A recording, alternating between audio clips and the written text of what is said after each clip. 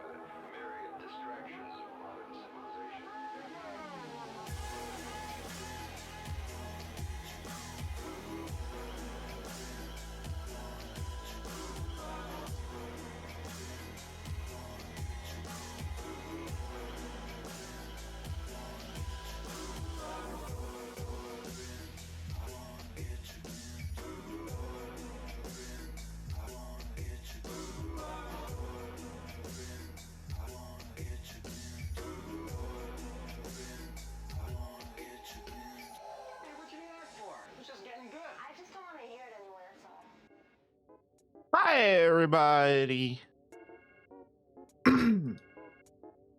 As professional. Hello, everybody, and welcome to Red Violet TV. I'm, of course, your host, Steve the KTK, bringing you television on the internet live for you to enjoy. Holy shit, the captions kept up. I was not expecting that.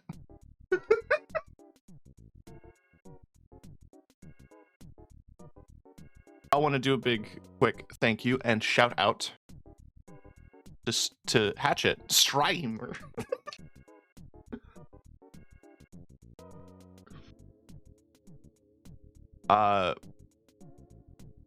The artist responsible for this face and many things. I don't think I ever properly thanked you for the work you did on The Witness. You did everyone's box sprites, which I'm still very thankful for. Thought about that, and I wanted to say thank you. Look, shout outs. You're still on hiatus, right?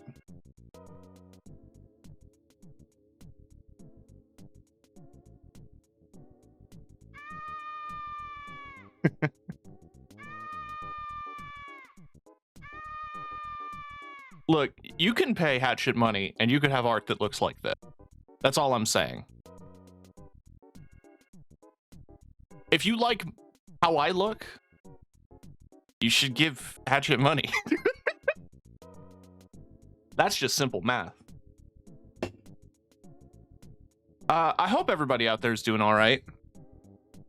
Yesterday, we spent 8 hours playing various Steam demos, and at least, like, 3 games seemed good.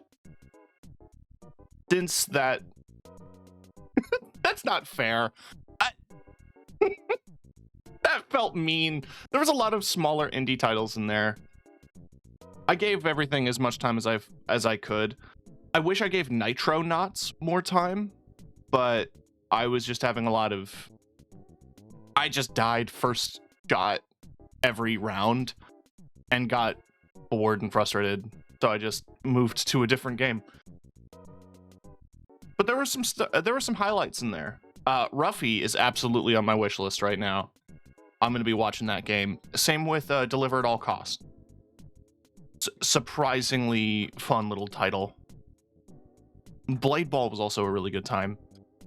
If simple, it just reminded me of the glory days of Knockout City. And I still have Mecha Break installed, so that should tell you that I'm still enjoying that. I'm going to sneeze. I'm going to. It's a threat.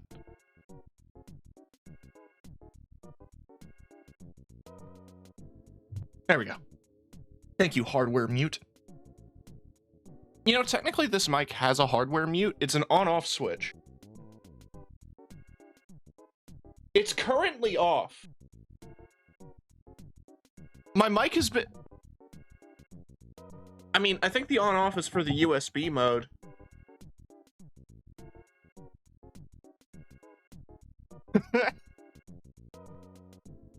So, you know.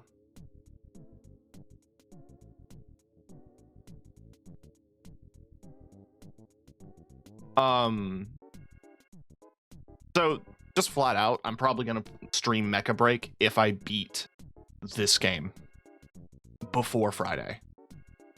But I have 2 days. Technically 1.5. I have today's stream, and then I have tomorrow's stream, and then I'm going to probably do a midnight if Monster Hunter drops on midnight. We will see.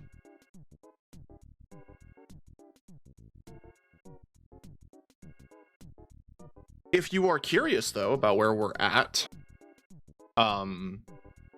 progress-wise, in Tales of Iron 2, we rebuilt the majority of our kingdom. There were specific things that the chef and the blacksmith both wanted to do, and I did those things. And we had received a call from the Grey Ears, I believe is what they were referred to, the rabbits who live in another northern kingdom, as they're under siege by the vampire bats. And they're requesting aid. Before I venture into that, I went back to the different kingdoms I've already visited. So I went to the owls and to the fish people, the frogs. Sorry, there was also mermaids, but mostly frogs. And we tidied up a couple of the hunting quests. Now, what I did off stream is there were infestation quests, which is where you hunt the smaller mobs, so like regular enemies, the standard bugs and werewolf owls and stuff like that. But those unlocked boss fights, and I'm saving those boss fights for you guys, and that's where we're going to open this stream, is we're going to do those boss fights. What is interesting is one of those boss fights has an ingredient that I really need for several bits of progress. So I'm going to do it like 3 times.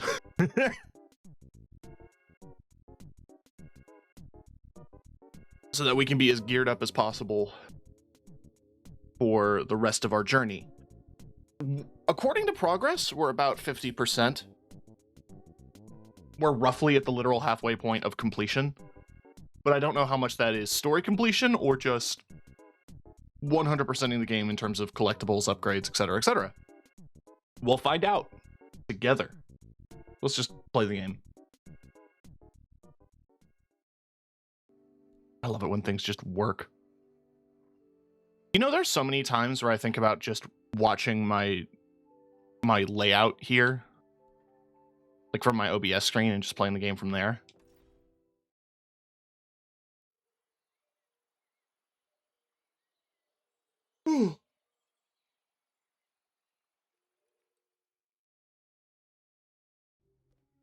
I believe this save, yeah, puts us in the Owl Kingdom. I'm going to turn the game back up. I turned it down for solo play.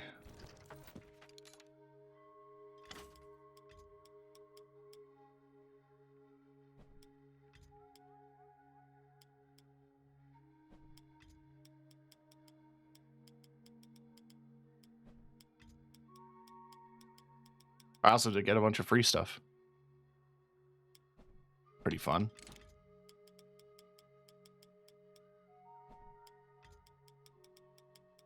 I have 2 bird sorts.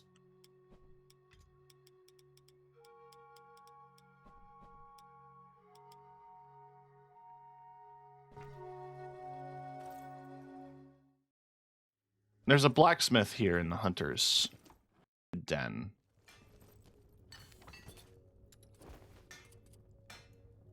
I do have the ingredients to make the guard captain's cuirass.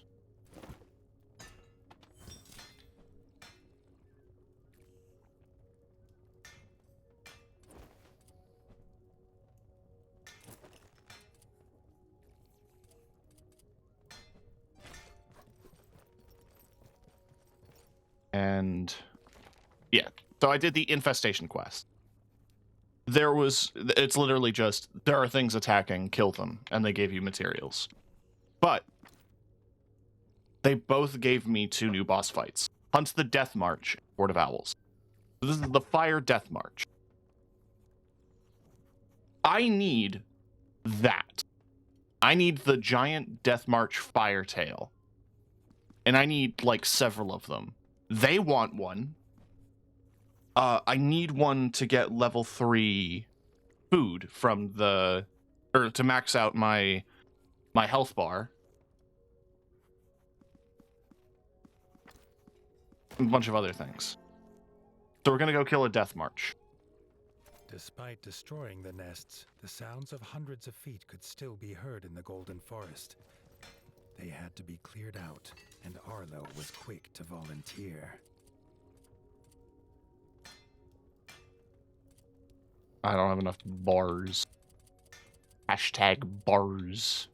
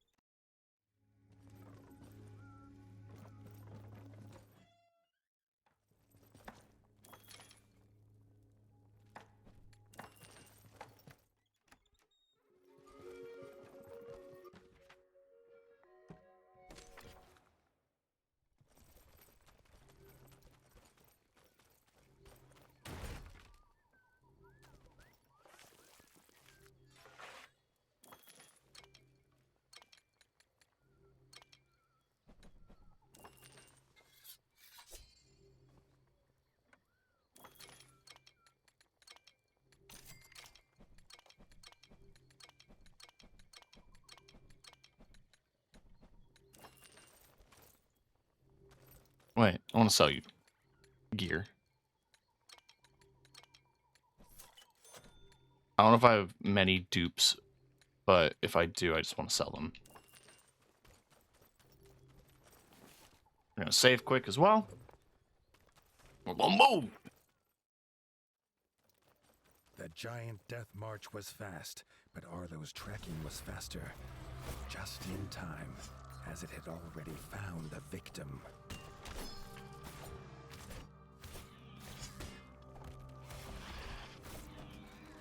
The villager was grateful for the rescue. They had been collecting herbs at the ditch opposite the village when the death march attacked. It still had business there, it seemed. Well, I can cheat.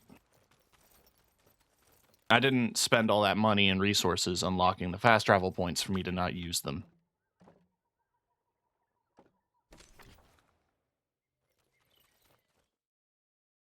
I should just double check in case the snake interrupts my journey.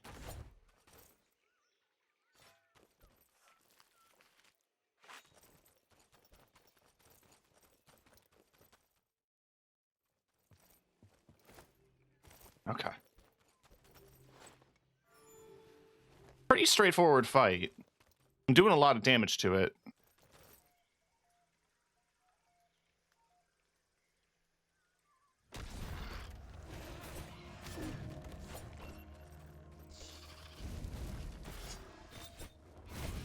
Ah.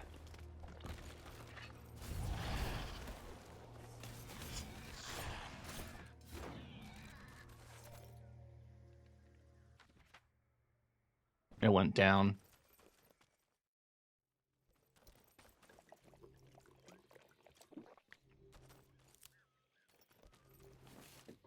Save for posterity. Then we drop in. The death march had made its nest here. When the villager disturbed it, the giant creature chased them away in fear for their young.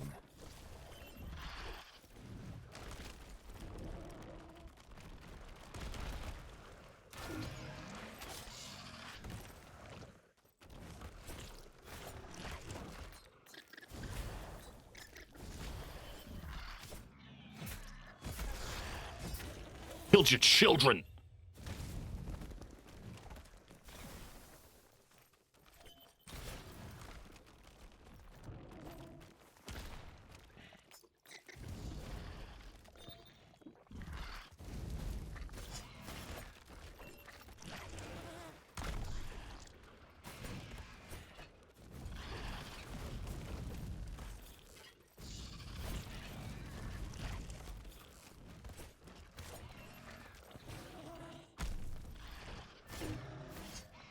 Nice. This looks awesome. It's really good. It's like, the best way I could describe it is like Hollow Knight-ish, Dark Souls-ish. And yet the narrator is Geralt. And Arlo was surprised to feel a small pang of regret. The creature had only wished to protect its nest.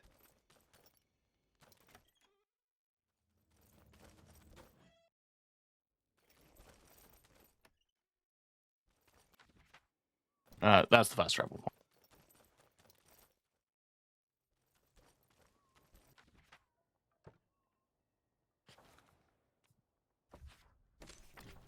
Before I do the next thing, I want to just cap off. I want to check my resources. How many of those bad boys do I got? I do have 2.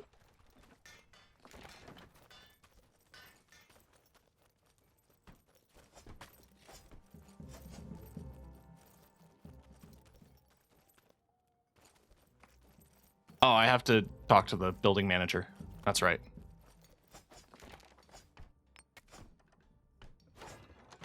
Perfect. That's maxed out kitchen. Kind of looks like Dead Cells a little bit. Yeah. And of course, like, with all the animal creatures, it's a very red wall. Which is what drew me to the first game.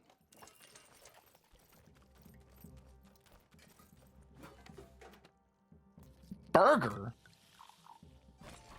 Hell yeah. That gives me a health upgrade. Now I have max HP.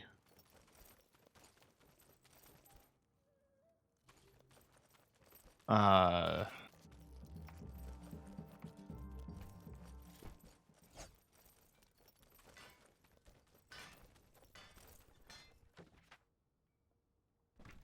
yeah, I have new recipes to look at. The Death March armor can be made into different styles of armor based on the Death March that I kill. The poison, ice, fire, and electric. And it's based on Japanese armor, which is pretty cool.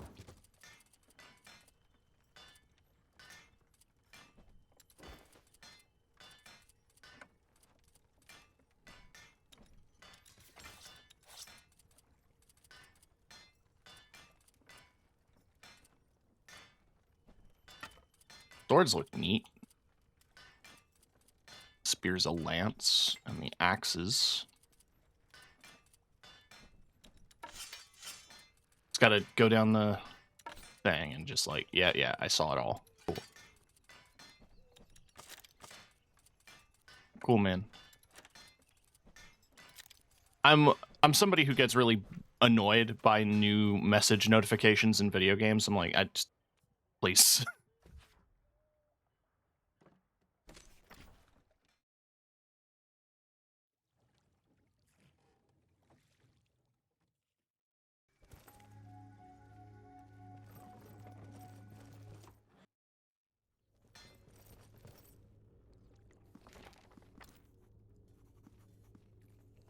Oh yeah.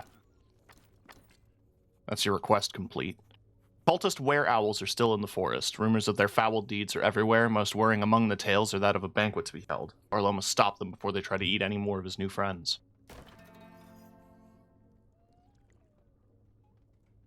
Sigrid had worrying news. Rumors of a banquet in honor of a newly transformed were-owl flew around the forest. This was Arlo's chance to put an end to the cult.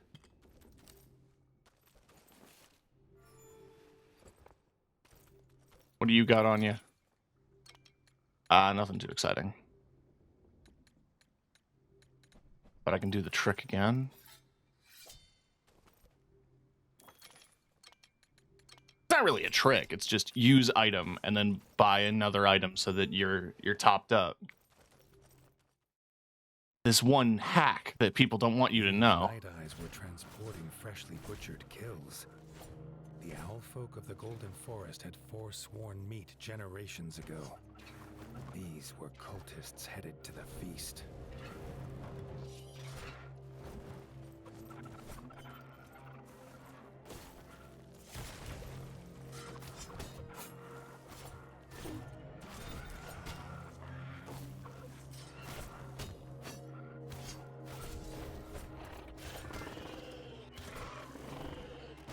Ow. Okay, that wasn't blockable.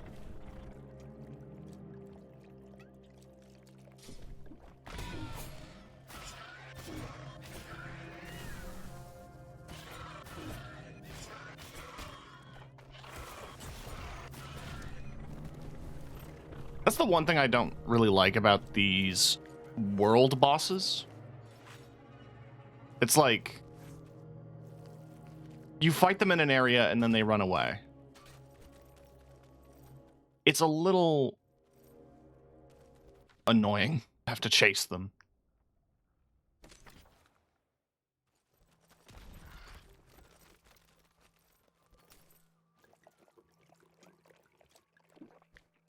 I'm gonna have to fast travel back here anyway. I'm certain of it. They're gonna lead me up to the sanctum.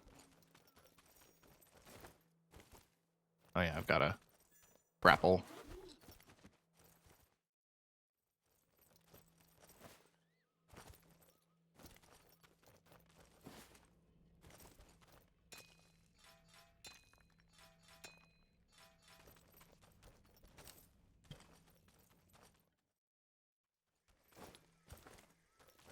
A full cart of fresh meat. This much meat surely meant the whole cult would be at the banquet. Even if they're not weak to ice, what that did is knocked them down.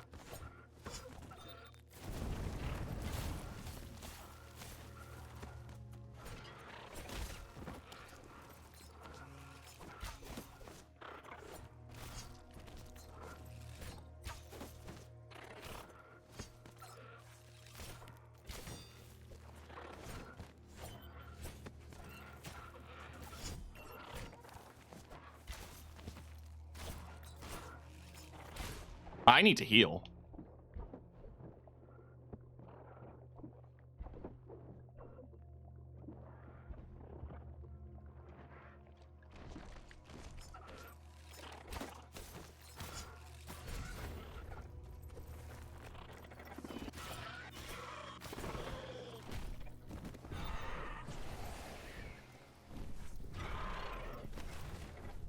Come on, give me a parry. Give me a parry. There's a parry. 2 in a row. You're generous. And he runs away.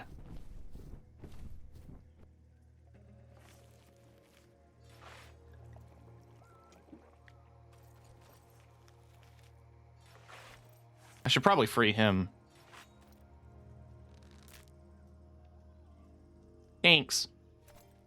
The young ranger had news to give, as well as thanks. He'd heard the cultists speak of the Totem Shrine. Could this be where they would hold their banquet?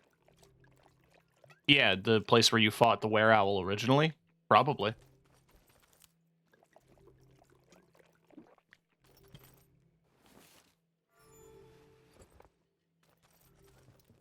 Alright, let's just make it to the next fast travel point. We'll refill our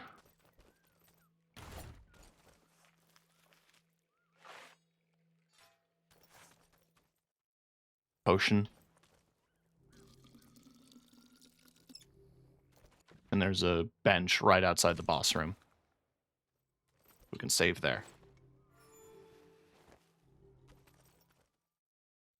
At the Totem Shrine, the scene was set for a bloody red banquet. The mood was set If Arlo for had John said Freeman to be where he be was. their last meal.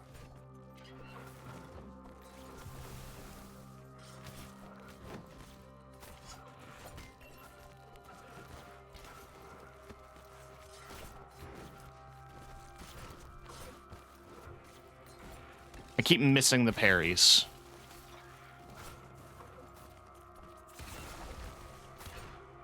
Ah, piss. Oh!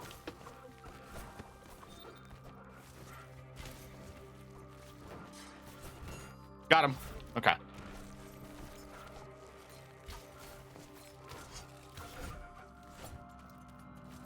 Okay, more fight.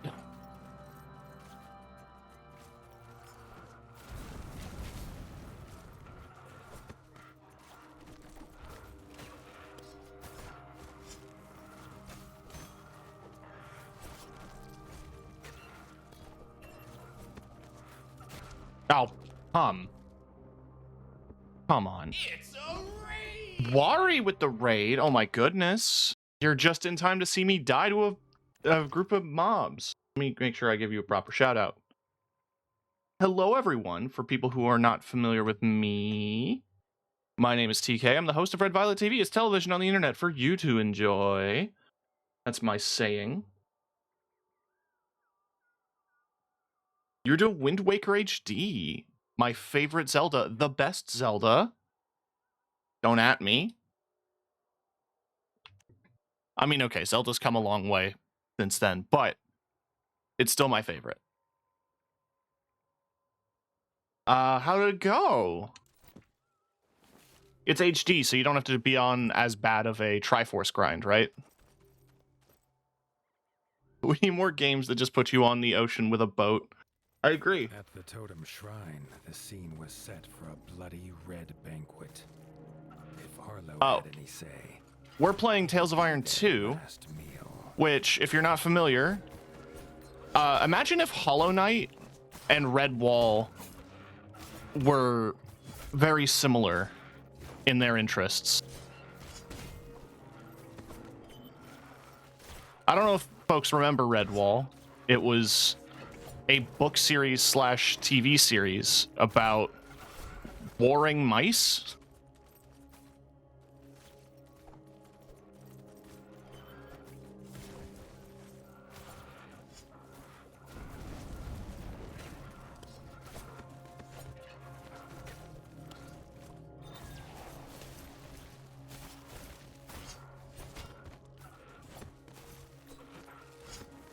Damn it. There's an awkwardness getting the tingle bottle. Oh, I believe it.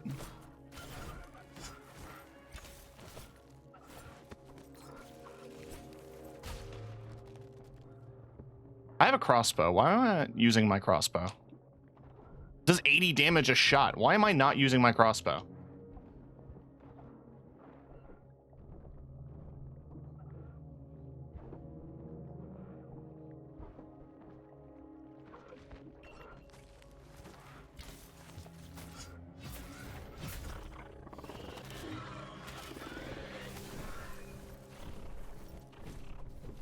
Come on. Okay, that's dodgeable. Dodgeable. Dodgeable. Some parry moves would be great.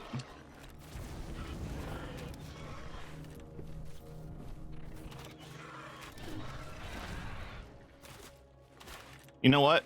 I'll take some crossbow cheese.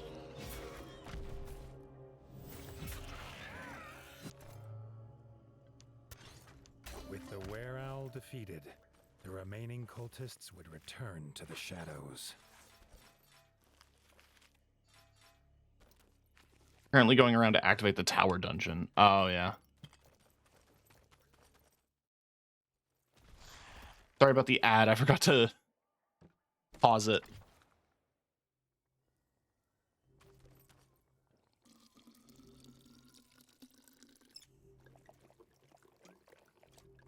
Luckily, while the ad is running, we're just going to sit here and drink.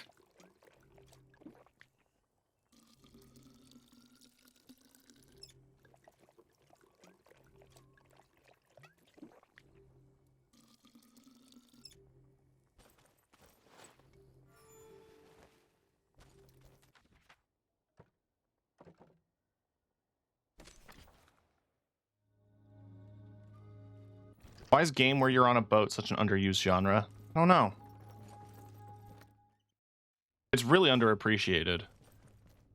I mean, we've got Wind Waker. We've got Sea of Thieves. We've got Raft.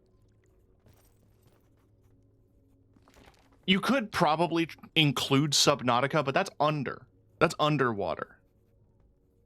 I don't want to be all the time underwater. I want to be on a boat in open ocean. Okay, so thanks to the game giving me generous drops, I don't have to repeat that quest.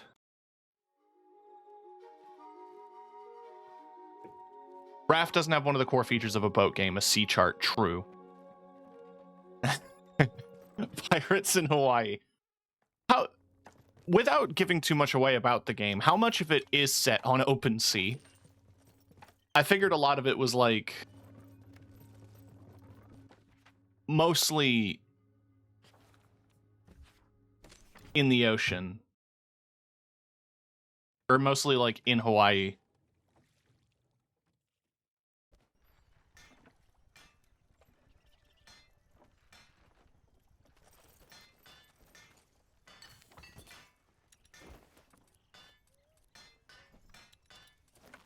I don't know. Pili pop pop.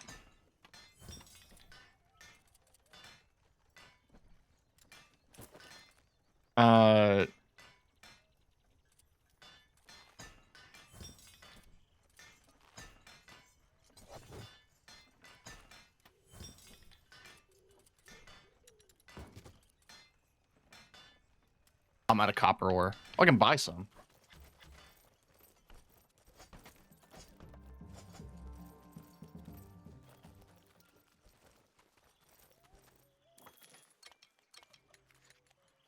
Future's great.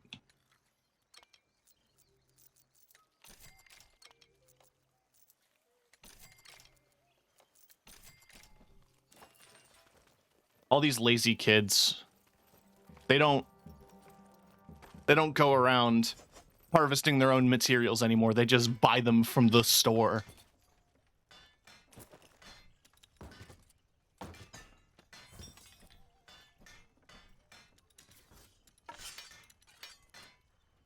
I need 20 iron ingots.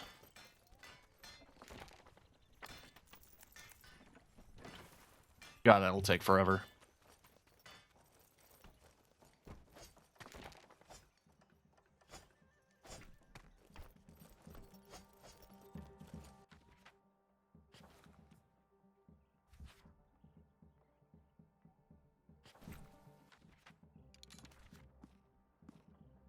Right, he wants all the...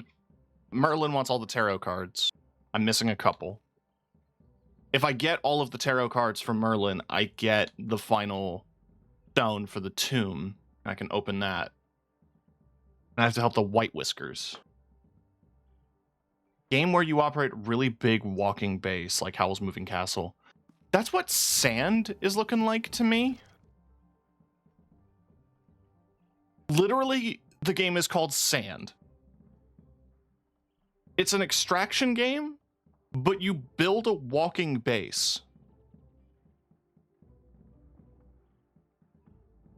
Players operate giant walkers across post-apocalyptic dunes.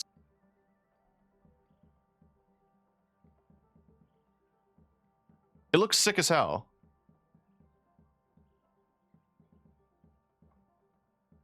I want that, but non-PvP.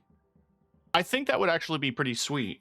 I'd love a survival game, you know, similar to Raft. Or games like that where you build a moving base. Excuse me. Because, like, if I think about games like Starbound or No Man's Sky, I don't want to be in one place. I don't like that. If the point of the game is to travel, I want to bring everything with me, right?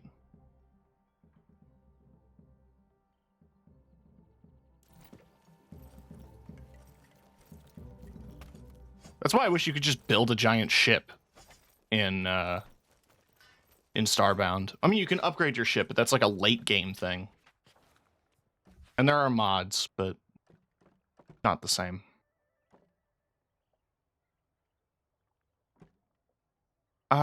Pretty sure I did everything I need to in the town.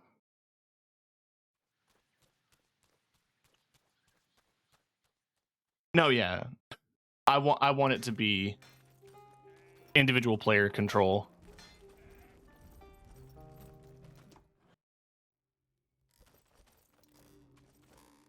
Yeah, you guys did all your quests.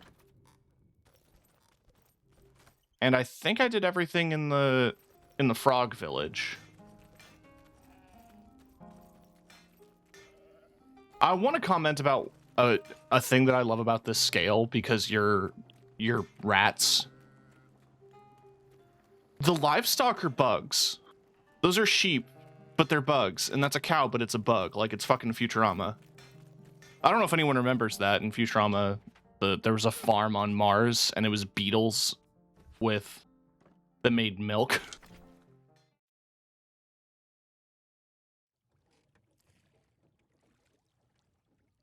See, Wari, I like the idea of operating big things with a group of people like that.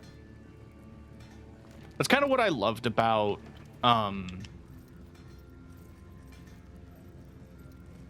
that's what I really loved about Sea of Thieves, and what I loved about Guns of Icarus, which is a game no one remembers.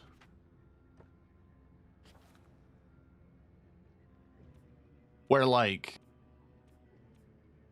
everything has to be operated individually, and you have to control it and crank it and steer it. You know what's a good game for that, actually? Is Lovers in a Dangerous Space-Time. Where it's a spaceship where everything is manually operated, and you all have to, like, run around and press buttons.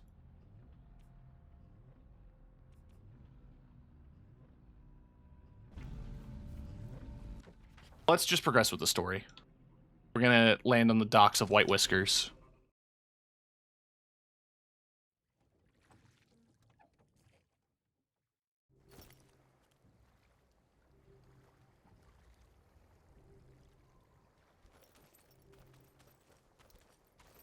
So we're helping out rabbits. At the docks of White Whisker, Gray Ears bid them to Gray come Ears. speak to the elder of the village.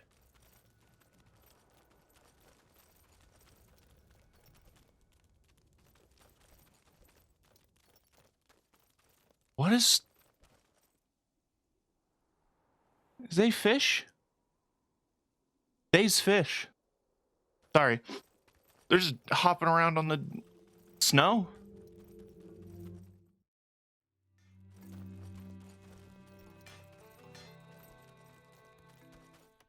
Hold on.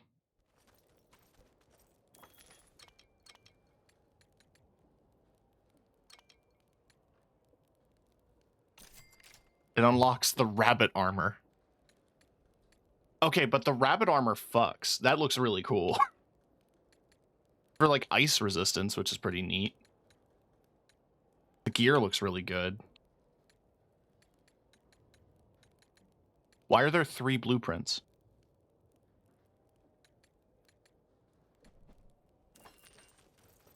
Anyway.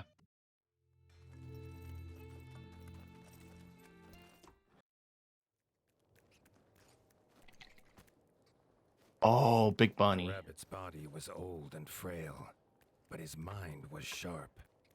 The Darkwings had made camp on Whiskers Peak. Their attack would come soon, unless someone took the fight to them.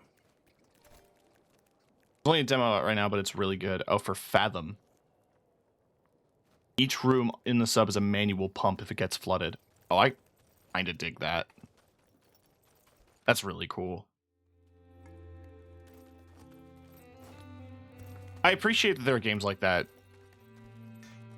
Definitely not something I'd want to play solo.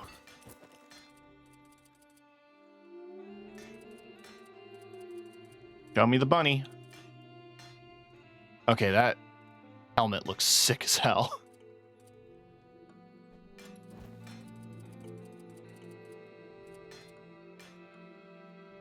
Hopper's Hauberk.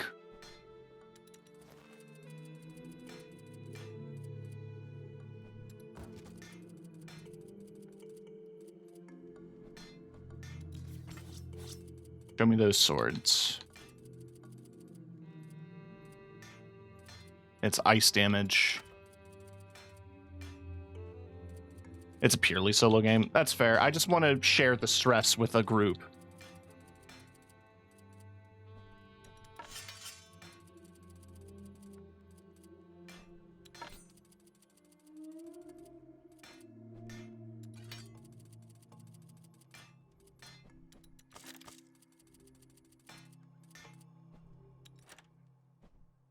Oh, what other thing did I unlock in the bow category?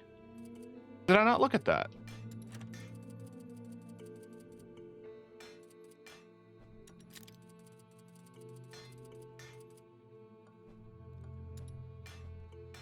Sorry, the maxed upgraded gun is called Wabbit's Woe, which is really funny.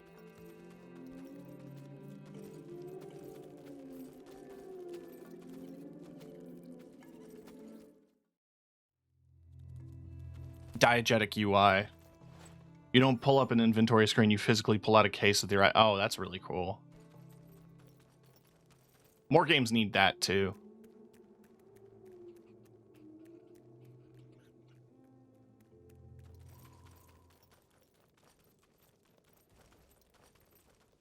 As the pair traveled towards the peaks at the edge of White Whisker, the Bat's ice castle slowly came into view. Arlo knew in his heart that one day he must take his battle there.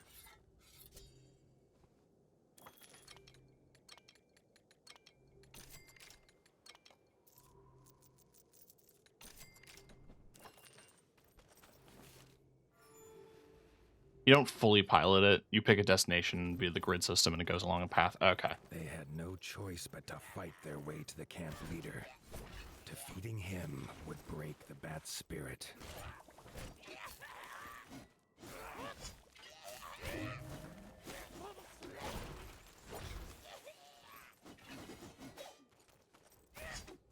These are zombified, like, they're kind of like Death Knights in WoW.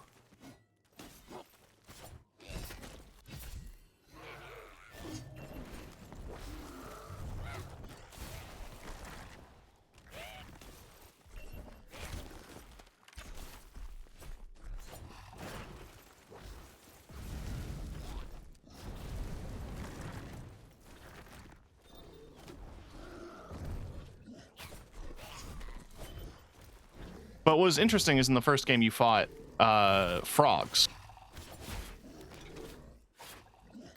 And they were mostly like relegated to these swamplands and these shallow marshes.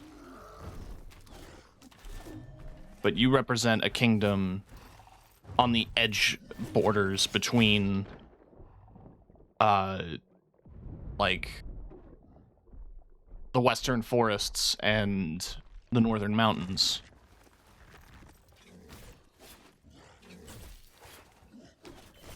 And you were young enough that you actually have no that you have no recollection of these bats existing. By the time that you fight them, they were myth. They had no choice but to fight their way to the camp leader. Defeating him would break the bat's spirit.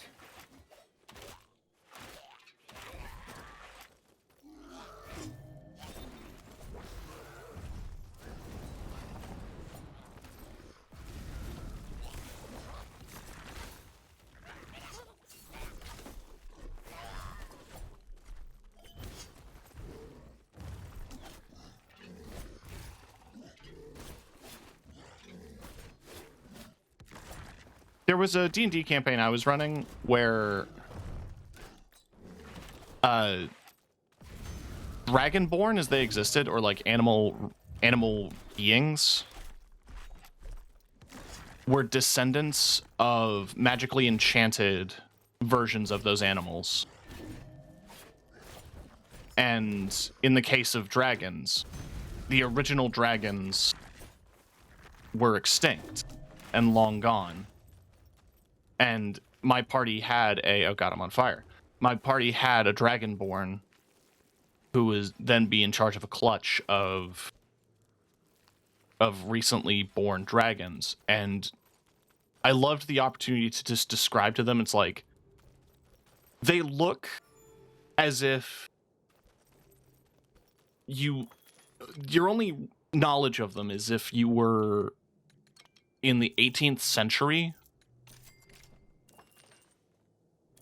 and you only ever heard about rhinoceros through bestiaries.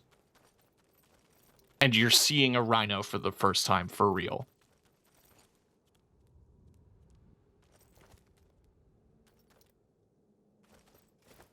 Which, by the way, if you ever want to have a fun little trip, just look up old animals. Or look up animals in old books. 'Cause, yeah, they would describe rhinos as being made of metal.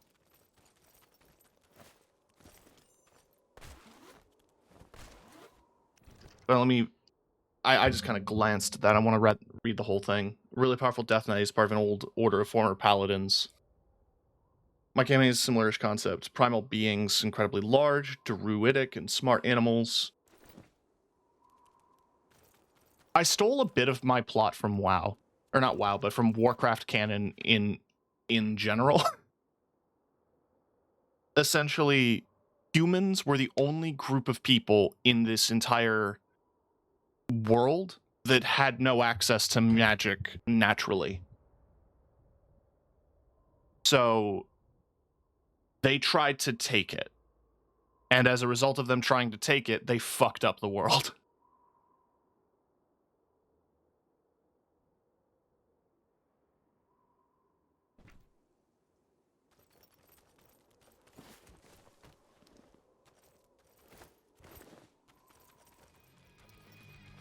Oh yeah, the other point I was going to make between the differences between the two games.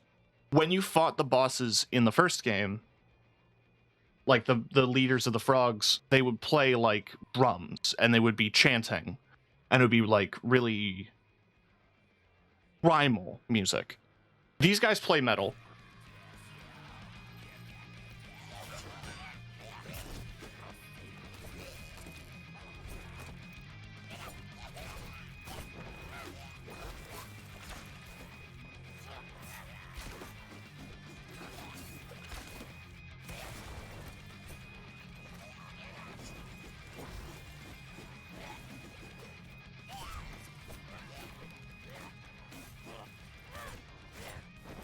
That campaign though, where humans fucked up the world, that group ended up kind of collapsing.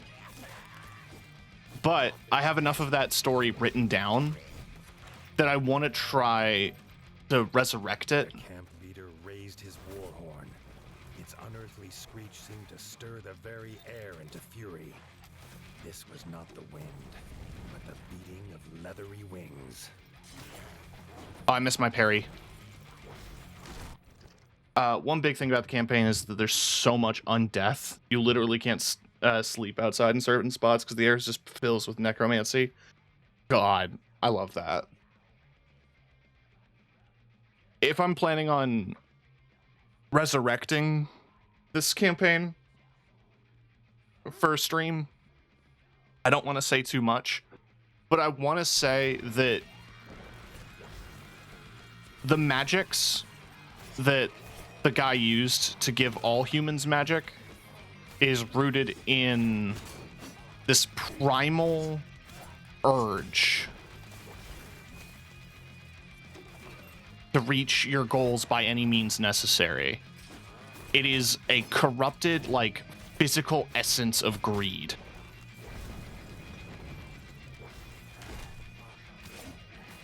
And everyone has it. It is an unavoidable truth. The leader was defeated, but they had to warn the rabbits. Darkwings were on their way.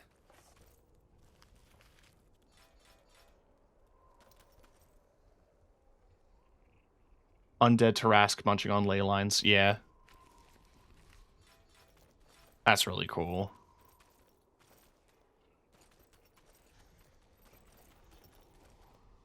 Oh, man.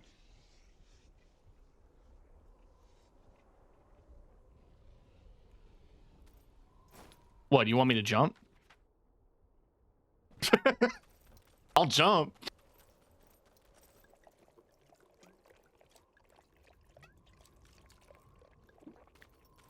I couldn't really think of a more creative name for the kind of evil energy present everywhere, so I did just call it greed. I was just like, it's greed.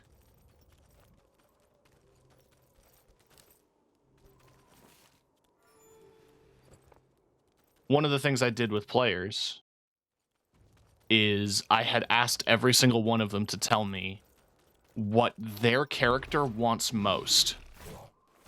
Like, unapologetically, I want you to be as honest with me as possible. What is it that your character wants more than anything? And then I would have them repeatedly do checks every once in a while to see if their base desires take over their logic. Non-magical undeath, such as the kind propagated by a faction of amnesiac character might be part of, which is basically we're going to shove so much machinery inside of you. Wari? I respect you, and I think of you as a very cool person. There is nothing more on brand than you telling me your RPG character is a machine that can't tell if that has potentially lost most of its humanity.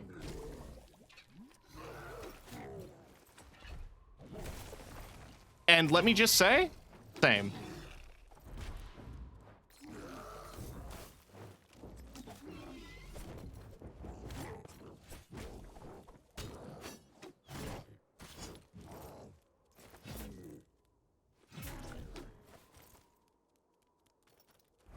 Oh god.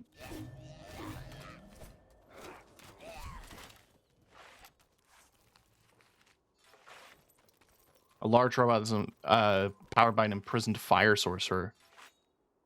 That's fucking sick.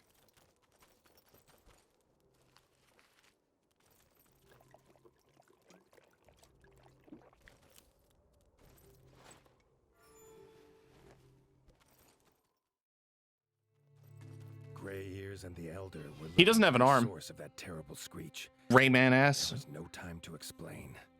Arlo shouted to Gray Ears to get the villagers to the boats, Oh shit! and Robin drew their weapons.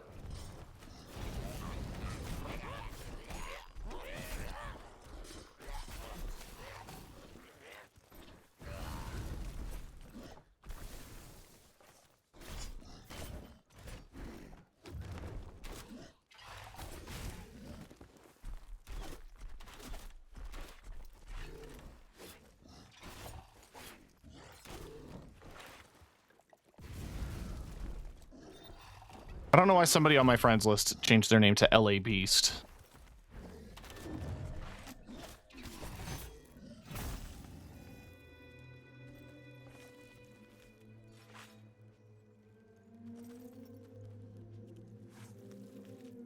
That's actually really cool.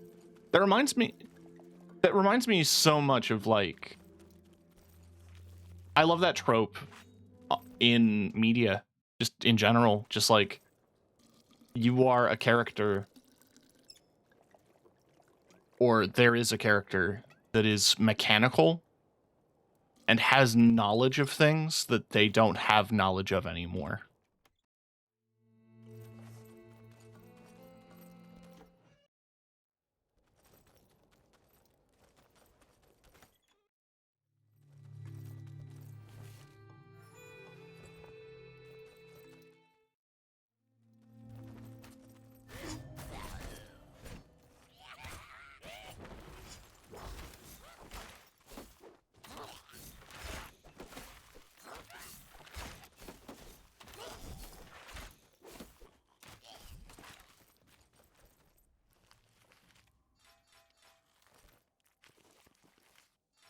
When what can be only described as robotic Dracolich was about to blow up and take up half the city, he somehow knew exactly how to disarm it.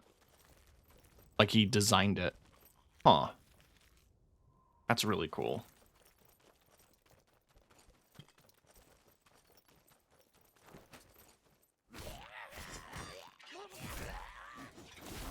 Ow!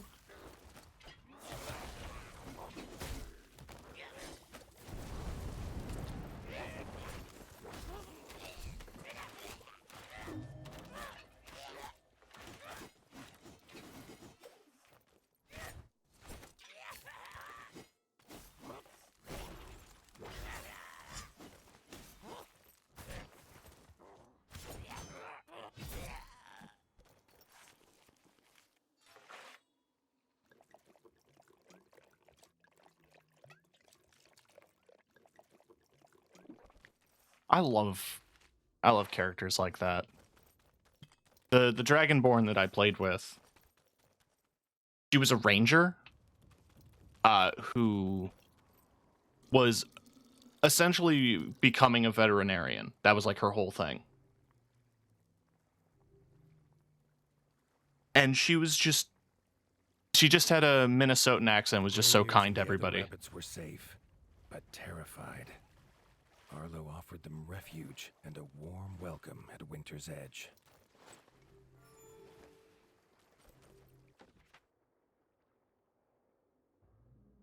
Huh. Was there always that much of the map? Can I go?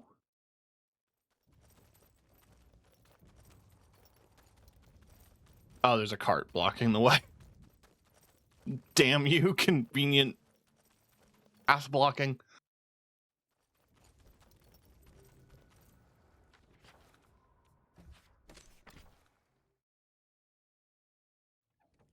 He's an artillerist. How often have you shot a sandwich?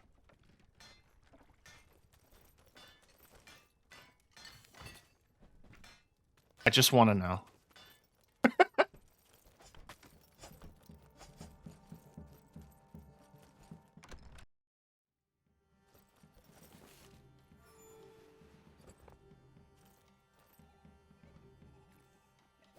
Arlo was as good as his word. He welcomed the rabbits, proud to offer Winter's Edge as a new home for as long as they wished.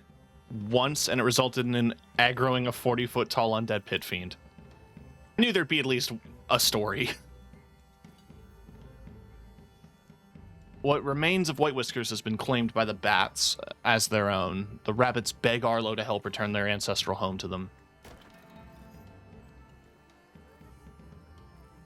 Who am I to refuse? Thanked the warden for his hospitality, but the droop of his ears and whiskers told Arlo there was a great weight on the rabbit's mind. The ranger could not contain his anger. The Darkwings had taken the warren, the rabbit's ancestral home. He could not rest here while they spread their filth there. The warden swore they'd reclaim it together. I mean, we will.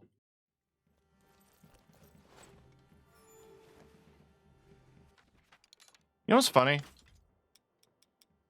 I have this set of armor.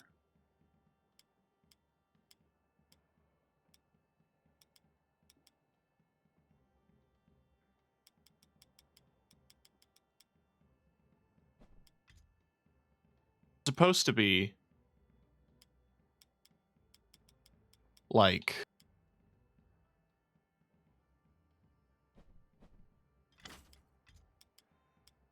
the best possible, or not the best possible, but it's like a good little set of armor.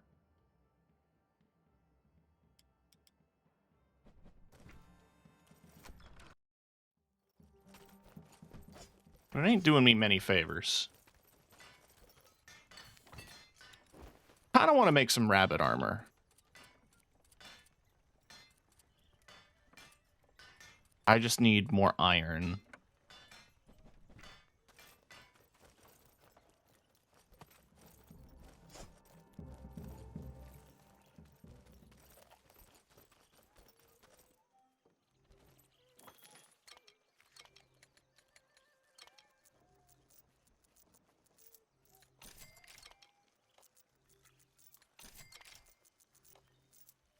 I should not be throwing my money around like I've got some.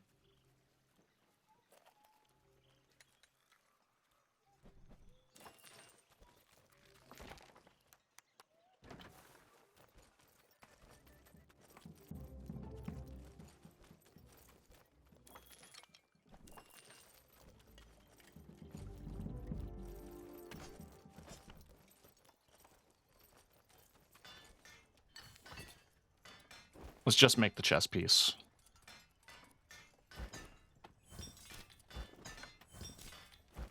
I need iron ingots.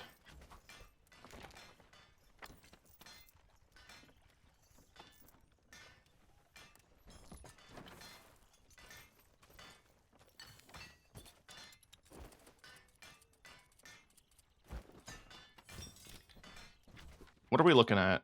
It's lighter weight. It loses a little bit of armor, but it does have ice defense. The extra thick underpadding, steel plates, and a flexible structure, this rabbit armor offers solid protection without sacrificing speed. I sure hope it does.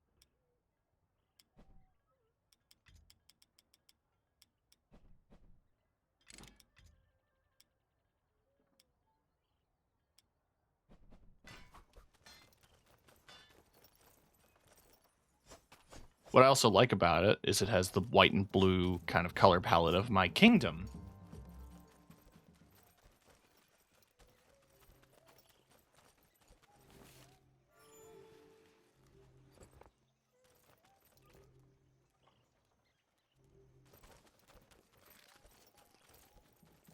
I've probably taken a lot more unwanted damage by refusing to take off my crown.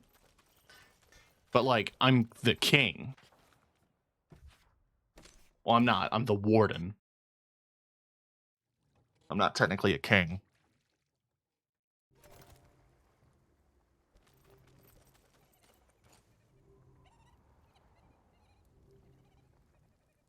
The ranger was fueled by his fury, barely pausing on their journey for food or rest.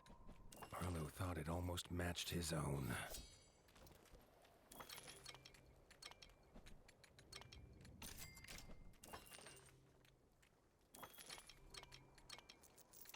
Let's top up arrows.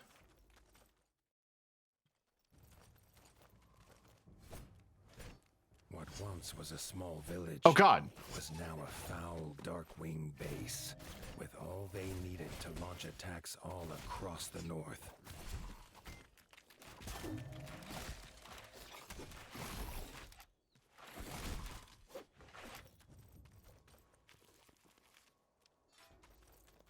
At least I get a refund.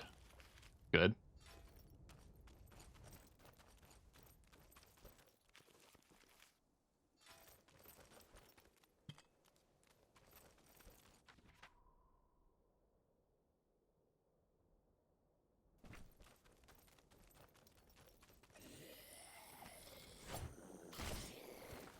Fire would probably... Oh, and lightning. Good to know.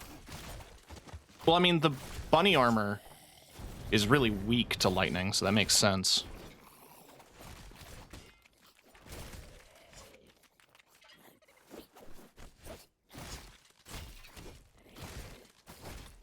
The warden and the ranger fought tooth and paw, bow and blade, to drive back the bat filth.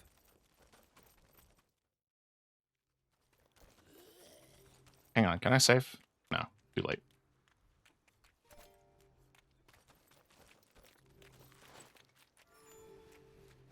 Oh, that's fucked up. Those are mass graves. That's a lot of mass graves.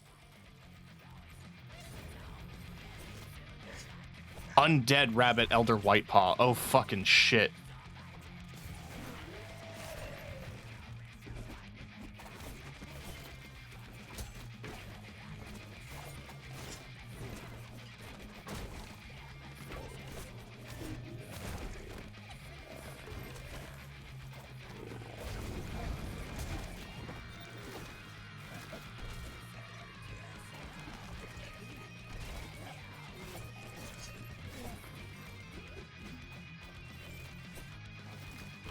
Ugh.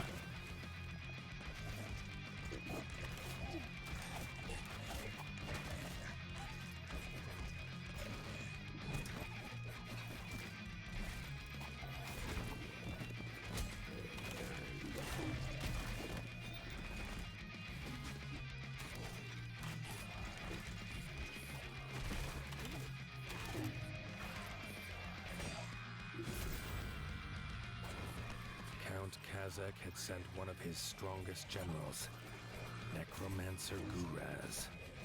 His defeat would rob the bats of a great weapon.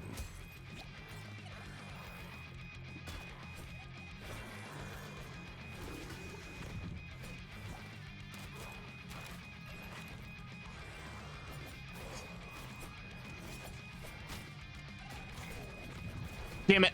He teleported before I could do fire.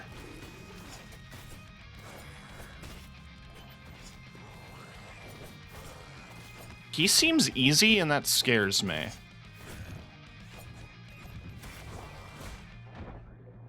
Listen. Me getting hit does not mean he's any less or more easy.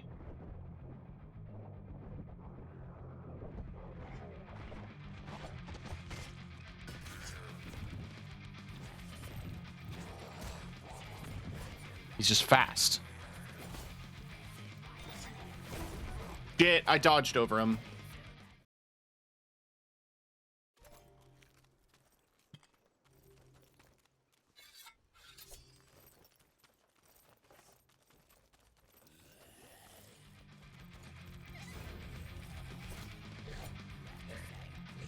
Yeah, no, the Elder was harder.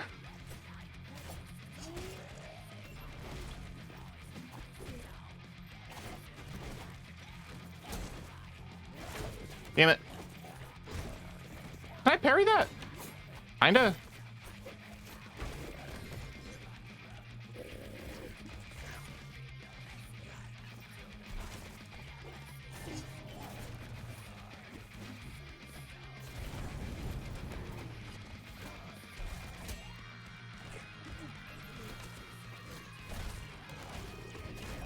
Okay, I got comboed. That's a little rough.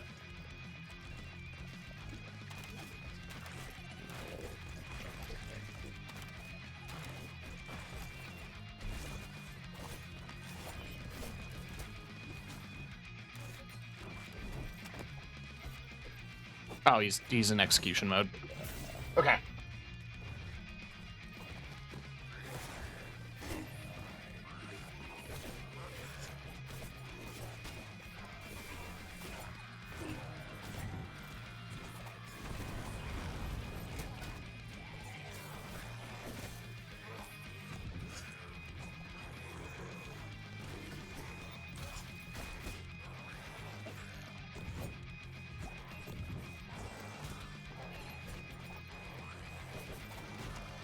I have nowhere to go.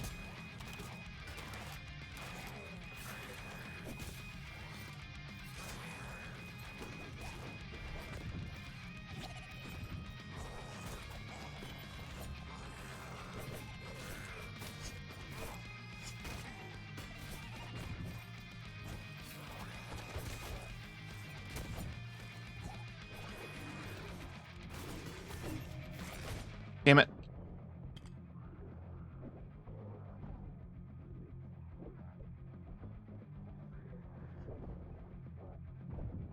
He's so close to death.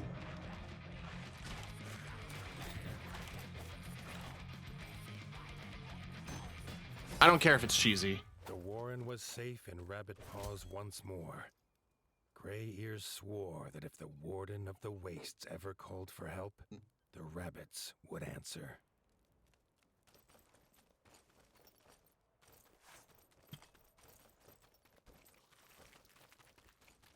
Hey, what about them?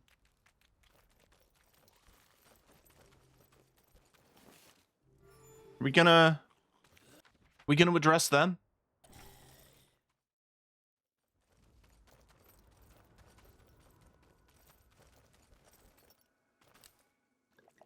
I feel like, yes, we killed the leader. There's still a lot of... It's Star Wars rules, you know? Like, yeah, sure, Vader's dead. The Emperor's dead. There are still stormtroopers with guns.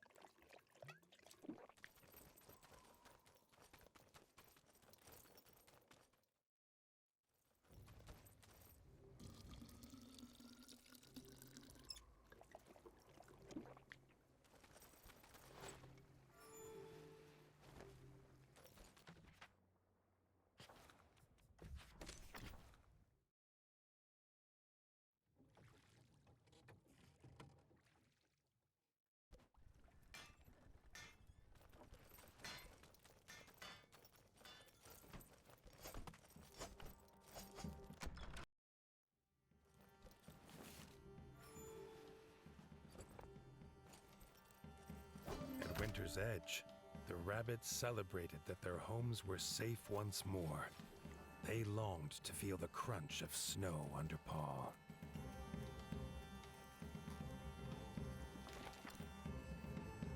With the Darkwing threat growing stronger, Arlo needs allies in the battle to come. There's no peace in the north, though we will soon feel it in the...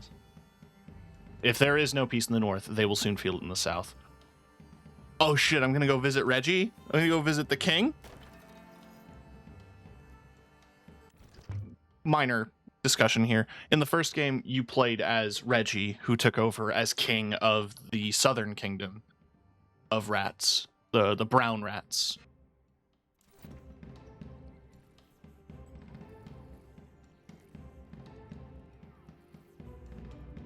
Despite all Arlo had done, the Darkwing threat was still growing. The North was running out of time. He told Leaf to call the War Council. Tomorrow they would make their plan.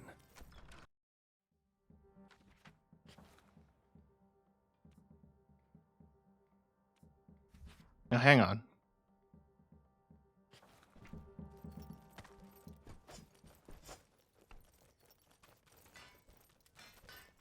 Before I go bed.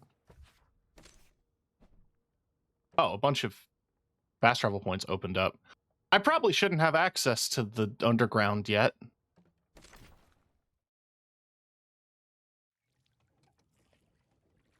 But I will. visit. I'm sure there are hunts to do.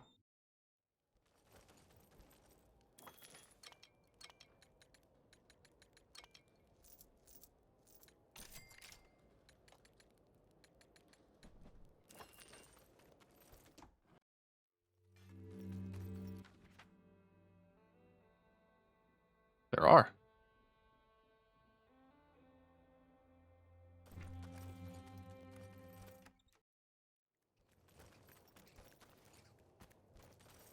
He's de facto the new leader.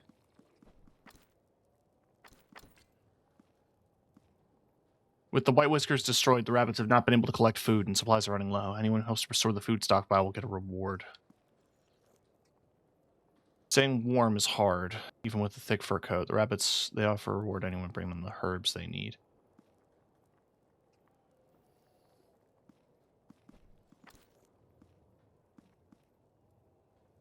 We have an ice worm and an ice death march. Blue paint. Okay. Worms had been seen again, but these ones emerged not from mud, but from the ice, and were said to be big enough to swallow the Warren whole. The bugs are back.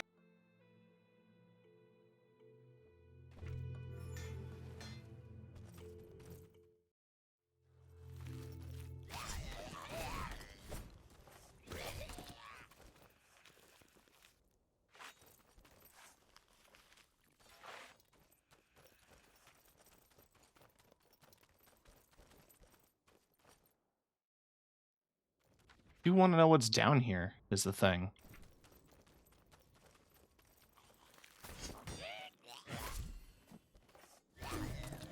It is eerily quiet, but it is snow. That's the one kind of beautiful thing about snowy landscapes, is that snow is such a good insulator of sound.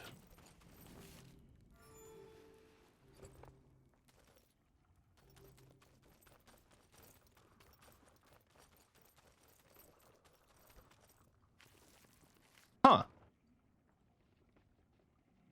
A heavy-handed sword wielded by an elite military order serves the Church of the Orion Radiance. Well, I mean, I have the rest of the Dark Paladin armor. I just can't upgrade it for reasons. I mean, it's already gold. It's just that it's...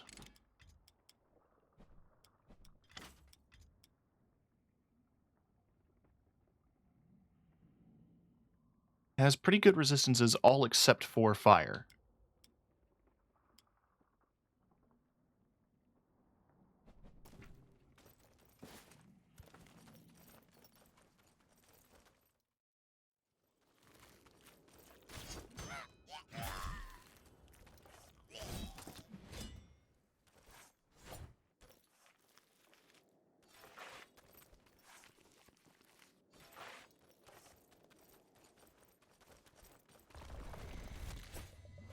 Oh. As Arlo approached the statue, the familiar pulse of energy began to buzz throughout his body. From his tail to his whiskers, Arlo felt stronger than he had ever done before. Oh, it's a church.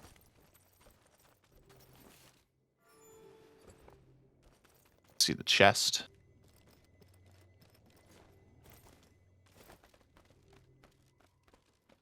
What do you think is in the chest? Money and gems.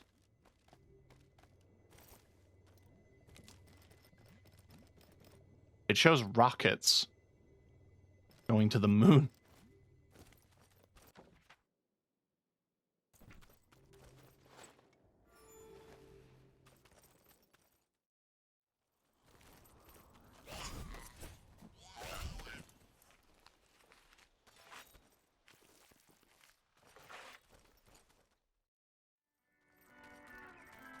The mole sobbed at his empty paint pot.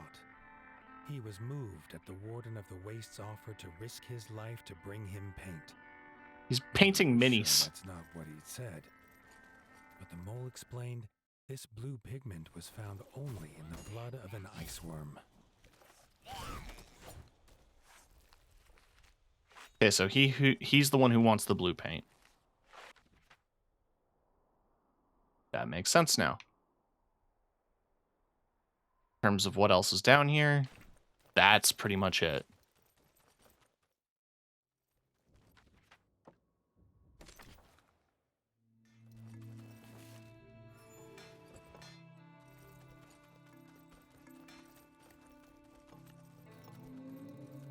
The rabbit bounding toward him was exhausted and panicked. Between his frantic breaths, Arlo made out the words, ice worms and village walls. The worms.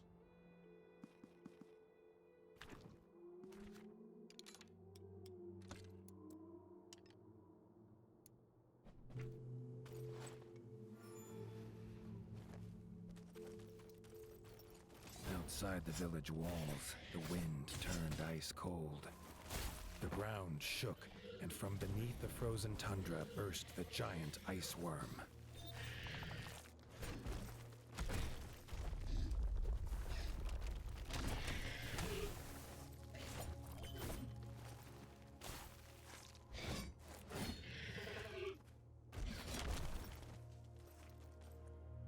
The ice worm had escaped for now. Arlo knew he could not rest. This creature would return if he did not finish his hunt.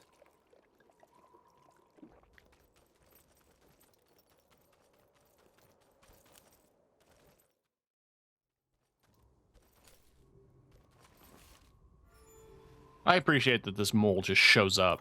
He's like, you want to buy things?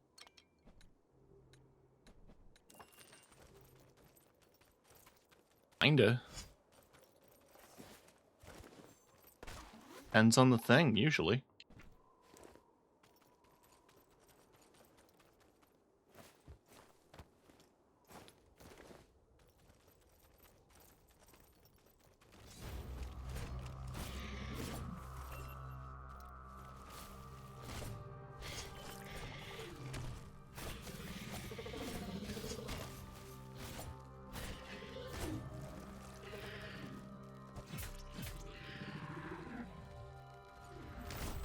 Arlo pursued the great ice worm to the peaks of White Whisker, and in the shadow of Mount Cauldron, it fell at last.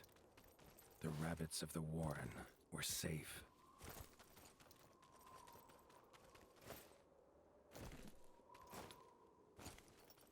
Let's go get this blue paint back to that mole.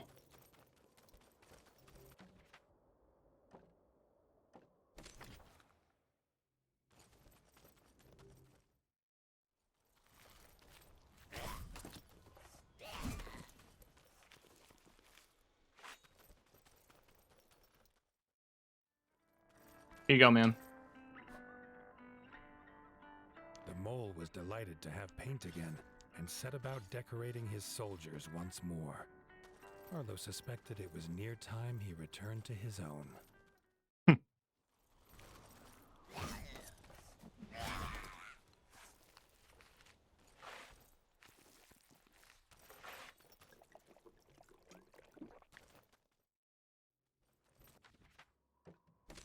Not quite. We have business in that there's another worm to kill. You don't sell anything else?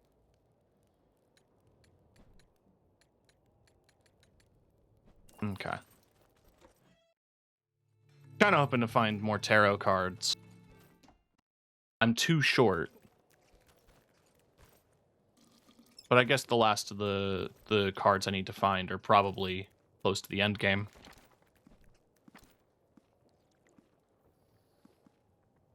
I don't know where I'd find tea bags or carrots. If I had to guess,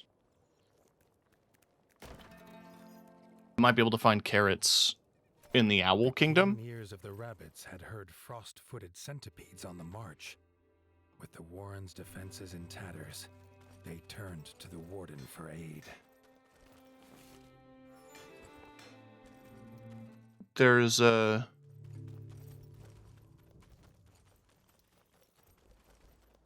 the druid seems to be an expert in Still flowers. flapping on the ground, but no sign of the fisherman. The culprit soon revealed itself. A rearing frost death march.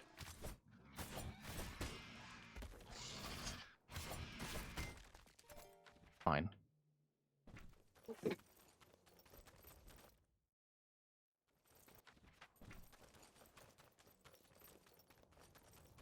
The rabbit was hanging on by a whisker, but before Arlo could save him, a beast was on him.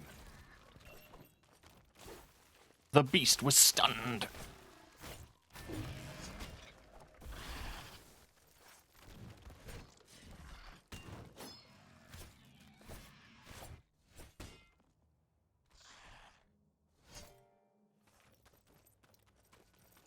Drop something? Ah, okay.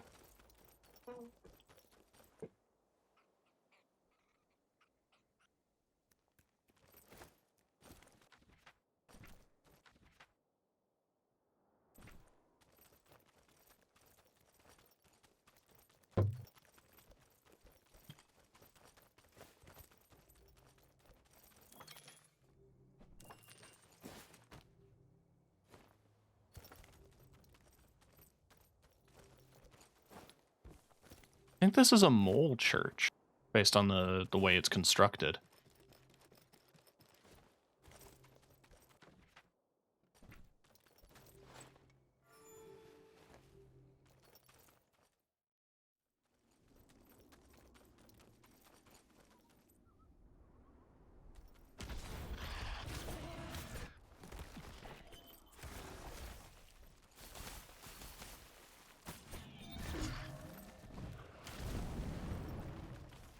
You're lucky.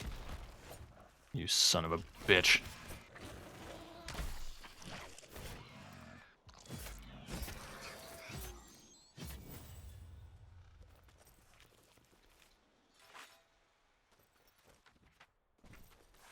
Arlo was amazed at the ingenuity of moles. This one immediately put the creature's blue blood to good use, offering a hearty reward for the warden's bravery.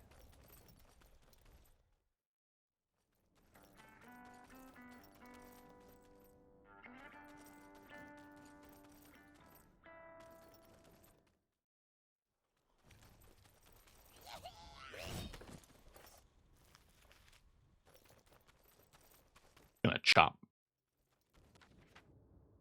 Alright. I have theories. If I go to the Golden Forest, go to Nestminster.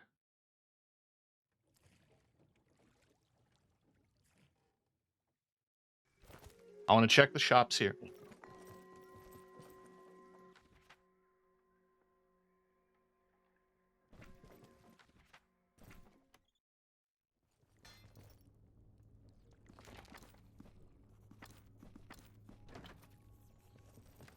I got the achievement for finishing all of the hunts for the rabbits, but not for the other factions, which I think is interesting. Right, but the thing I'm thinking... Over here is the farm where I got the badger. He may sell... It hatched!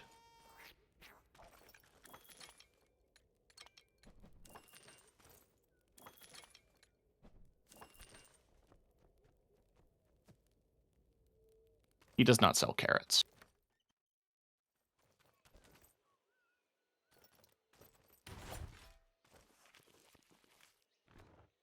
It made sense in my mind.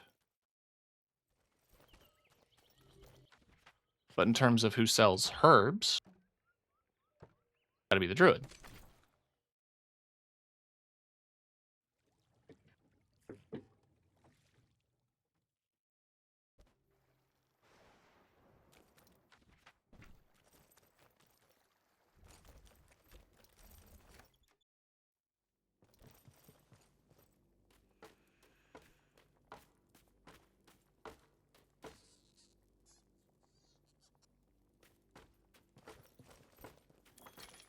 Yes.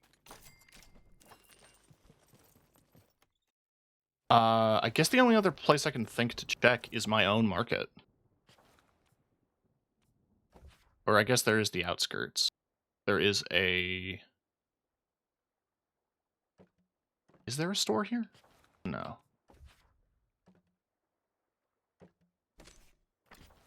Why don't I double check the store here? You do have it.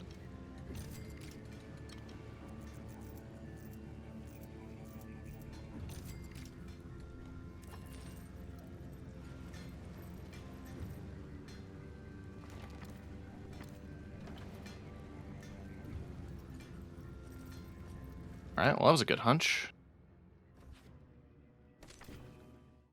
So now we can finish those requests.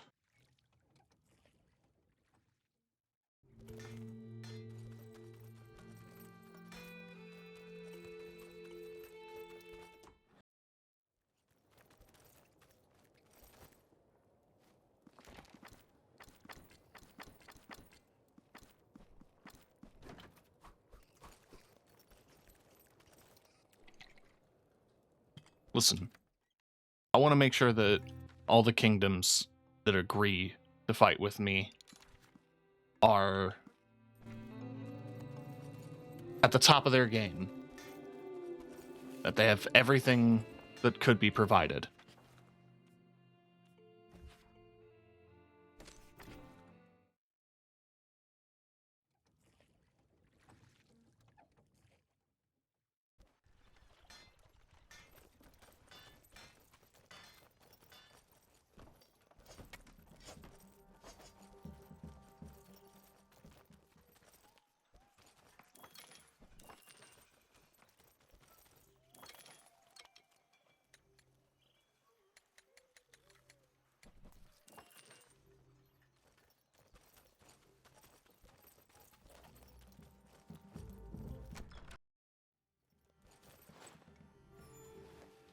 Alright.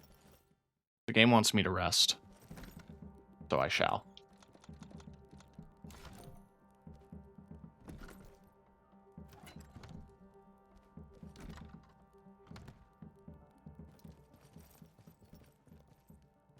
Arlo could not sleep a whisker.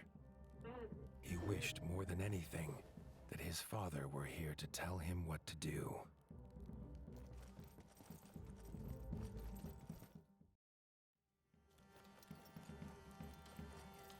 The nervous chatter silenced at Arlo's entrance.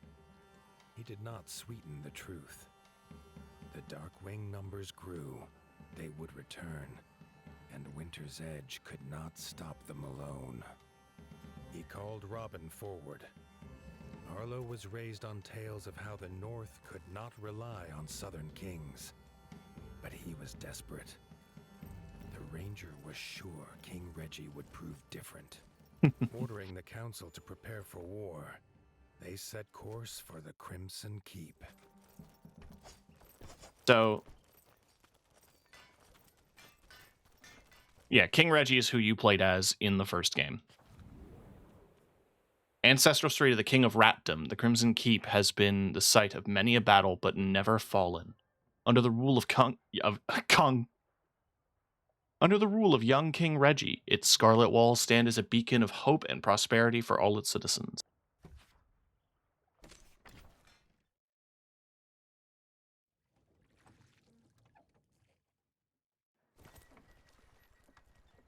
Wow. The Crimson Keep's dock was the greatest Arlo had seen. Robin explained it was built by master craftsmoles. He laughed, telling Arlo how ratfolk believed their king paid them by fighting huge warrior moles in an underground arena. He did. I did. The side quest where you fight in the arena is absolutely worth doing. The boss fights are a pain in the fucking ass, but you get some of the best gear in the game. And you also get a ton of money. But anyway, this guy is selling the last two cards I need. King card. A rare card indeed. Although rare, its qualities are not always positive. The Smith card. highly sought after for its ability to change the qualities of other cards.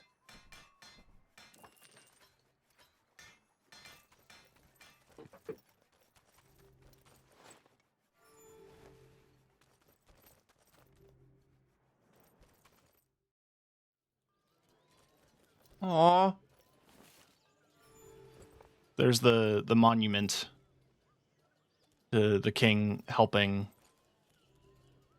the moles. I'm pretty sure that's the armor you get, but I couldn't tell you. That's the car. That's the car from the first game. And that's the little... Okay, there's so many little Easter eggs here down there. The squirrels to the left were from the expansion, the free expansion. You go to the Squirrel Kingdom and help them fight back against the rats. Or the frogs. The car down there, the mole car, and the guy with the goggles to the left of it next to the toolboxes, that's who you ended up helping out.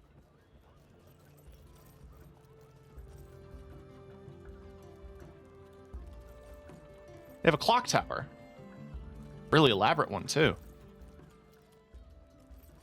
This kingdom is vast. The king's steward, Doug, stopped. This is the castle. Throne room. He started at the news of war and then rushed away, muttering about how the armor would need to be polished.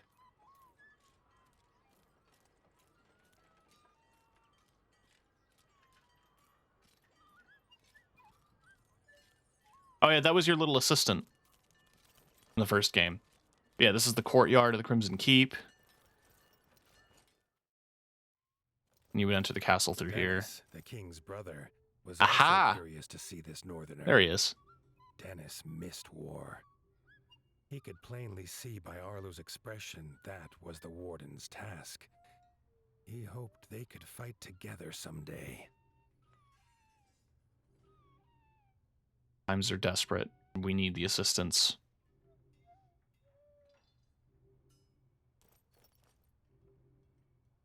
The bats of the north are coming, and they've proven to be this challenging. We need your help. Plain and simple. I remember this bench well.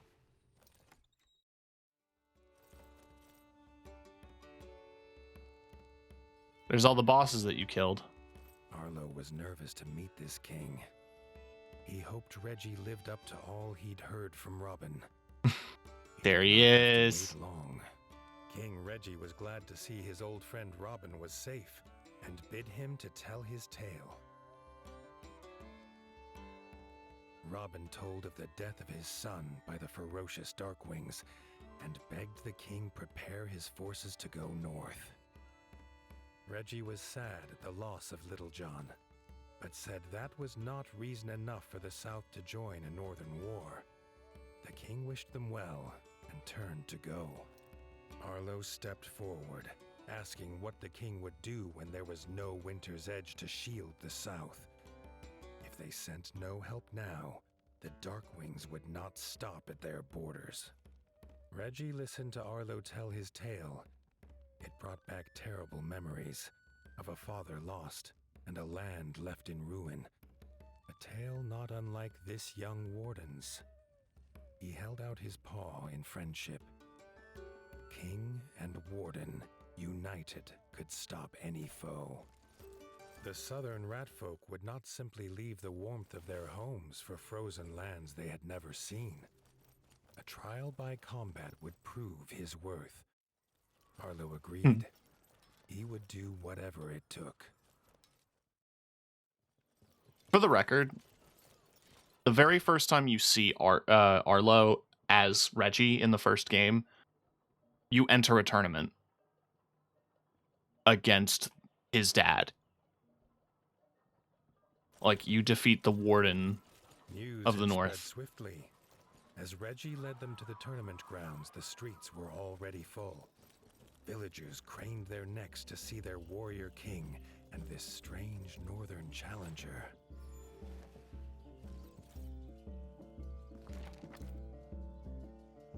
The steward dearly loves his king and will fight bravely. I'm gonna beat the shit out of Doug? Okay. Doug was an unlikely opponent for the first round. His small stature made it hard for him to wield a sword. But when it came to fighting for his king, Doug stood 10 paws tall.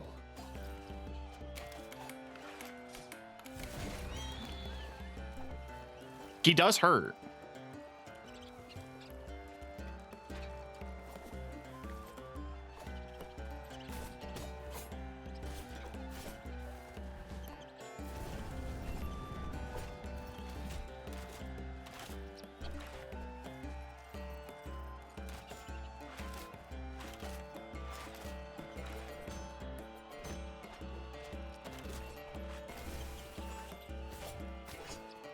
I mean, I'd see this dude using magic and I'd be like, what the fuck?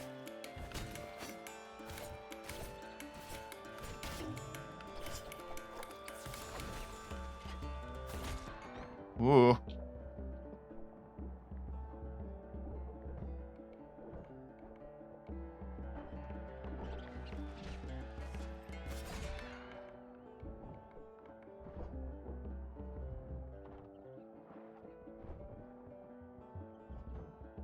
Doug was no match for Arlo's superior skill. Reggie could already see this would be a tournament that they would squeak of through the ages.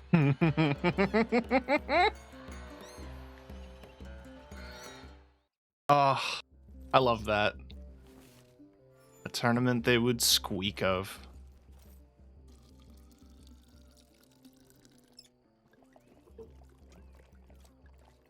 Yeah, there was a tournament in the first game that took place in like because when you were originally attacked by the frogs, there was a festival being held on the ground, like on the tournament grounds, that they were then interrupted by the invasion, and at those grounds the king was killed, like on the spot. So it took some time for the nation to get over the loss, and they eventually rebuilt the tournament ground. Now it's time to fight Dennis. You did also fight Dennis in that tournament, I remember. Dennis, veteran of the Green Ward's War and captain of the Royal Guard, would be a true challenge for Arlo. The crowd's cheers for the king's brother echoed off the arena walls.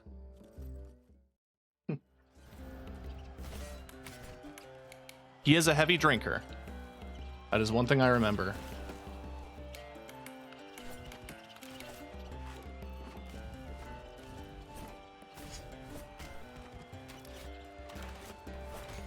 Oh, that jumped across the whole arena.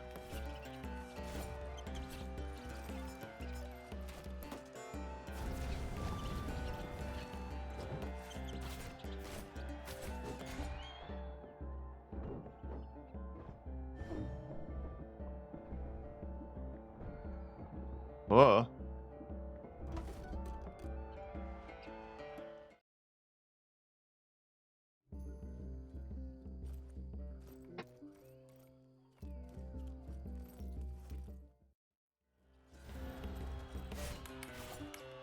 Oh yeah, he loved doing that coin flip thing, I remember.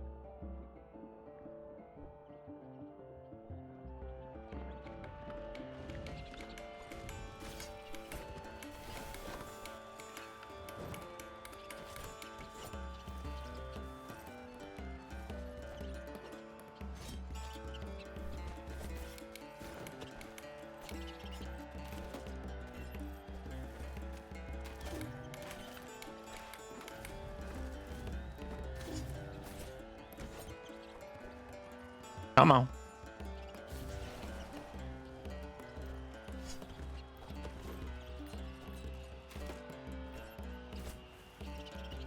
Oh, he bowled it. That was cute.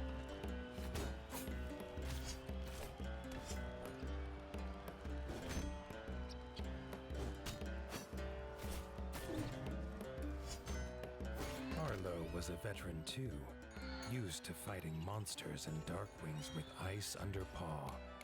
Dennis did not compare. Now the crowd cheered for him. Aw, people love me.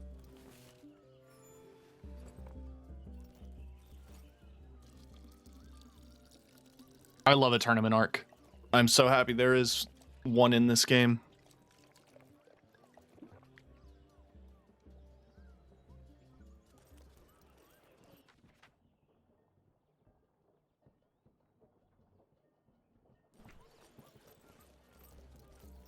I also love how this city turned out.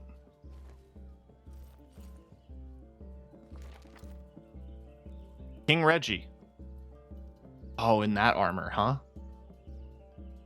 Reputed to be as a great sword mouse as he is a ruler, Reggie is not to be underestimated. Understood. Arlo's final opponent was the king himself. Reggie had seen off the frog invaders almost single-pawed and was beloved by his subjects. This fight would be a tale for their times.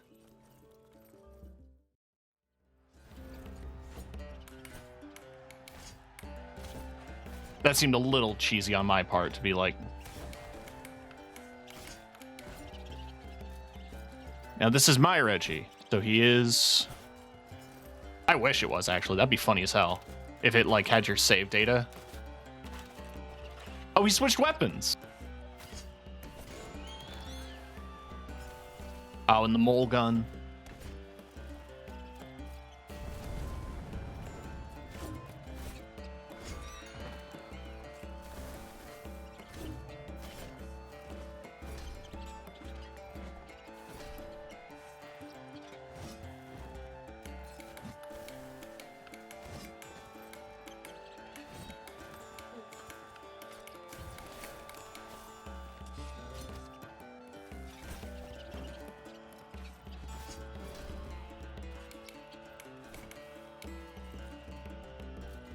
I did love that shield when I played. I wanted something that was like representative of my kingdom.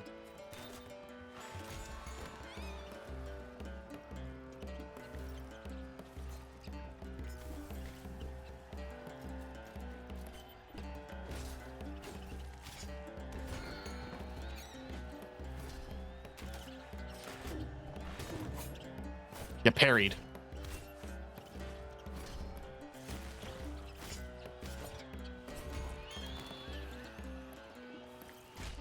Ah, okay, I can't dodge past that.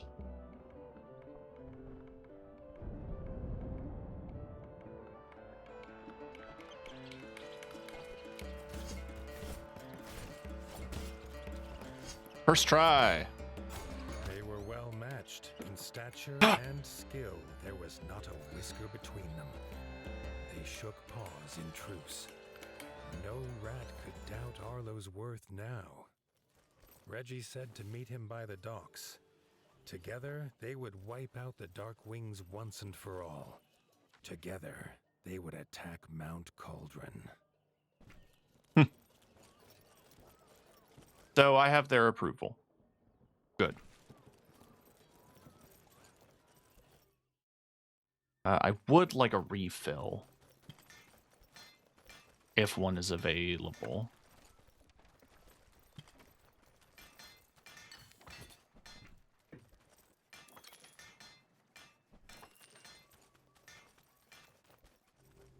Alright, I'm just gonna save.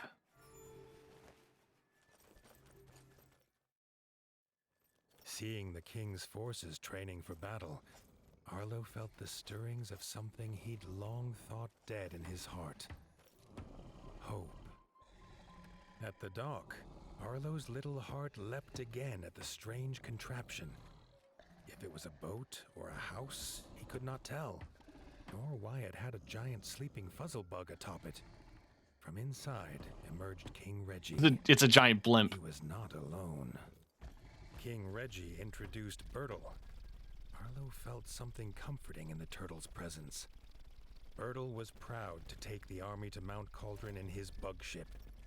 They would make camp at Highland View, where Arlo could find them when his forces were ready. In a flap of its wings and a cloud of gas, the Fuzzle Bug took King Reggie and his army north. Whatever tasks Arlo had to finish, now was the time. Once the war began, there would be no turning back. Damn. Okay. Way to just tell me the game is almost over.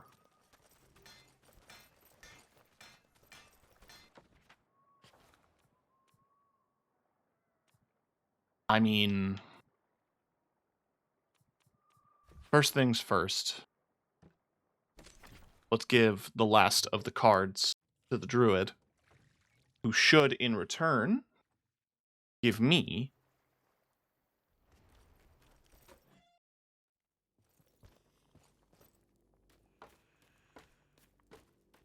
that stone on his mantle.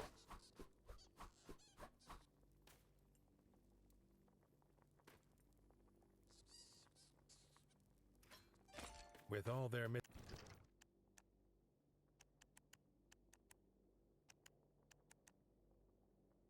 I didn't realize all the achievements popped up here.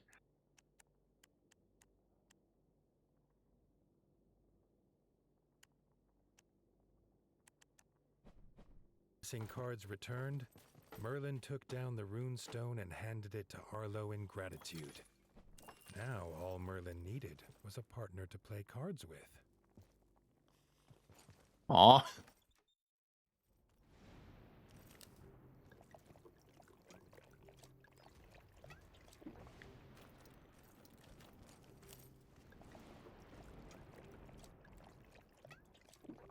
And then with the final rune stone, we can go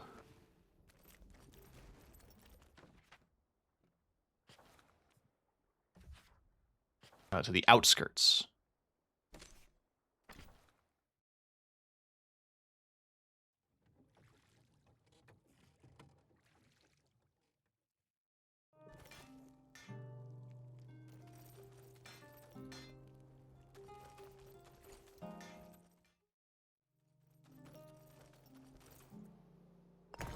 Another rune stone on its pillar.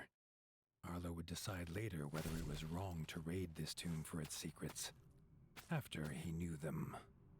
With the final rune in place, the ancient door opened into darkness. A faint wind rose and fell in his whiskers. Arlo laughed at his thought that something in here was breathing. The burial chamber revealed both tales were true. A treasure hoard, and guarding it was the ancient Draugr Harrod Bluefang.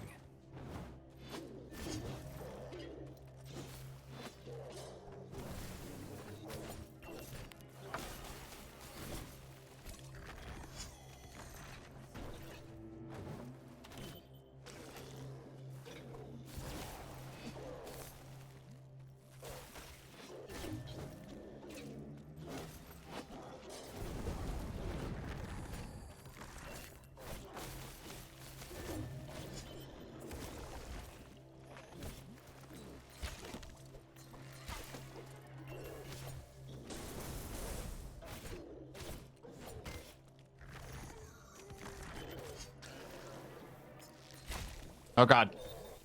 No. I have so little stoop.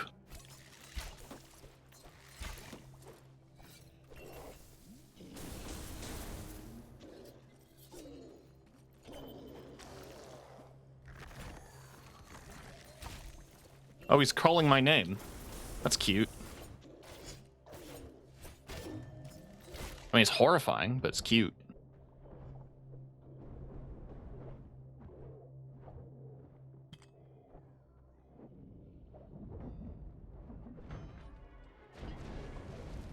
All right, phase 2.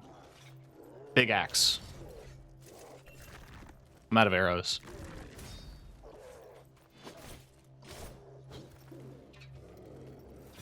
I dodged a parry. I'm a casual. Okay, doable. I think I want to come at this fight, though, with more juice.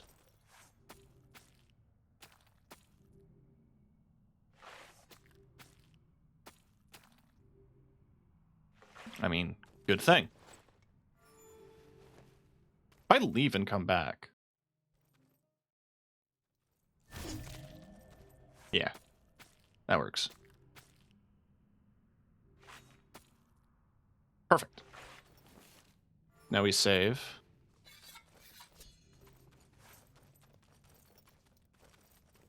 The burial chamber revealed both tales were true. A treasure hoard, and guarding it was the ancient Draugr Harrot Bluefang.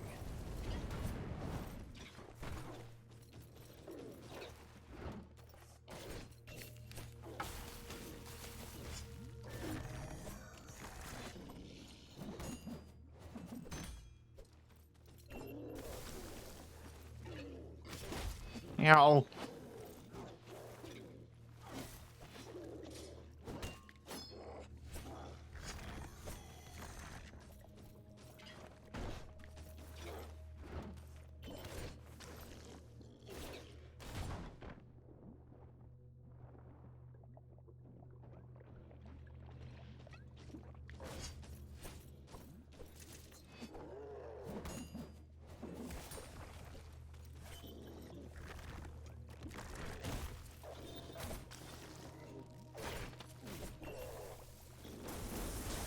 Oh, I froze.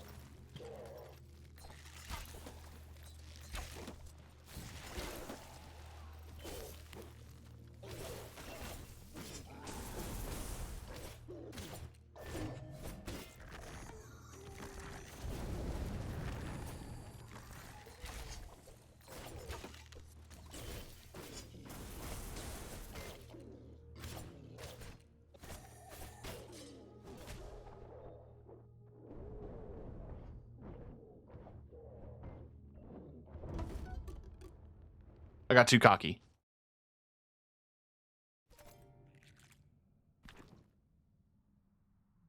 Fire and poison is his weakness. I don't have any level 3 fire or poison weapons.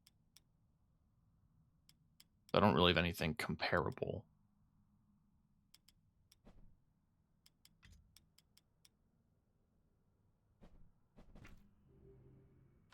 What's he doing, though?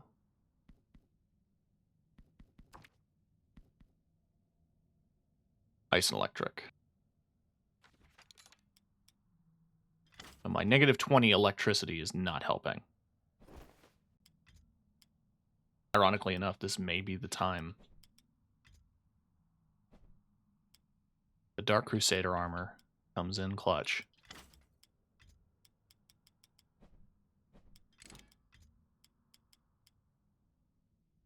Does push me a light load.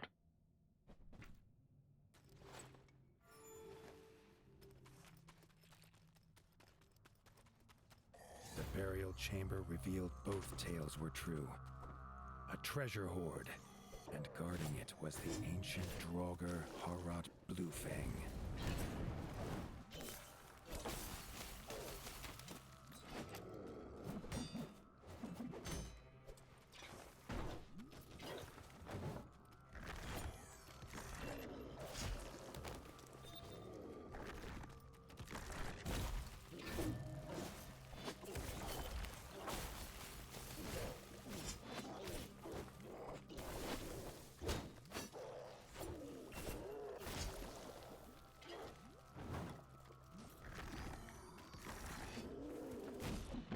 Okay, you can't dodge that one like other arrows.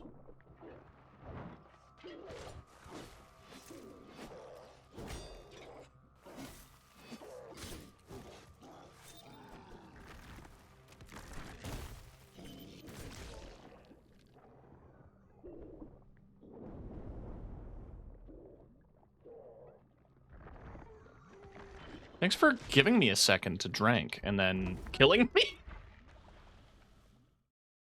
I thought about swapping pauldrons, but these pauldrons already provide a good chunk of lightning resist. There we go.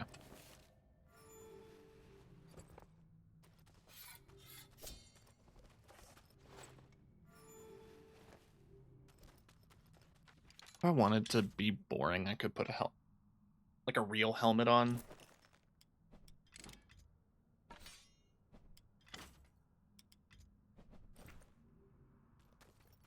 And see how that goes.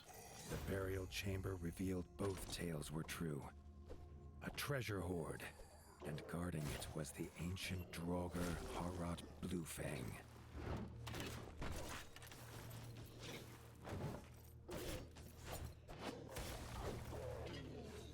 In terms of practicals, it might be good to have some poison resist. Why did I...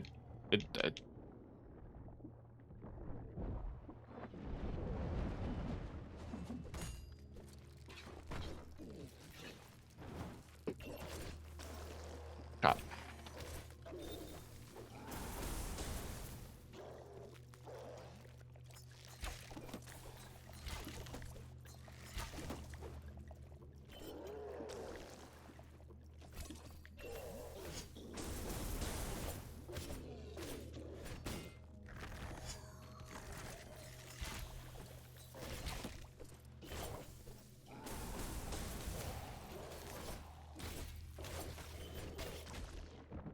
God. Ooh. That was a new attack.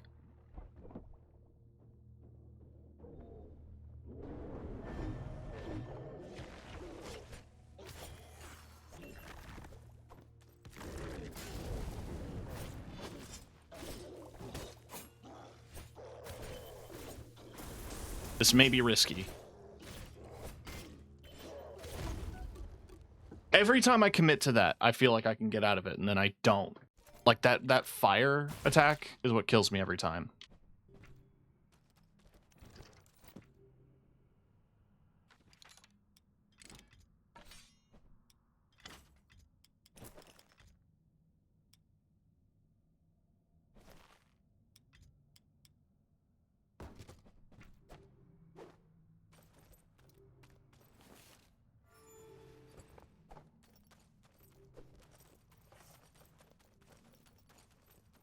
The burial chamber revealed both tales were true. A treasure hoard, and guarding it was the ancient Draugr Harrod Bluefang.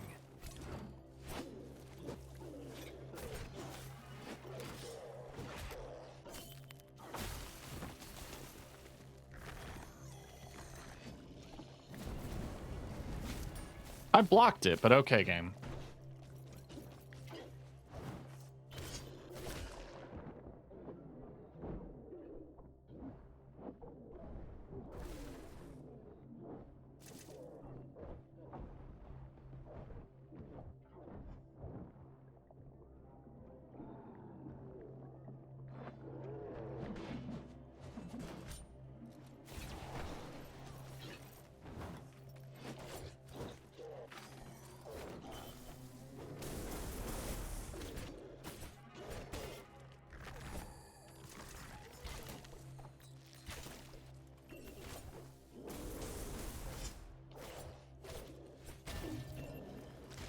Ooh, that's bad. Okay.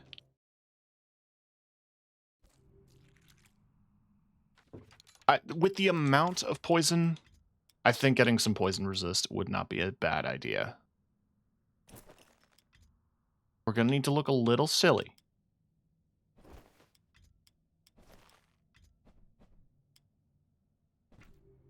With our funny hat.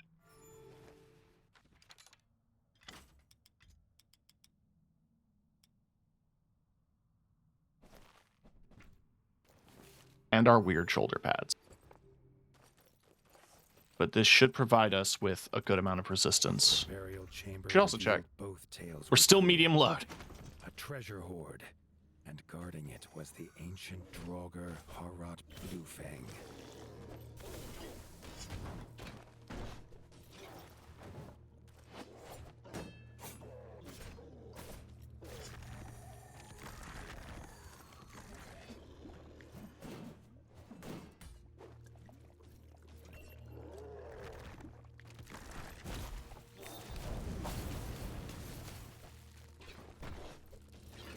I want to wait for the fire to run out.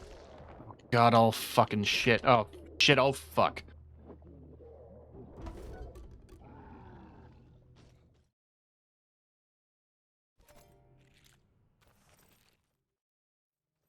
The town's right here. Can I buy some arrows?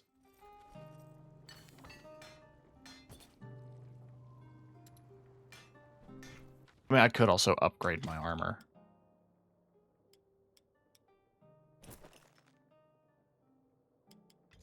I'm not going to do that.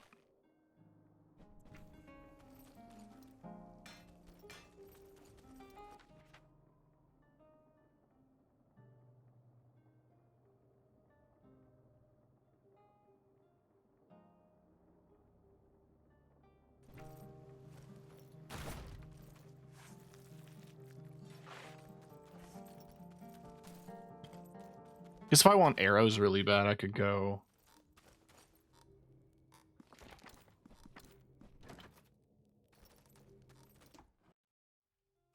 back the castle. Super fast.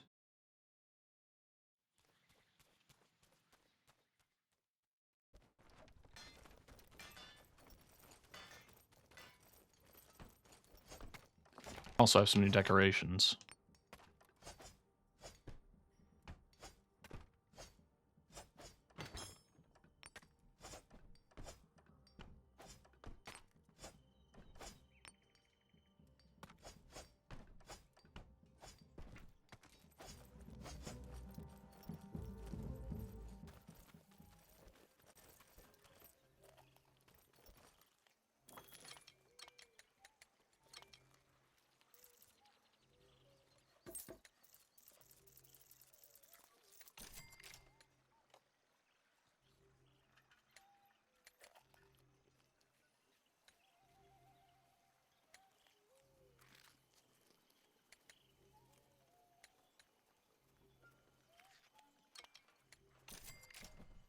Guess that shield exists.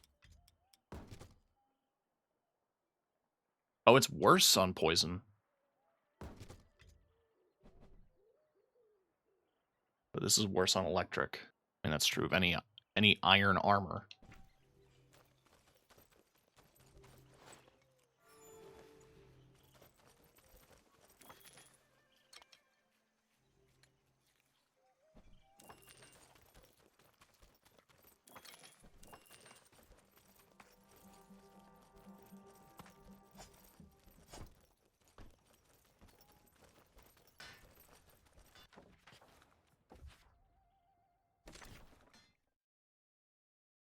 But we're fully stocked up.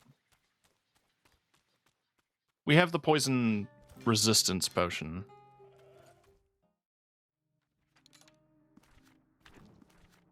I mean, I guess the other thing we could do.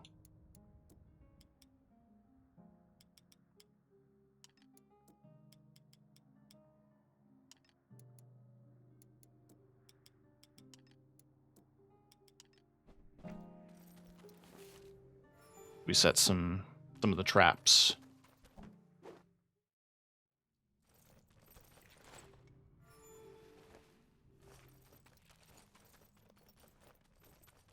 The burial chamber revealed both tales were true.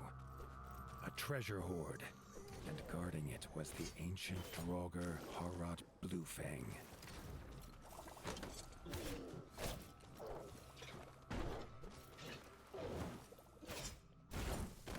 God damn it.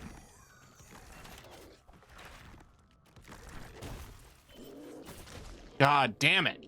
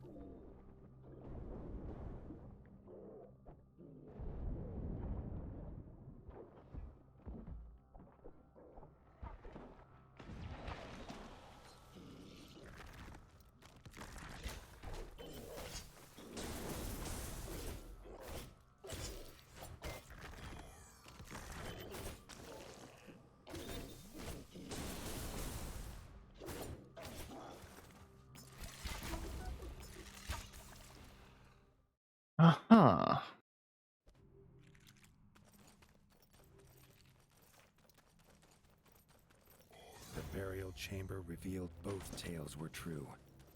A treasure hoard, and guarding it was the ancient Draugr Harrod Bluefang.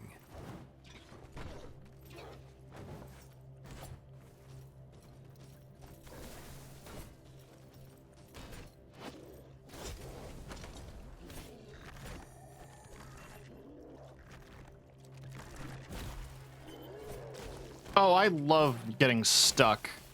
It's so much fun.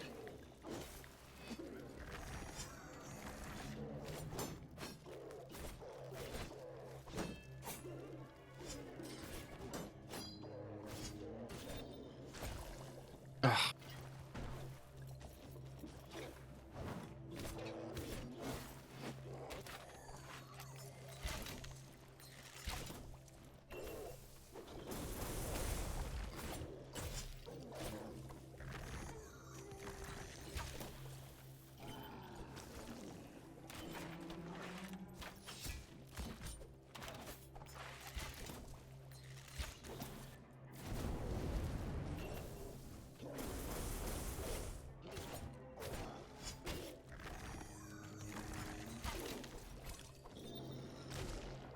Oh boy.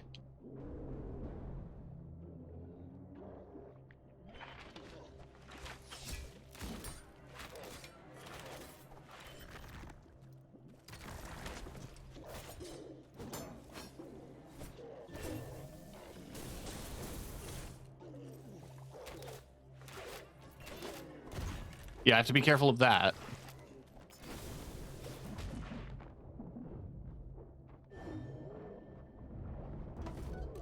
Okay, we have it though.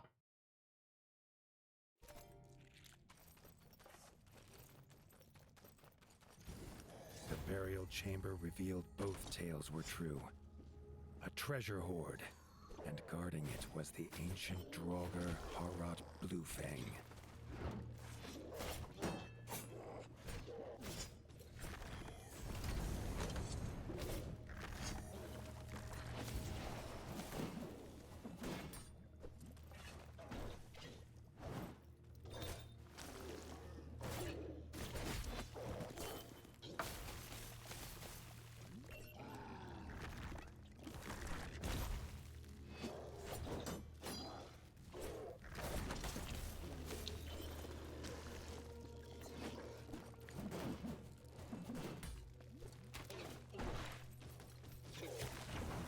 Not what I wanted to do. I was trying to dodge, but I was holding block. So I cast a spell by mistake.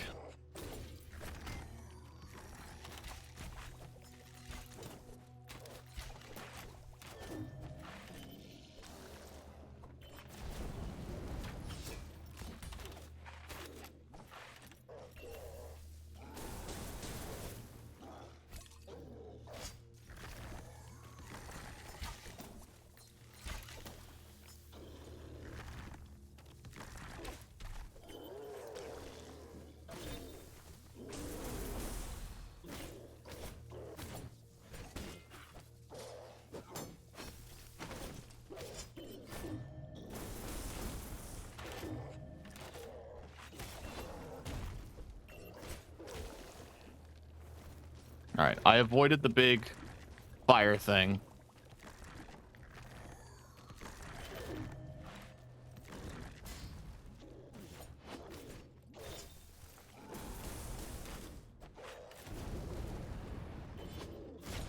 Didn't that time, but that's okay.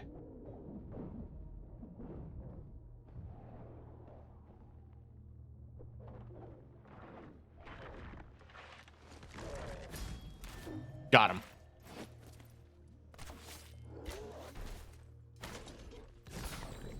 A fearsome warrior, now laid to rest. More importantly, Arlo had found his treasure.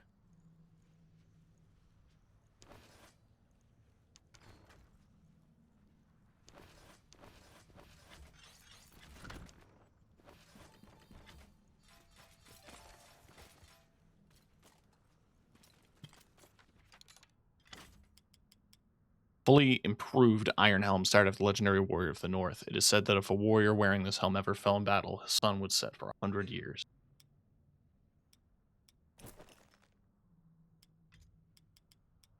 Well, I have my final armor set, I guess.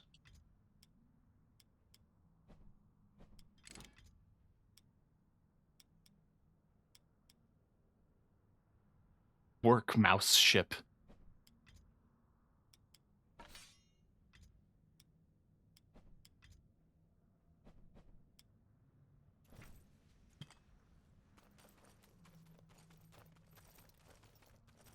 I'm not taking the crown off. Sorry. My crown. I earned it.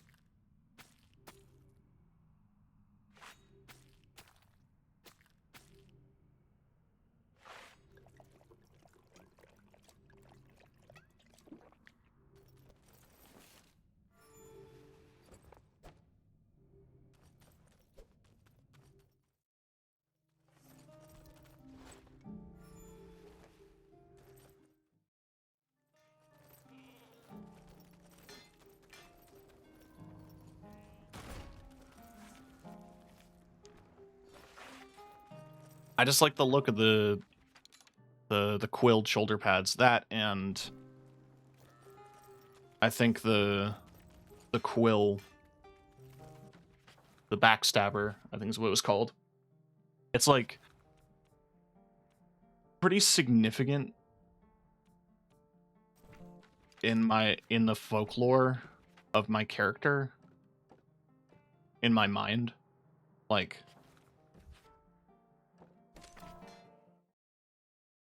he hunted one with his father before he passed.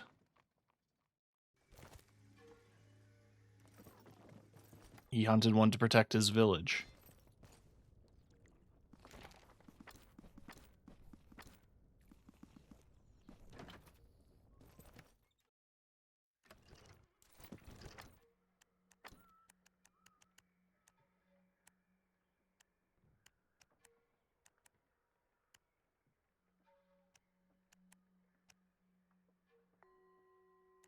Five out of 6, 6 out of 7, 3 out of 4. I'm missing one for each of them, and I don't know where you would go about to unlock them. I need one more Death March for that. Okay. And one more Owl Cultist. Okay. I'll go kill an Owl Cultist right now. Sure, they still spawn here. I'm not about 100% achievements or anything like that. I want to complete this. If I'm that close, you know?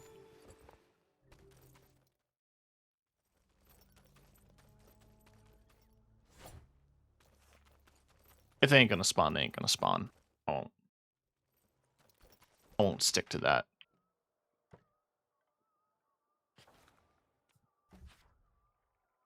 I can't think of anything significant that is left to complete.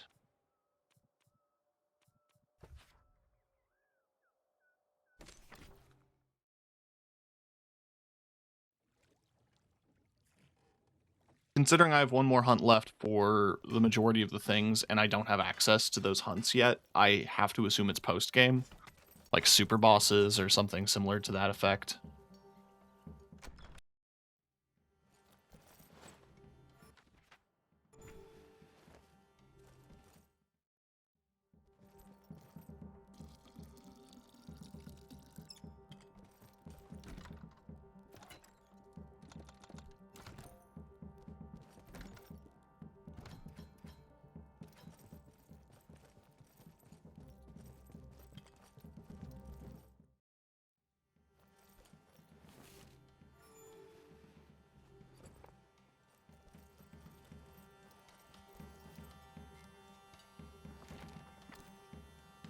Reggie and Arlo have gathered the representatives of their clans. Time to bring war to Mount Cauldron. A new day rises. We assemble our council. At Winter's Edge, Arlo told Leaf to gather all the clans. Tomorrow, they would make their war. Just want to be extra sure. I'm gonna fast travel to one of the places. We're gonna go talk to Short Tongue, and we're going to see if he has another hunt for me.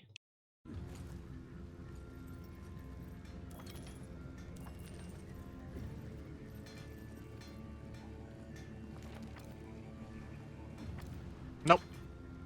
Okay. That tells me that, yeah, the last of the hunts are after this, probably.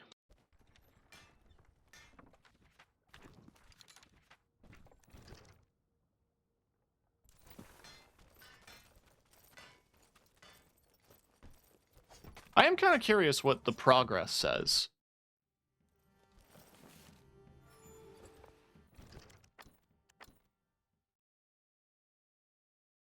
Just gonna quickly, like, in and out. Just want to see. 77%.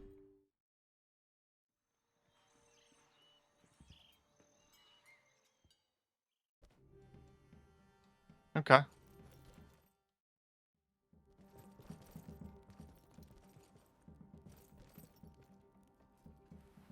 Arlo went to bed, for once, without despair. The king and the warden's forces together would make a last stand. They would sing of it forever. He wondered what sort of tale it would be. The clan's leaders listened to the warden and king's plan. They were nervous of this flying contraption, but their fear was as nothing compared to their iron will. They would take the mountain, the Sky Scorcher, and Count Kazak himself. Raising their weapons in salute, Arlo was glad to see his friends united, though the feeling was bittersweet. It seemed impossible all would return.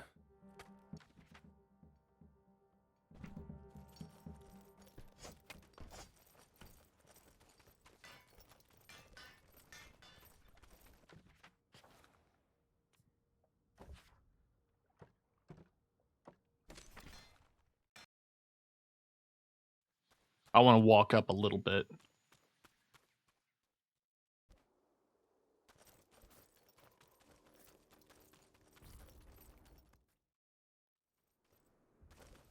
The young builders saw an opportunity in the derelict mine. If only they could find some rat to give them the cash infusion they needed to bring it back to life.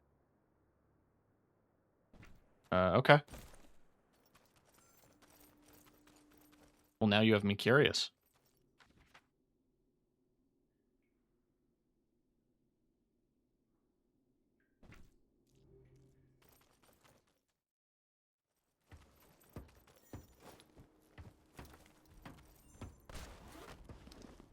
Work on the mine was well underway. They promised a constant supply of minerals and ores to whoever could fund the rest of the development. Oh.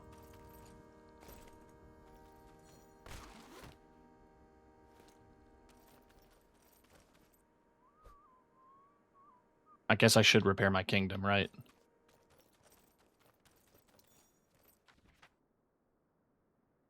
I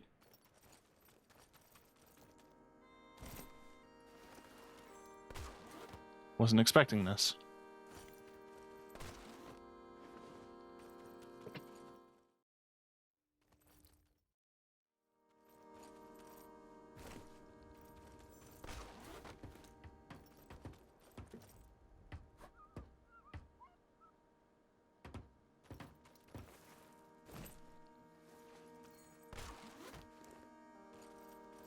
It's been a while since I've, like, walked places, let alone this direction.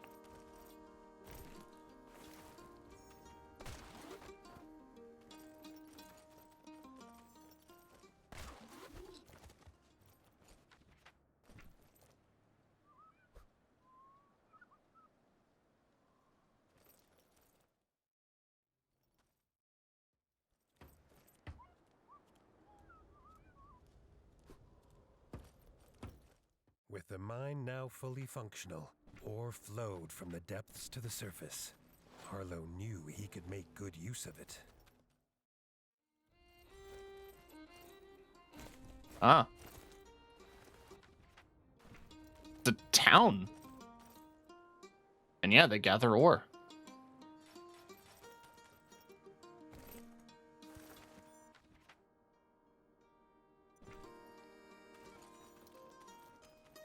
Does it change the actual layout of the mine? I don't think it does.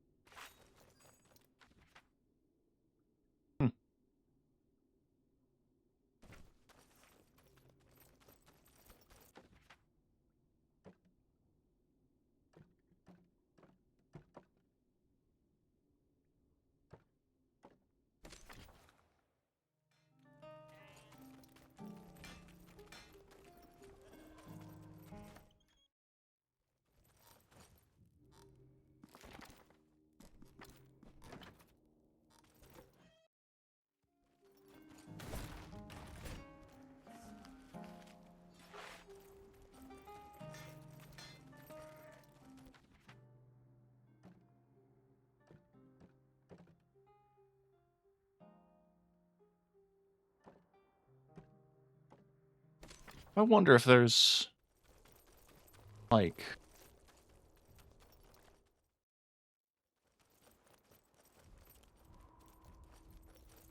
there probably isn't a similar builder here being like, hey, you want to fix these ruins?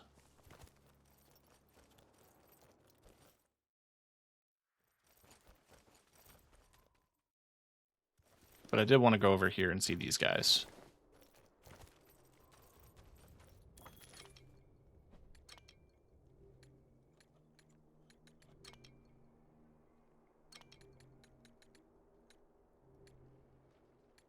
I mean, it's the exact same axe. It's just it's 20 damage lower. So I want to sell the guard captain's axe.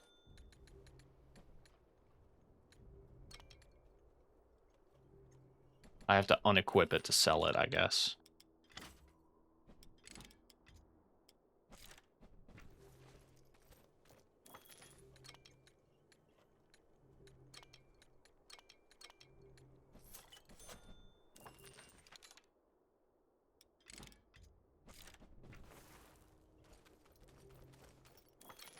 And fishermen don't got nothing.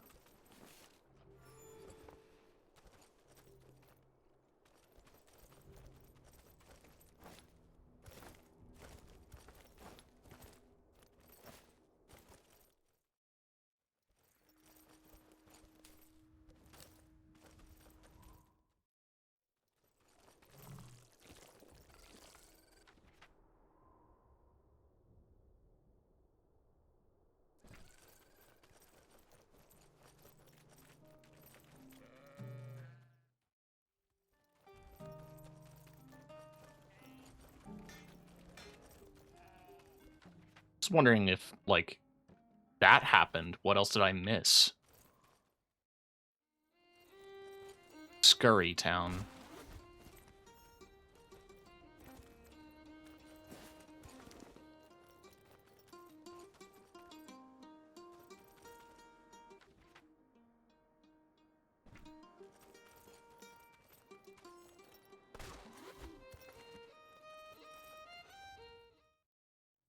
King Reggie's camp had creatures of every clan, armed and ready to fight. At its heart, Bertel waited. Arlo felt again the sense of safety at the turtle, and took it as a good omen.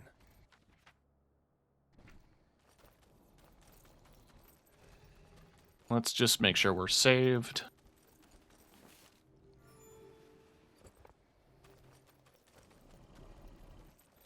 Bertel bellowed the order, and they felt the ground fall away. The ship lurched, as did the soldiers' stomachs. They held their nerve.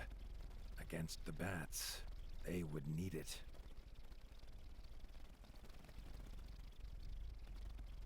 I mean, yeah, how else do we fight an enemy with air superiority? Rather, you know, than with our own air superiority. They landed with a thud. Arlo loved mountains, or had loved the thought of them in the great tales of far away. But this one he did not like at all. Its icy wind chilled more than his fur. They made hasty camp, readying themselves for the fight. Keeping busy stopped the frost from biting.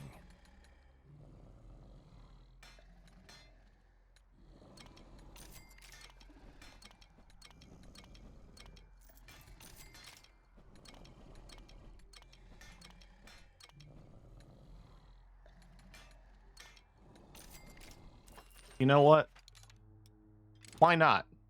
Why not get a gun?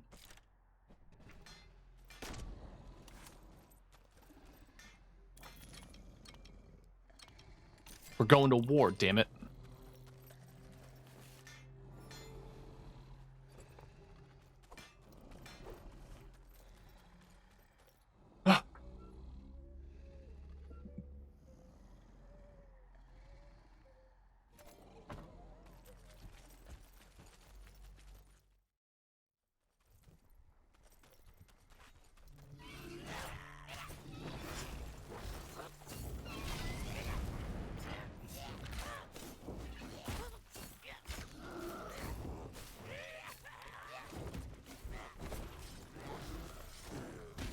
Okay, thought I parried that.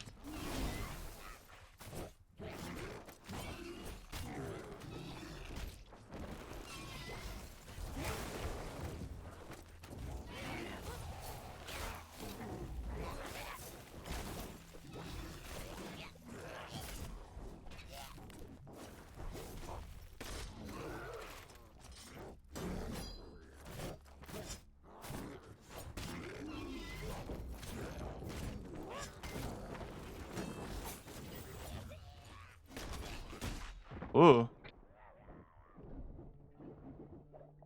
I will not be brought down by the likes of you.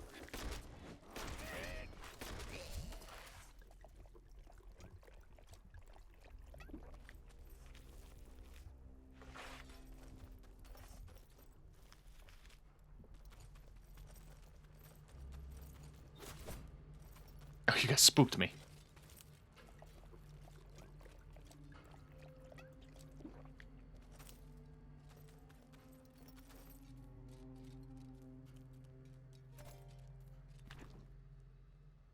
Huh. Chef Hazam.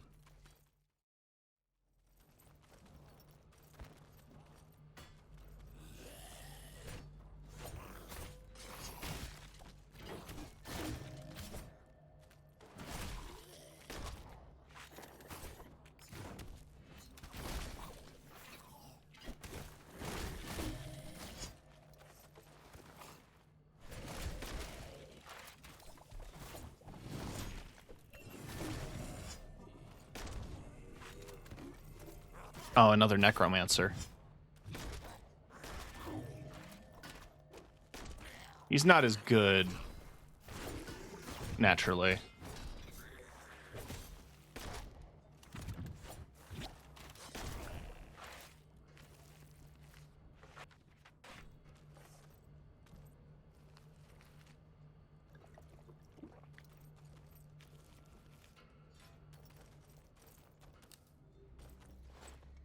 I appreciate that. I'm guessing it's our forces dropping these benches. So it began. Side by side, the king and the warden hacked a path through the bats to the walls of Cauldron Castle. The way was shut, barred and guarded. Leathery wings beat all around. If they could not open the gate, it would be all for nothing.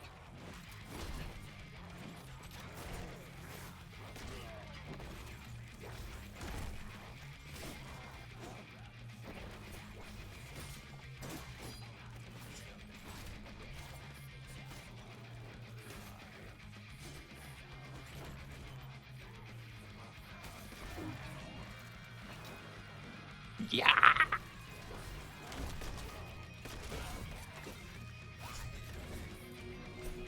Reggie sounded his horn.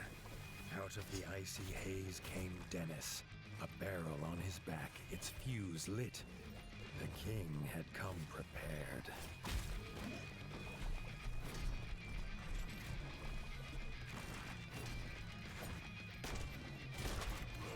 I didn't realize Dennis was such an explosives expert.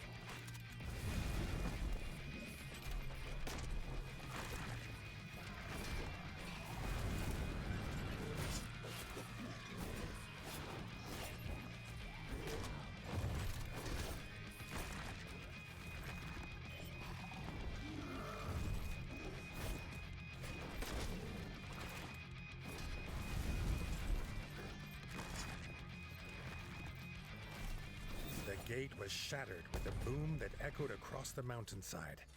It was a hammer blow to their enemies' hearts. I hope so.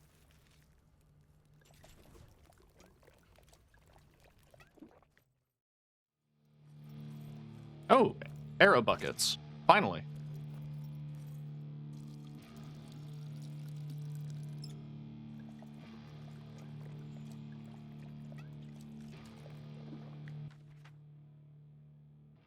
Oh, there's a lot of castle left. This is a big final area. I love that, for the record. That's a good thing.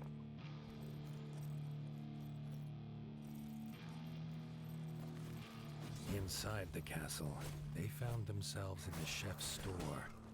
Before they could be disgusted at the contents, they had to take care of the chef.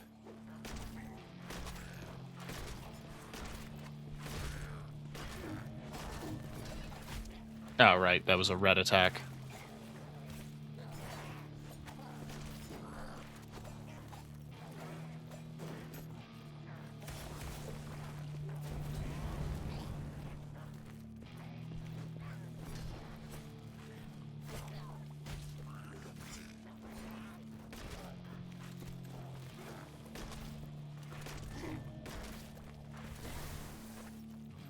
Get his ass. Oh, I didn't parry it. Oh, he ate a pepper. Funny.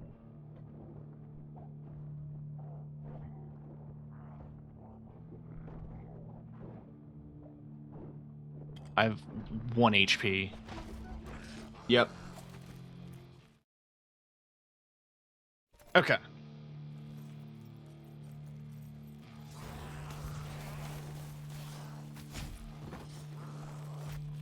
I thought I hit the parry button. Guess it didn't.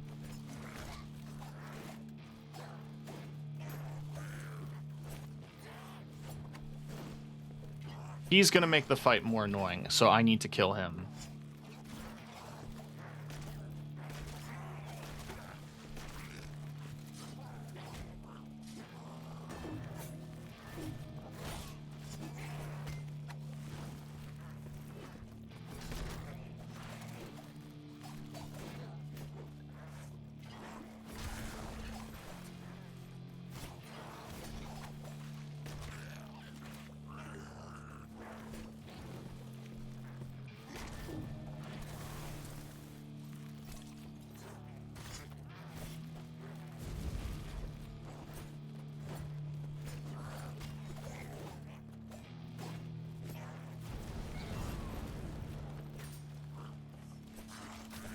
Ah, I should have parried.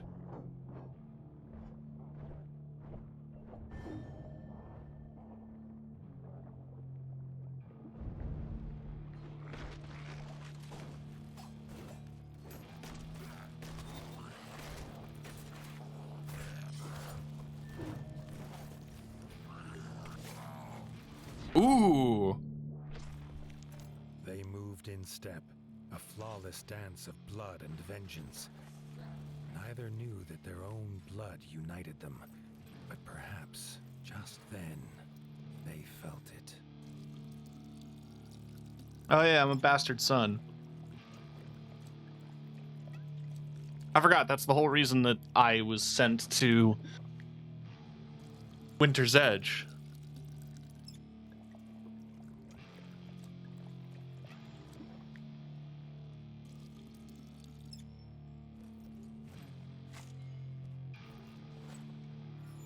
Sorry, I'm getting my heal on.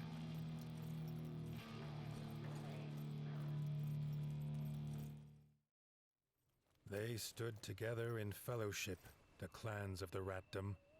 Here they would make their final assault. Reggie raised his sword and issued the cry. Charge, army of the mighty Paw.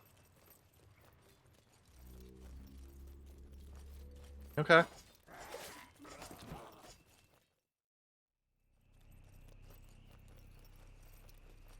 Emerging through the mist at the base of Mount You better Kelvin, fucking no! Arlo came upon the king, locked in combat.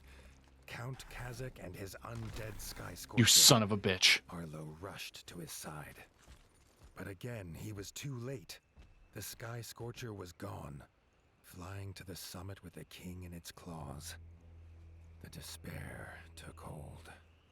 Just then, he heard his friends fighting on. He could not abandon them. He stood tall. He would be their captain now, and they would follow, even under the shadow of Dark Wings. Fucked up. That's Reggie. That's my boy. Arlo found Rita battling the Darkwing Smith, but the Smith's mighty hammer soon overpowered her.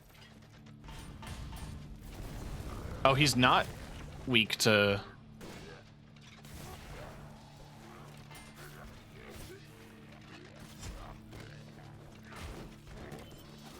Oh, God. Oh, I'm getting my ass beat. Oh, man, am I getting my ass beat.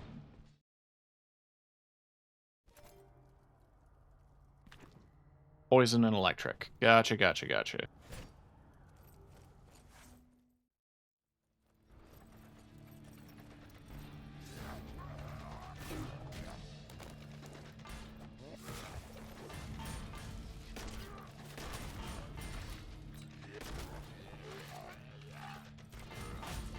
I thought he was gonna throw. He was... Oh my god. Oh my god.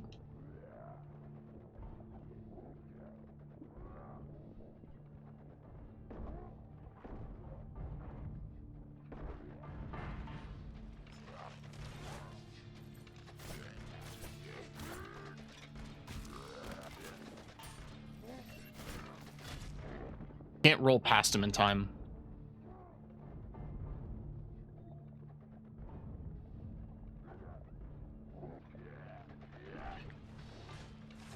I'm on fire.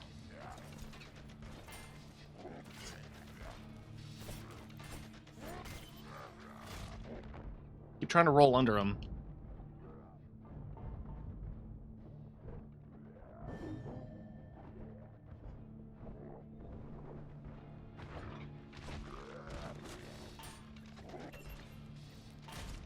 Okay. Well, it didn't hurt as much as I thought.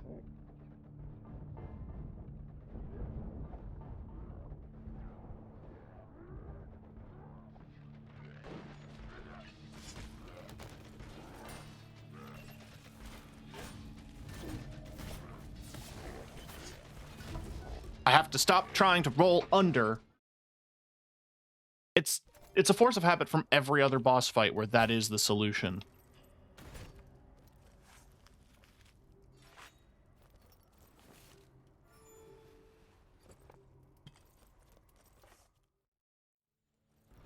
I could also enter this fight with the fire potion.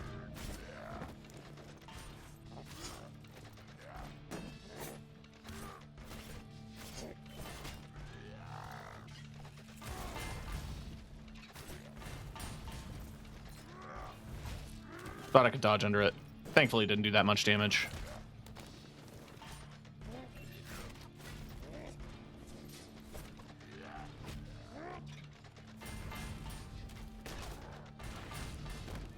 Tried to block that. I'm an idiot.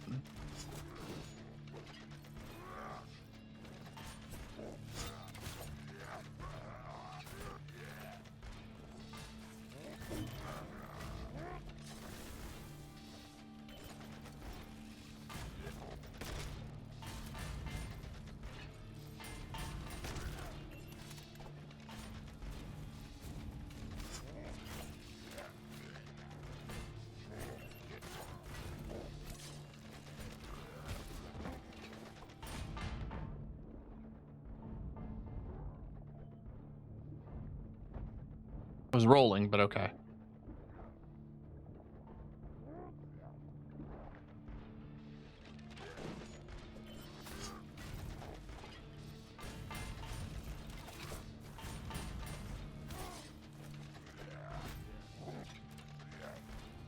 The timing on that's funky. I've gotten the parry once or twice. I'm just messing up.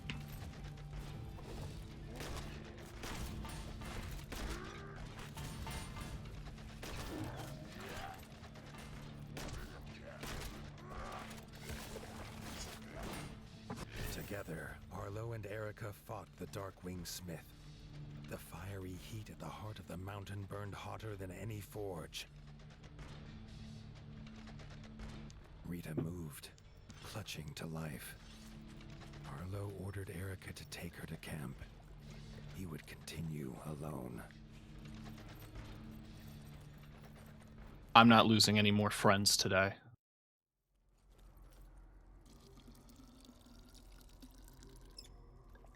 We're conquering this castle.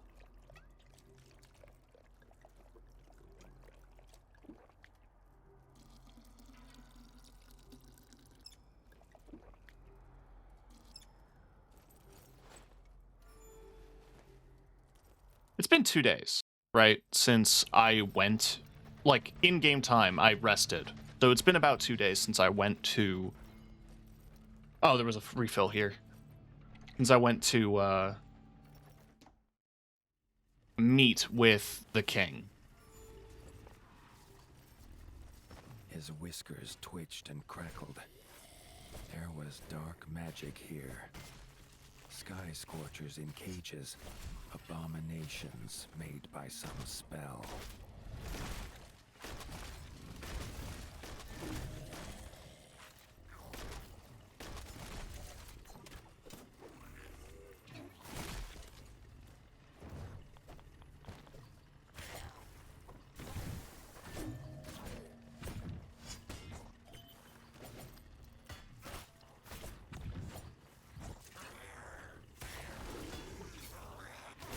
I stood right in that.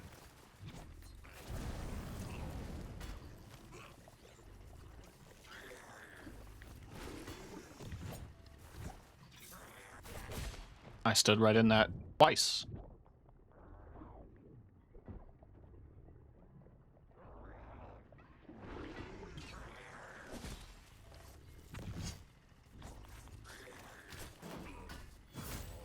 Got his ass. Okay. Yeah, hang on.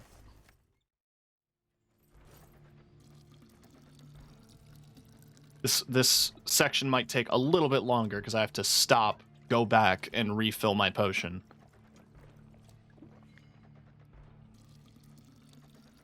Every couple of feet.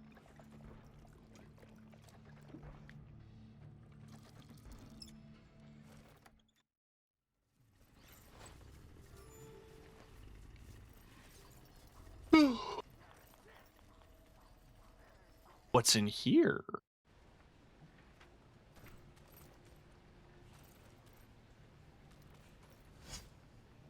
Ah, it's Dennis rigging the place to explode. Okay. I'm gonna have to jump across the cages, it looks like.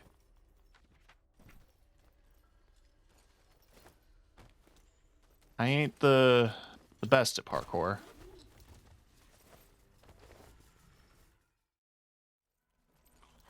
The screeches of dying bats echoed through the corridors. We have to get to the He king. knew these arrows. He's up. It was Robin, determined to rescue his king. It's interesting to see the tapestries from their perspective.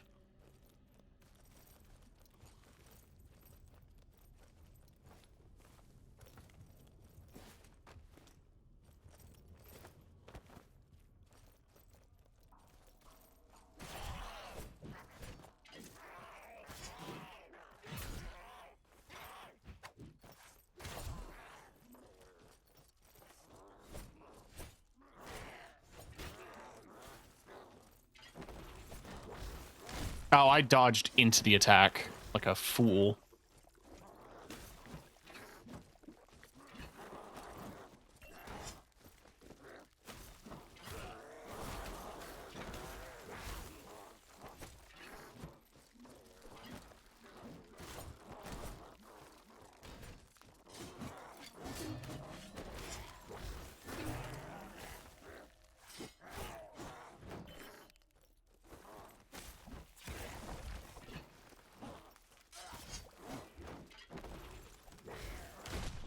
Why did I try to block an unblockable?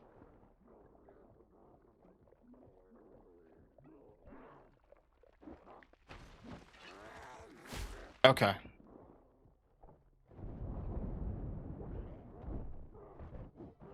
I'd like it if you died now. That'd be actually really nice if you died. Be really beneficial for my journey if you croaked.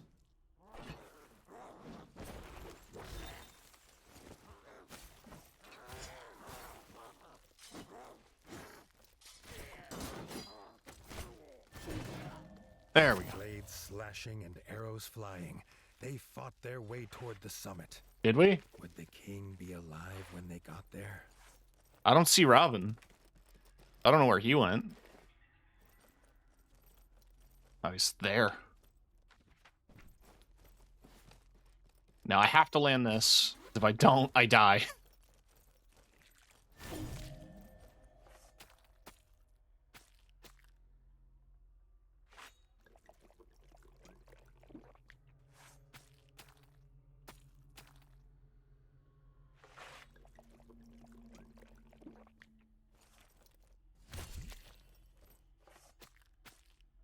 There better be like an actual refill closer to the next room.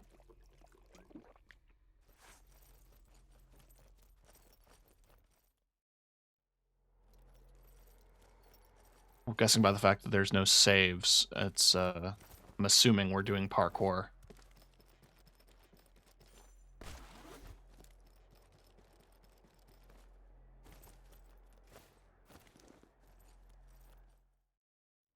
Ah, there we go. Time to do this loop a couple times.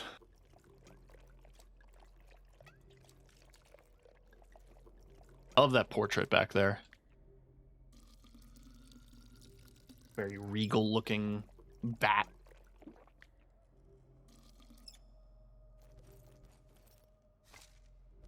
Now, I'm gonna save, and I'm also gonna quickly pee.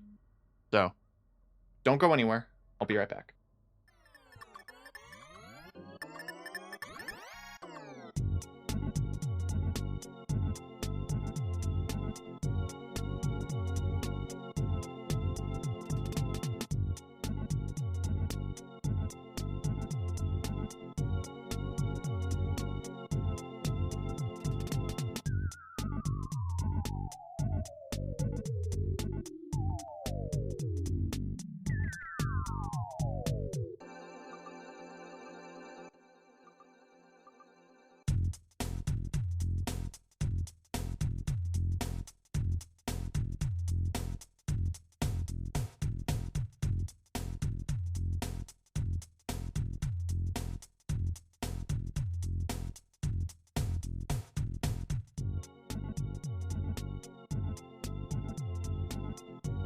I just remembered you actually fight a White Whisker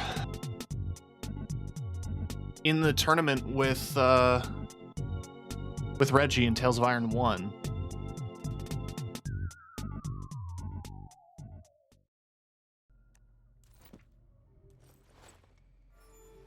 Did I get the arrows? There we go.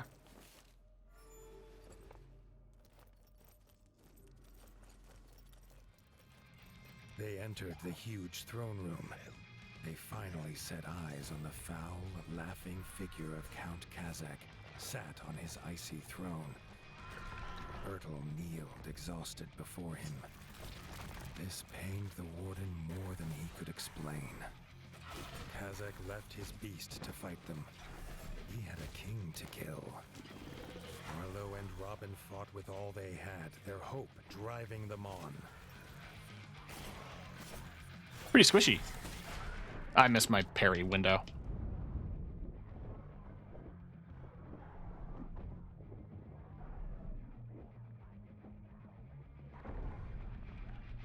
I just need to heal.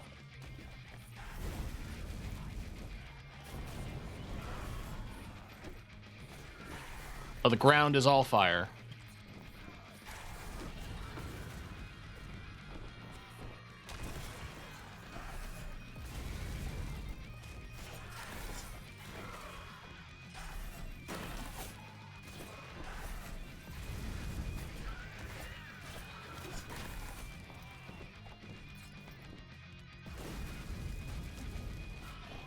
I was blocking it.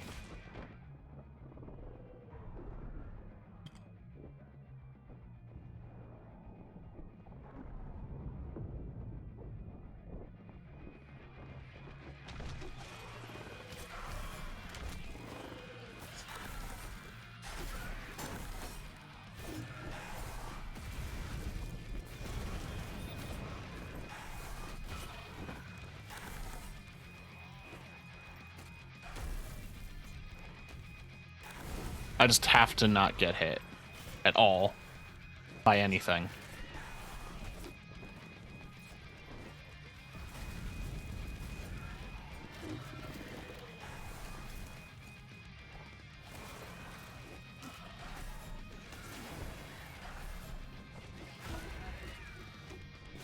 Okay. Hard, but not impossible. Absolutely doable. Electric poison. Yeah, okay. Got there eventually.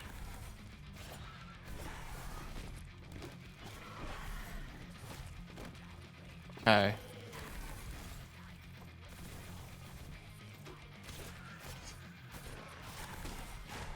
I thought I hit the button.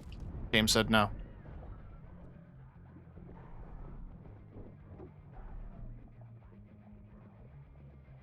Really fucked up, by the way, that this doesn't fill your full health bar.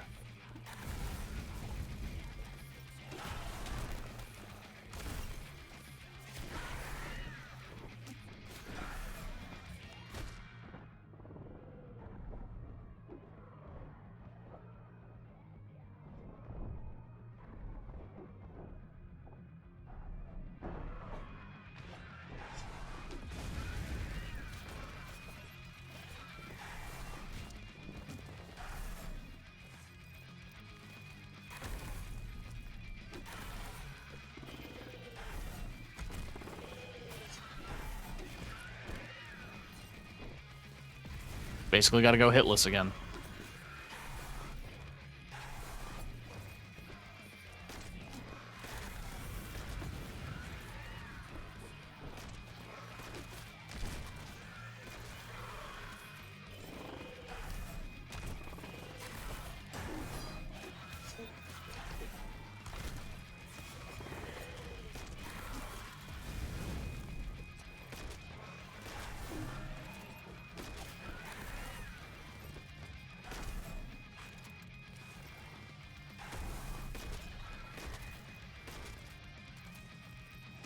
Got his ass.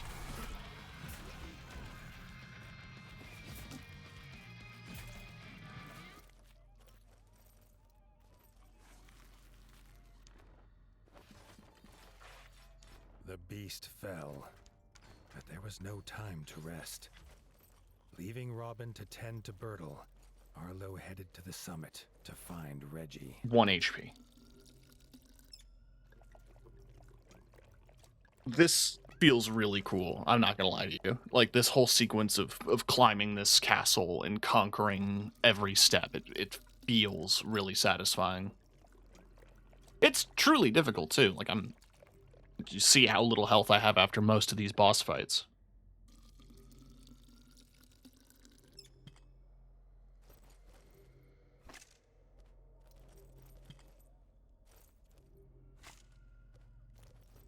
And yeah, I'm cheesing a lot of them by shooting at them. But listen, if you're going to give me a flying enemy, I'm going to use a ranged weapon on them.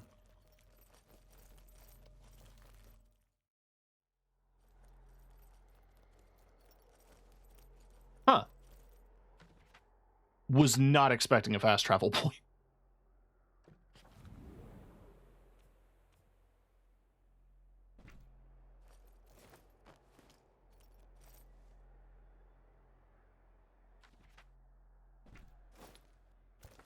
I'm hoping at the very least there's a bench at the top of the... Ooh. There is. Oh, and arrows. So I didn't have to sit there.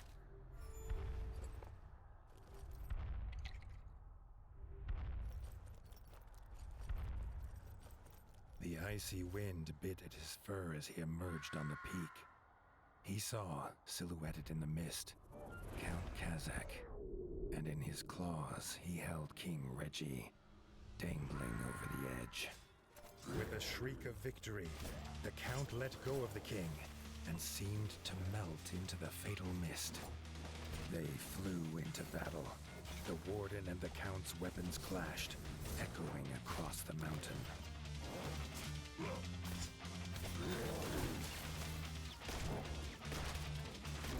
There is no way he's this easy. He's taking a lot of damage.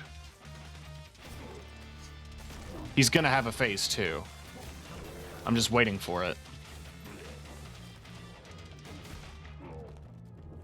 There it is. He drew his sword.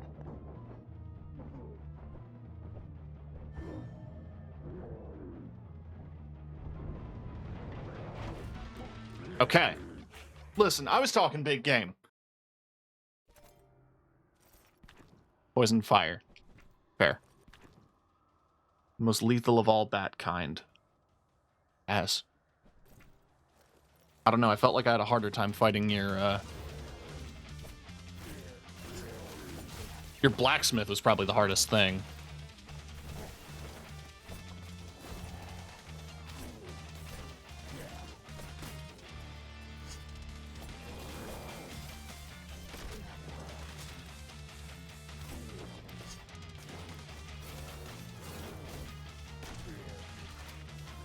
Ah, piss.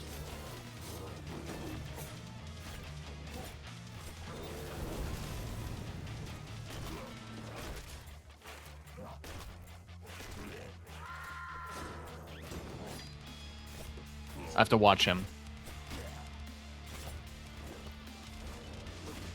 Right, that was unblockable.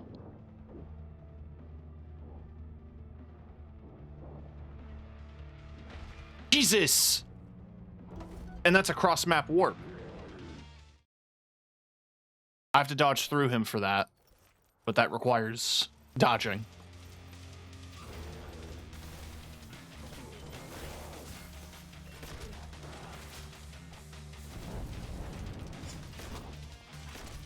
Let's just open with a big salvo.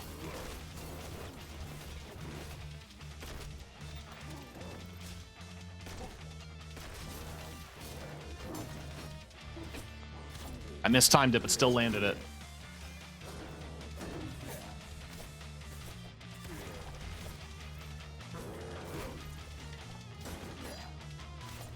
So yeah, even if the attack... Okay, I was dodging forward and game said no.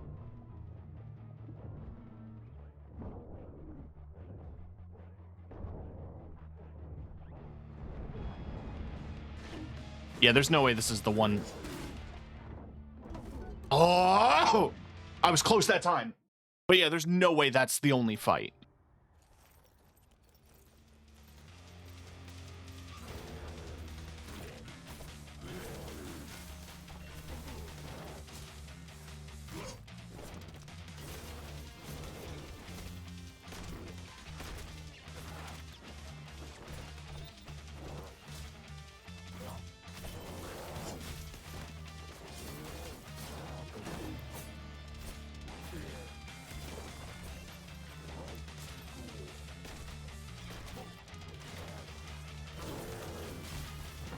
Okay, don't roll through, roll away.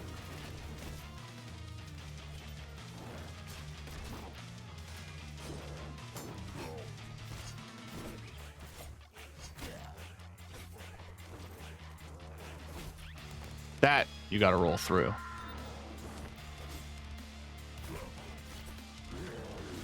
Okay. That seems fair.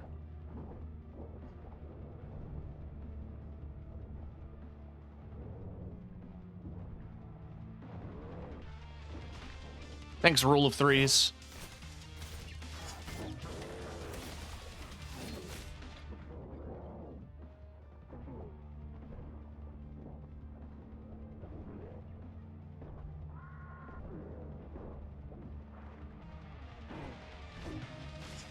Yeah, I knew it.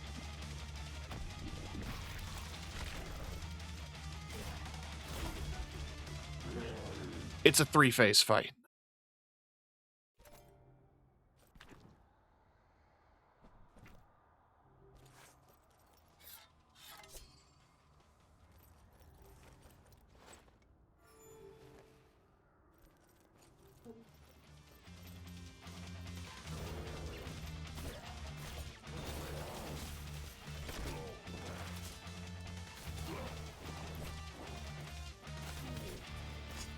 Any damage is good damage.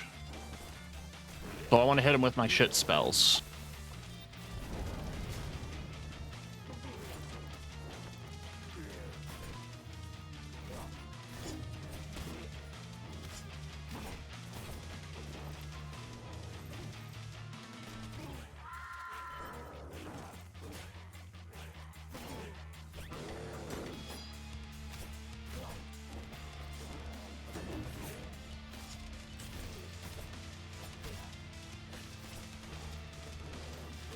I dodged away instead of towards for a stab.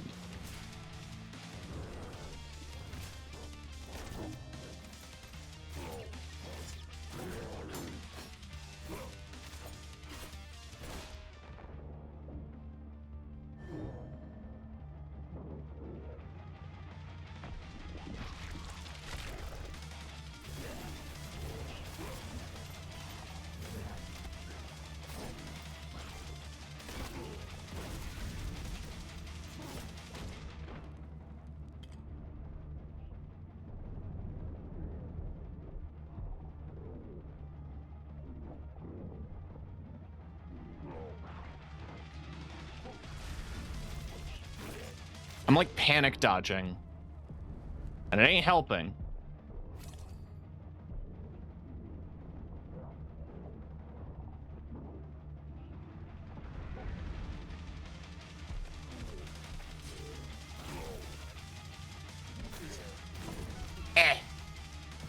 I get stuck in animation lock with some of these attacks.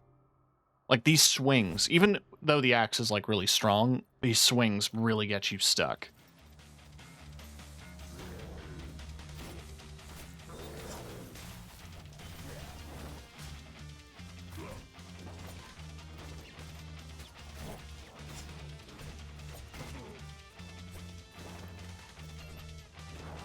I dodged into it like a fucking idiot.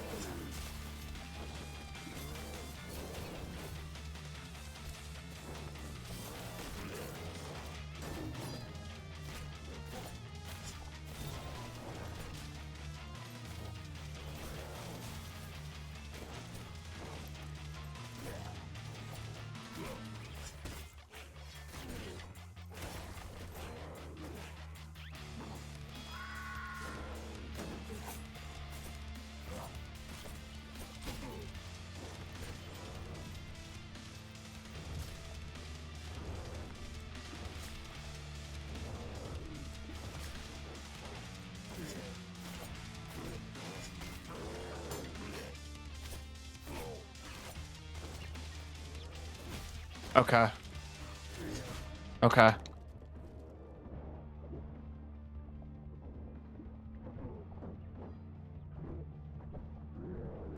Okay. I guess I lose. I guess I lose.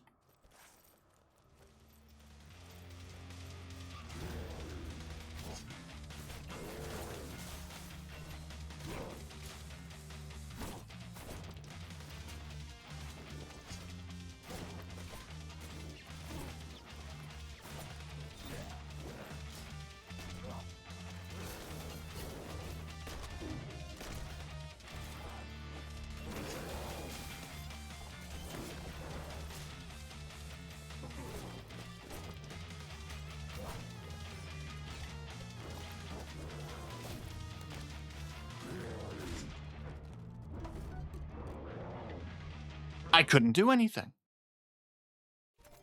I was talking real big game when I came into this fight. Like, you know, his blacksmith was harder. I still stand by that. But I haven't even seen his phase 3. I don't even know what the hell the big boy's gonna bring.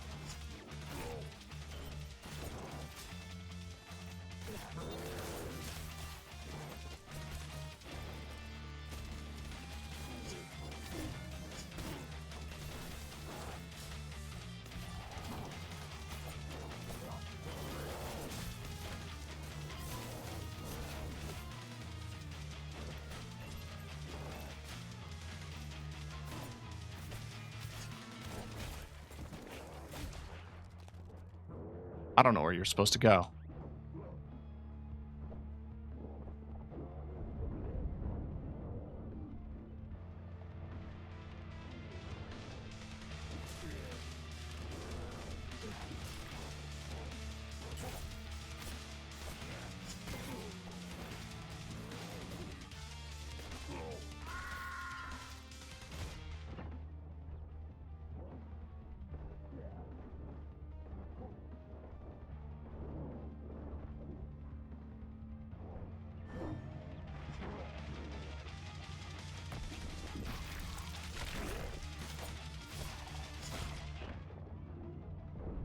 Okay.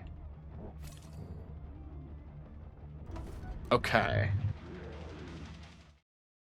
I wish healing was better. If I had a criticism of this game at all, I wish healing was better.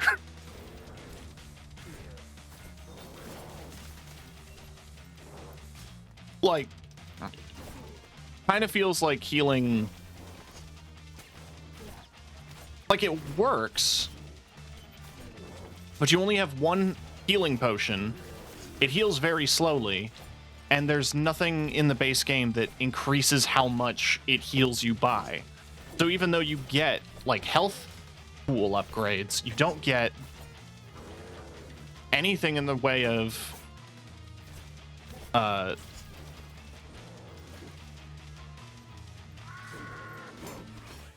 healing upgrades.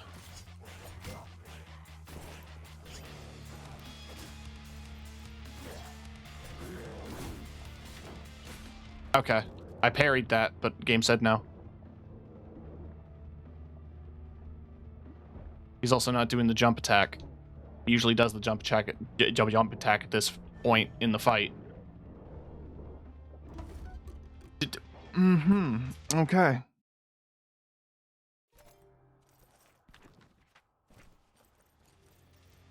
His damage type changes throughout the fight, so it's not like I can stack to resistance, and I already have the strongest possible armor.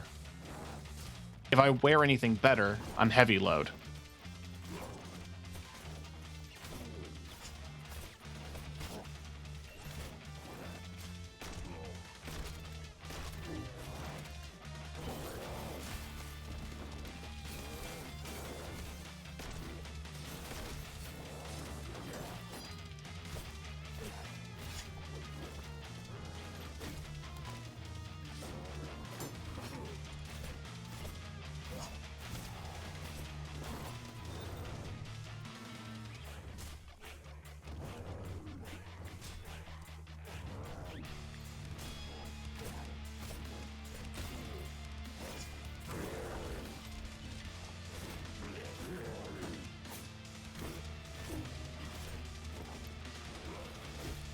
I don't know how to avoid that attack. That goes across the whole screen.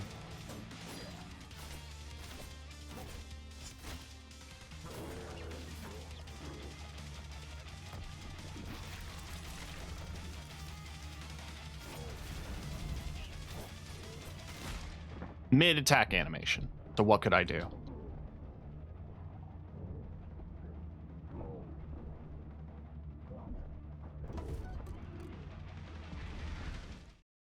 Okay. Uh-huh.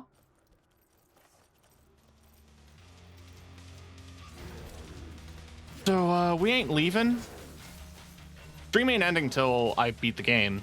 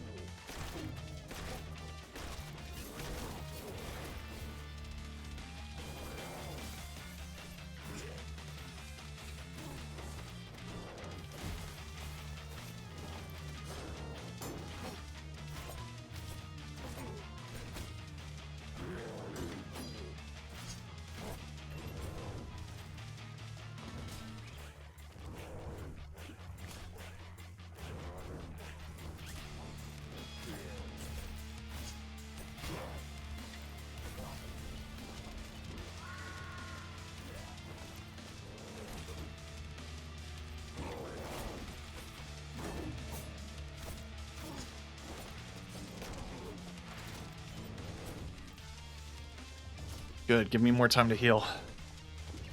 Oh, never mind. Never mind. I guess it doesn't matter. Fucking shit, bud.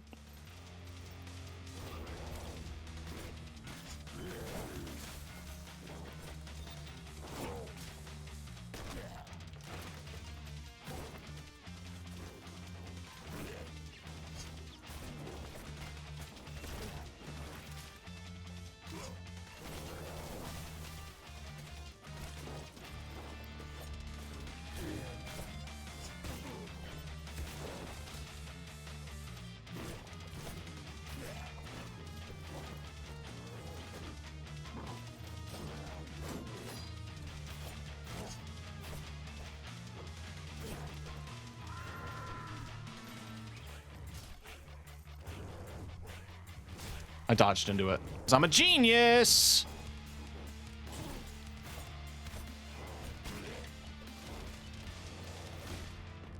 Still don't know how to avoid that. You just have to be behind it before it happens.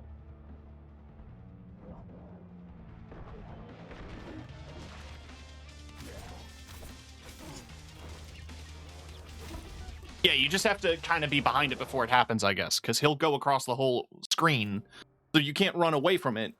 You can't run towards it.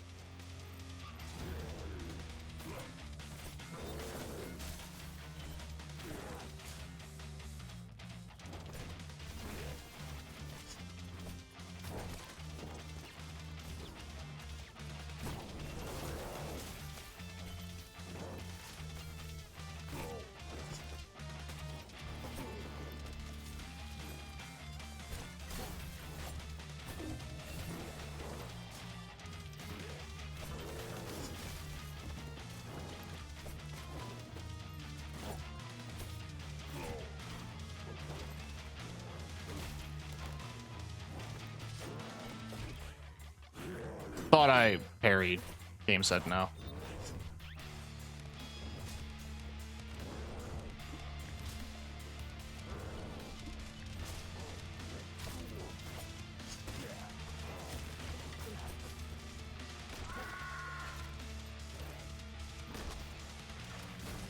Okay.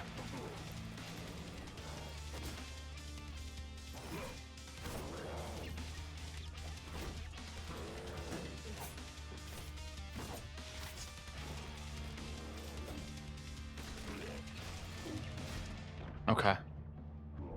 Okay. Good game. Really good game. I mean, it's the final boss. It should be hard. I'm just getting grumpy.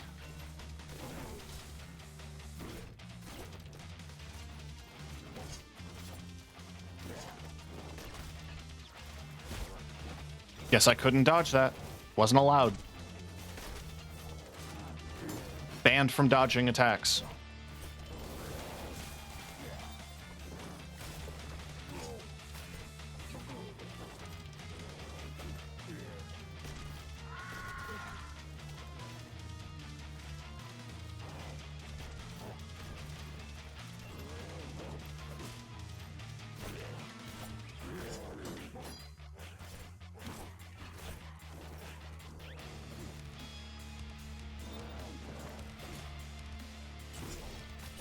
Usually does his flyaway by now.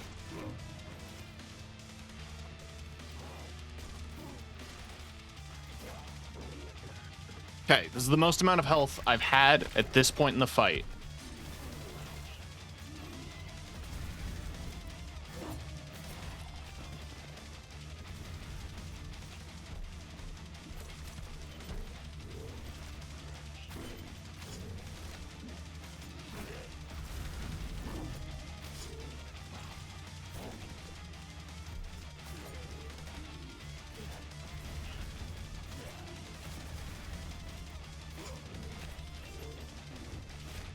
I dodged that!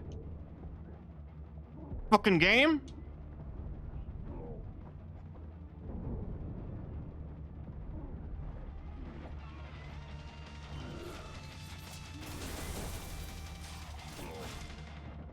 Alright, so the phase 2 has lightning. The phase 4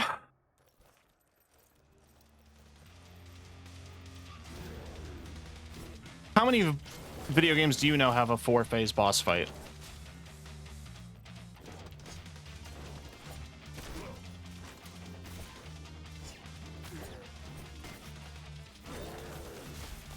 Dodged into it.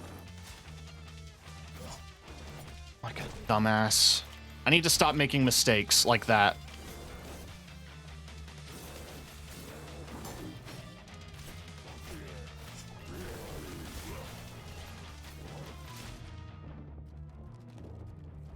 Kill me.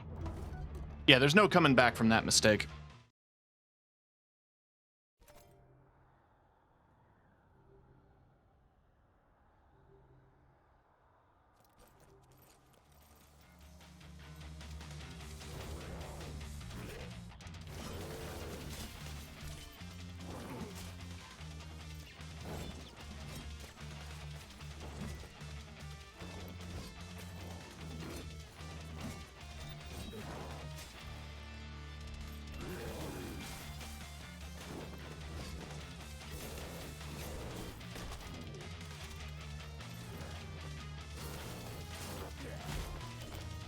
Thought I parried that. Game said no.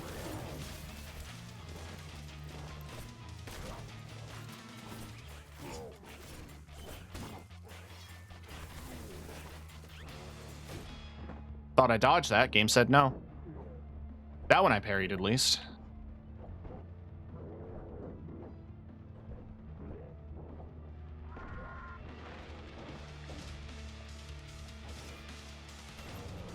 Thank God. If he didn't do that, I'd be dead.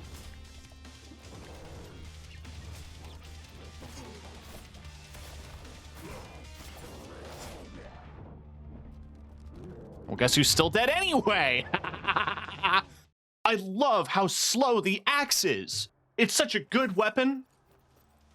I don't have any other tools in my arsenal that I can use against him. I have nothing else as strong as this axe.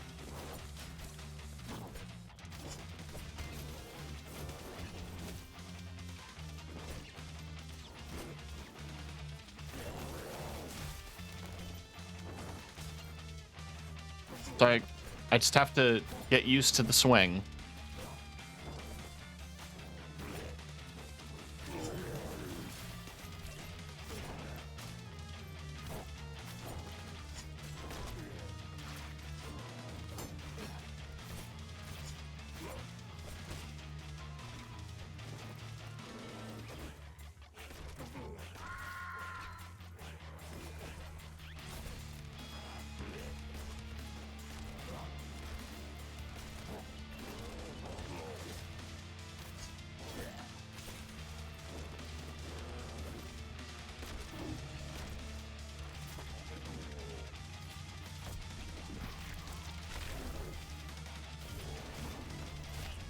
Got hit by that, I guess.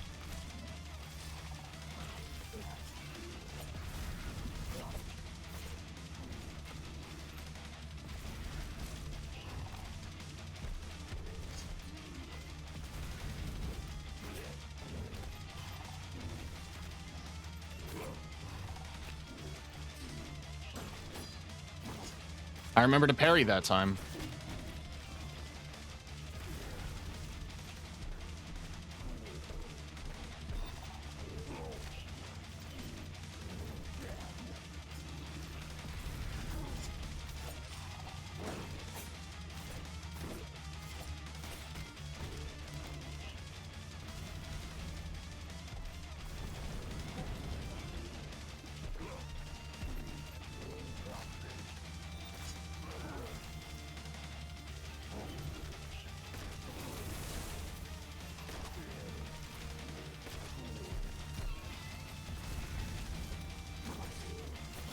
Ow.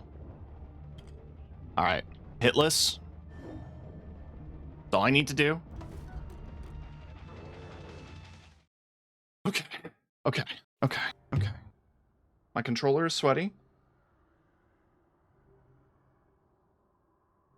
Loosen up.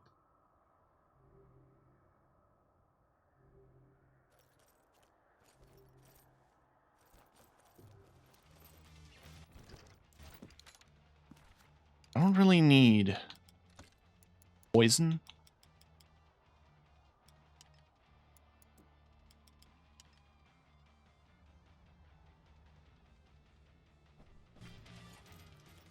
Or I don't need poison drink.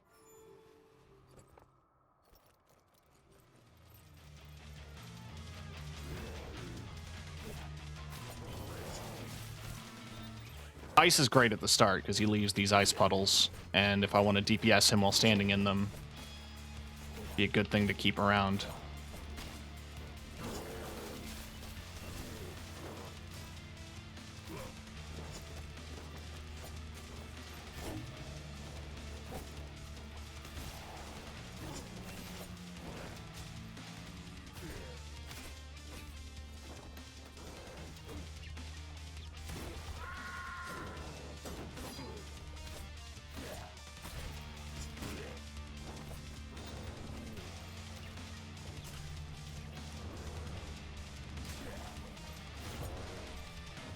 I didn't think to hit him during this. I was just too scared of the AoE impact.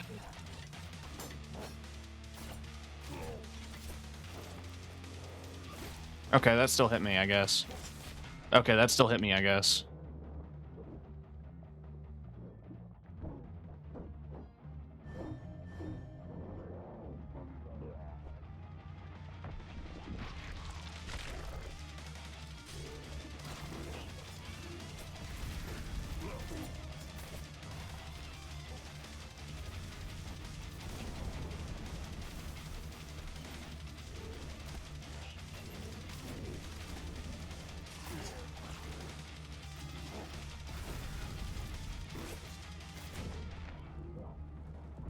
I'm on fire.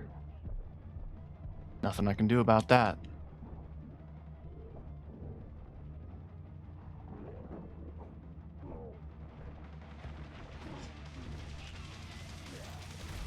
Can't dodge under that.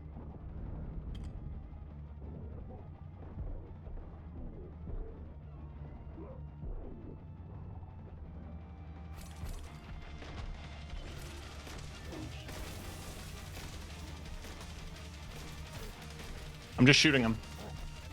Don't care. Get shot.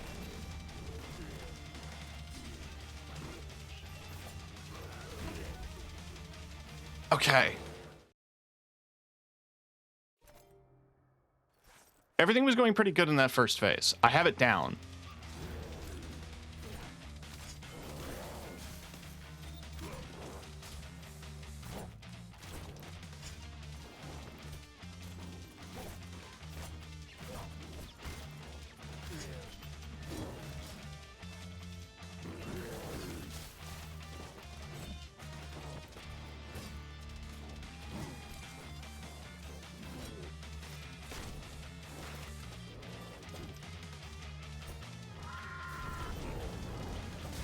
Ow.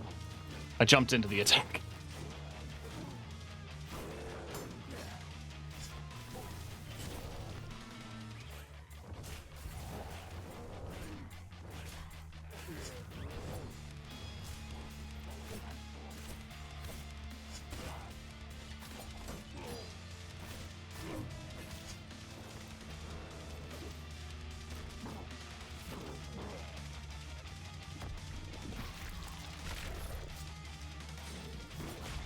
Okay. Never mind on that parry.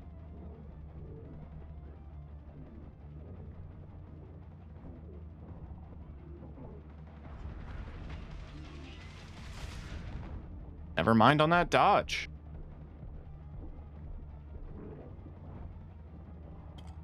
Never mind on that potion.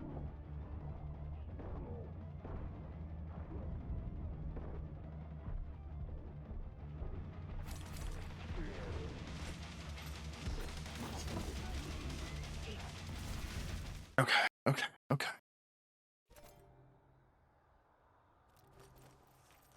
I'm calm.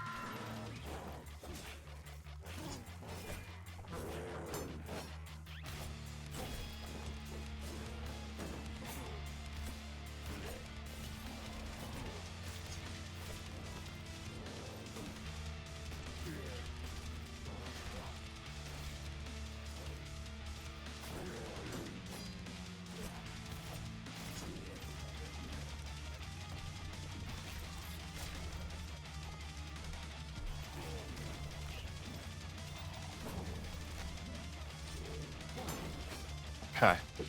I'm locked in.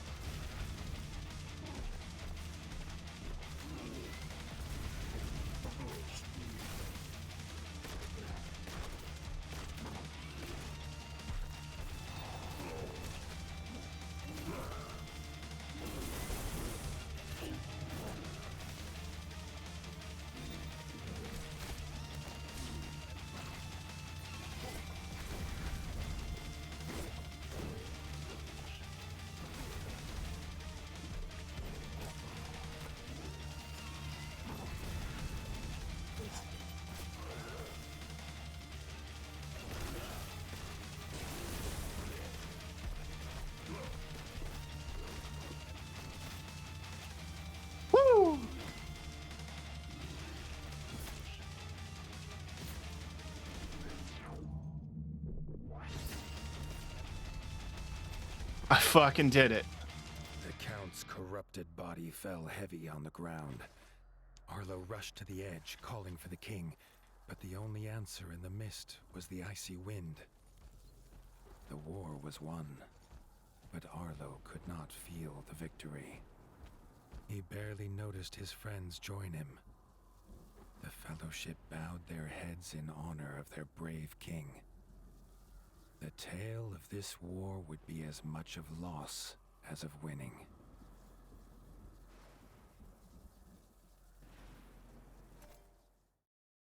Yes, he did pass. They returned to the Crimson Keep in near silence, each with their thoughts. There would be no victory parades.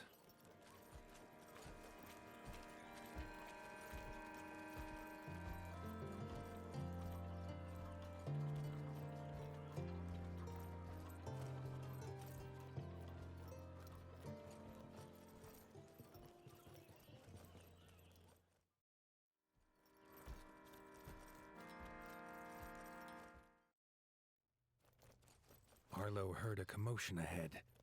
In the throne room were raised voices.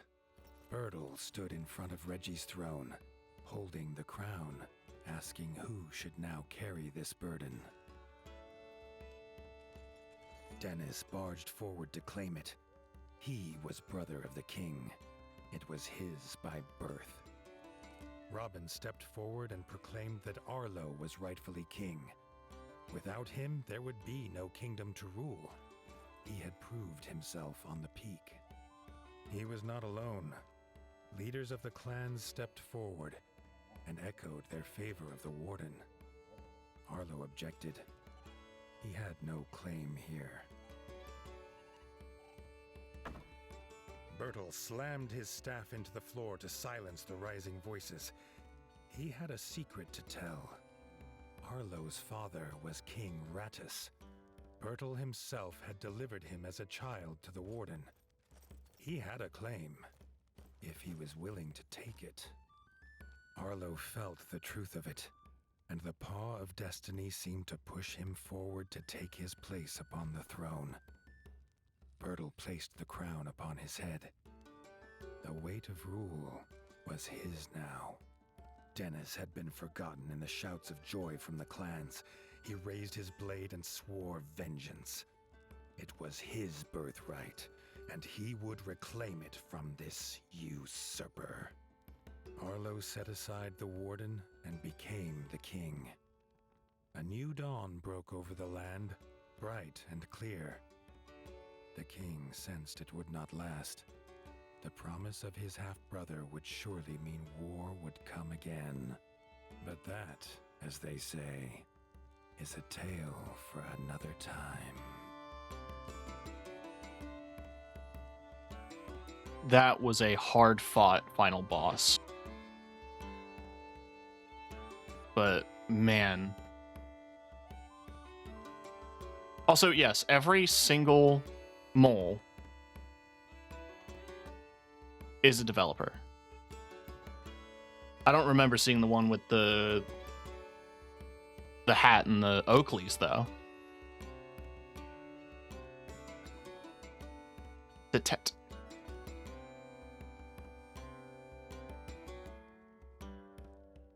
Really good game. It takes everything that the first game did and improves upon it massively. It feels amazing. That final boss, as frustrating as it was absolutely a joy. That felt final.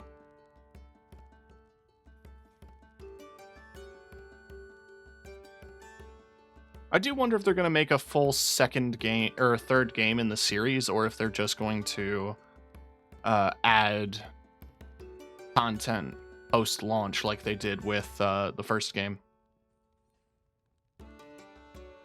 We'll have to see.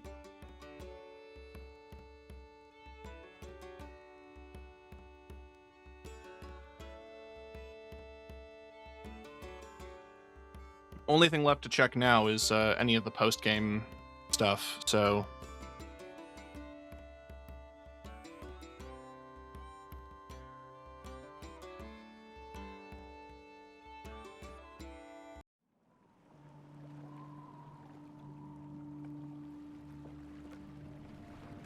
Oh shit.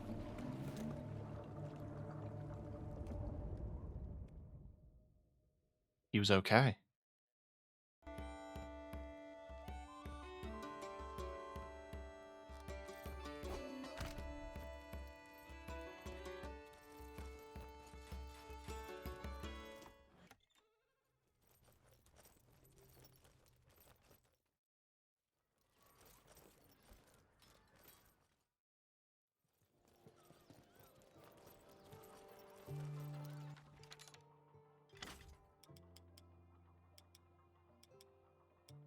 Defender of the realm.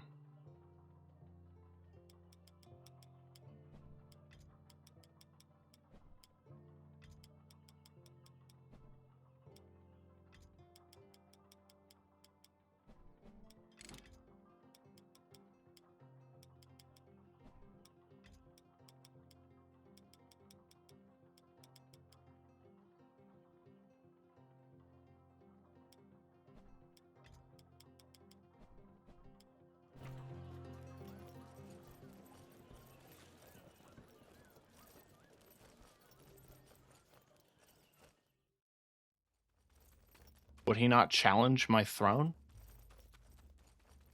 I mean, that would make sense to me. He just fled.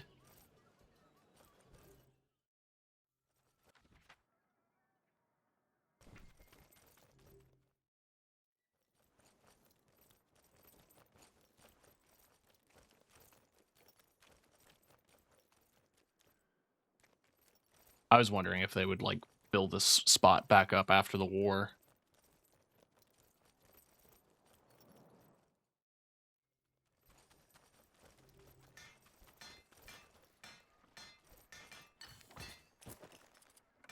Alright, well, there is a new set of armor. It is the Scorcher set.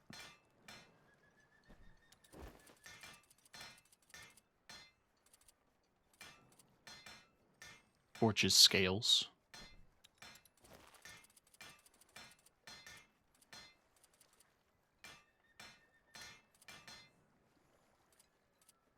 I don't have enough Scorcher fur. I'm imagining that's one of the boss fights.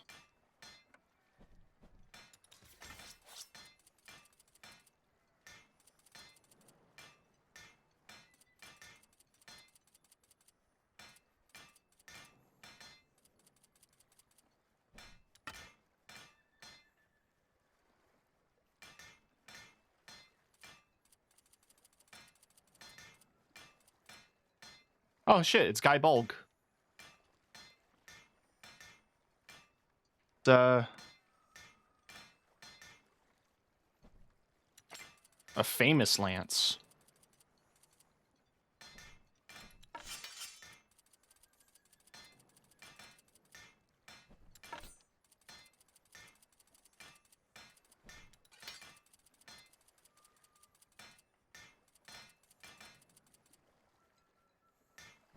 All right.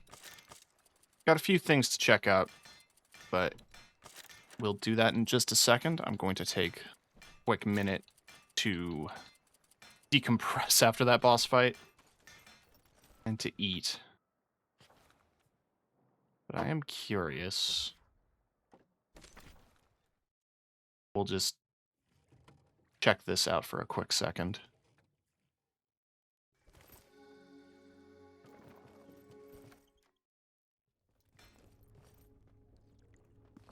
It's here.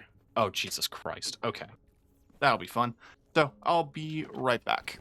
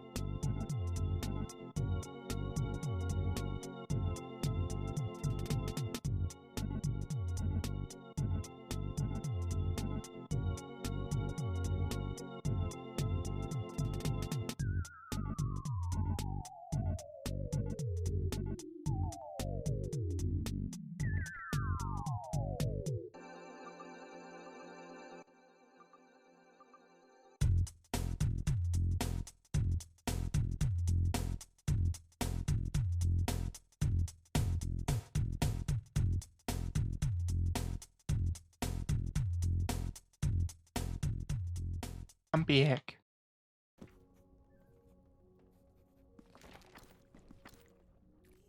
Darkwings are gone, but they left their Sky Scorchers behind, and now they look to make nests across the north. These fire-breathing beasts threaten to burn down every silver bough in the Golden Forest.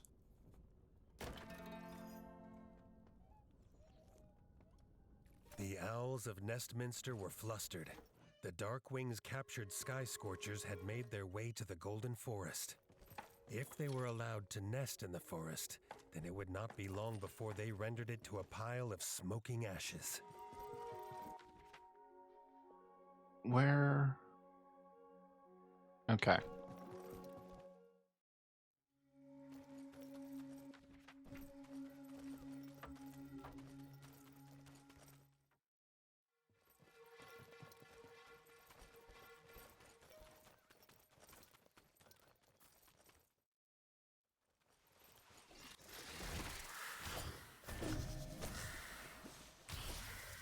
It's just giant snakes.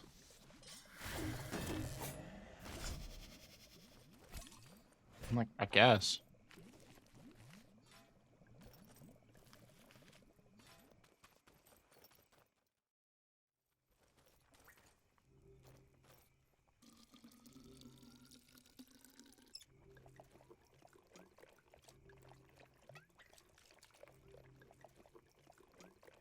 I don't see why I can't just like put my mouth under the tap of the keg. If my HP is that low, it saves me from constantly refilling.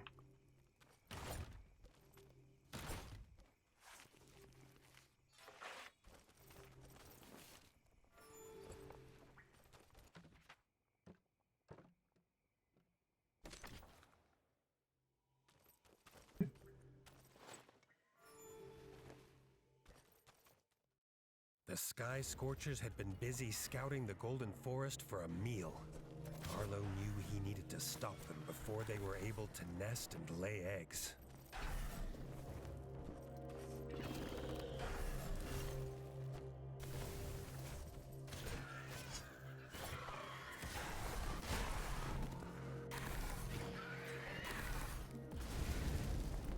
This is a non-undead one.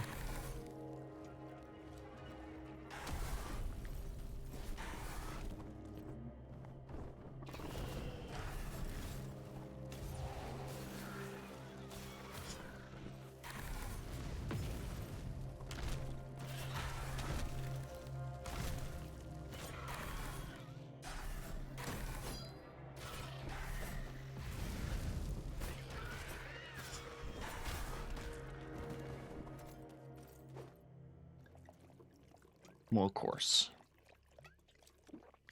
There's open world bosses. They have to leave. You can go after them again.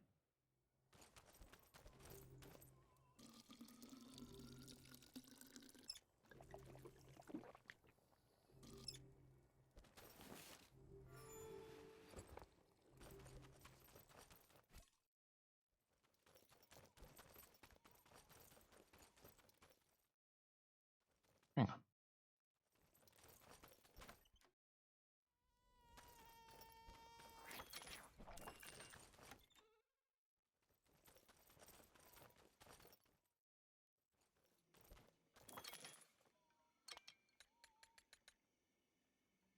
Huh.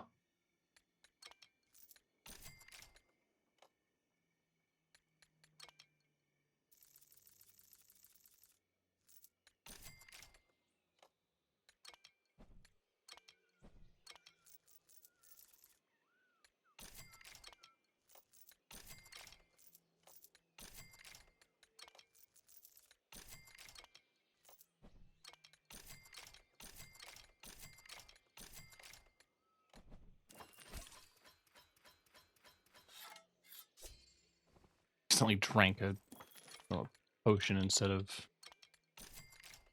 using a whetstone. There we go.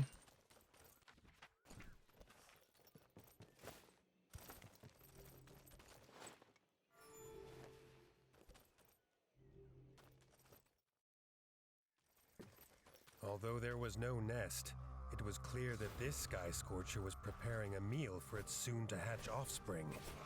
Although Arlo was too late for this owl, he was determined to protect Nestminster. I do love that it's called Nestminster.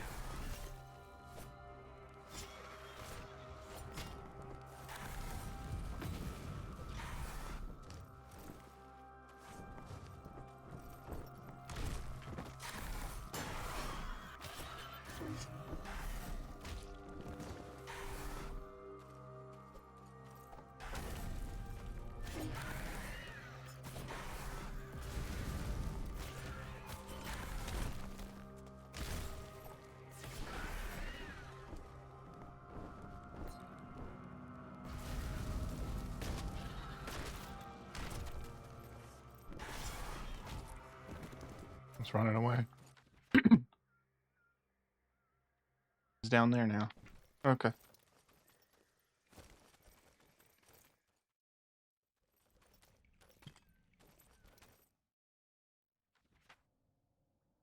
It got into a cave somehow. This big flying bat.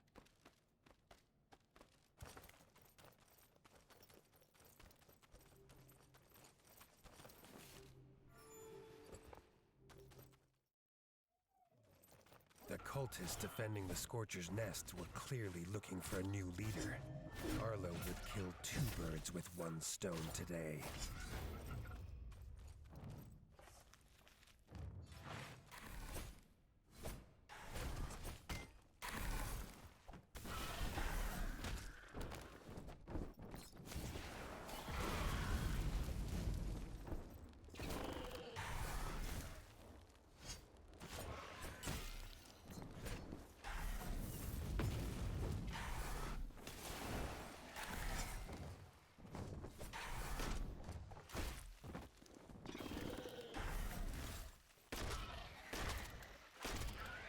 Just shoot it. Just shoot your problems.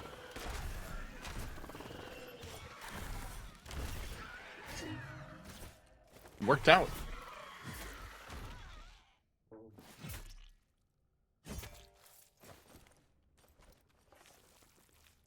With the Sky Scorcher defeated, the threat to the Golden Forest was gone.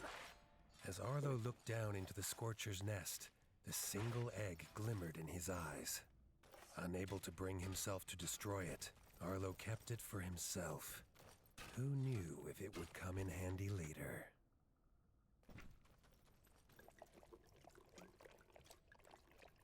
So I'm just gonna have an egg of a Sky Scorcher. Just gonna own one. That won't cause any issues. All right. Next off is the outskirts.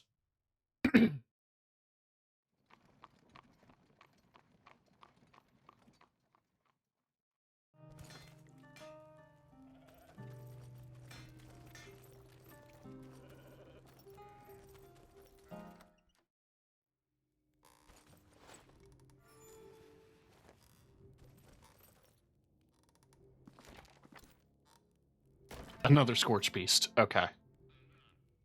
The Sky Scorchers that had escaped from Mount Cauldron had made their way to the outskirts. The farmers of Mossbug Farm were worried for their livestock. Arlo knew better.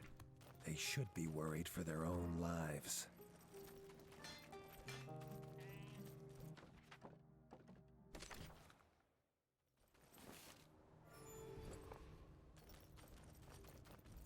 I mean, if a farmer wants to fear for their livestock, let them.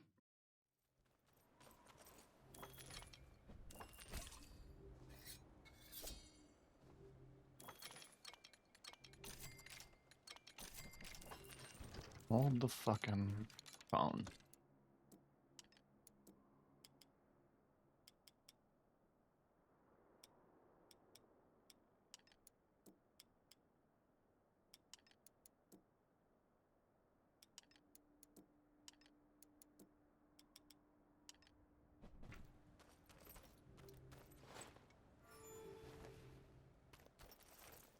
Tracking the beast revealed to Arlo that the farmers need not worry about their livestock, as for now, the Sky Scorcher had bigger prey in its sights.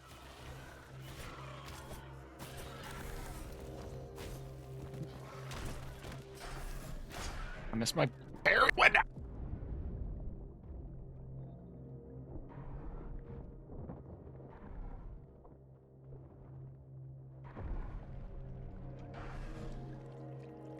Wink.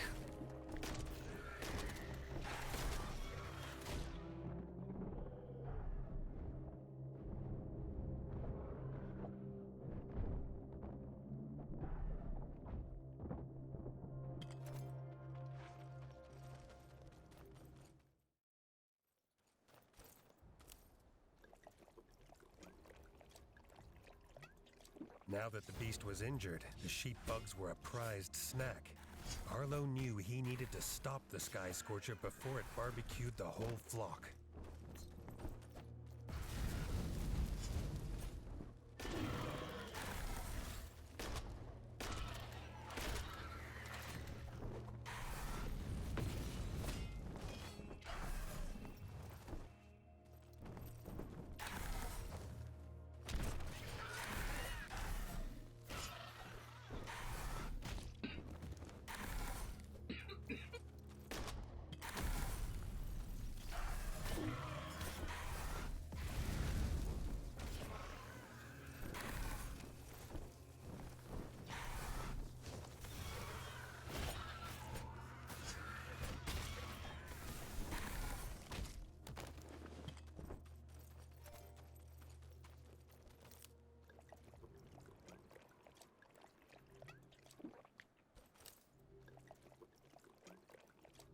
You know, why can't I send people to go do this?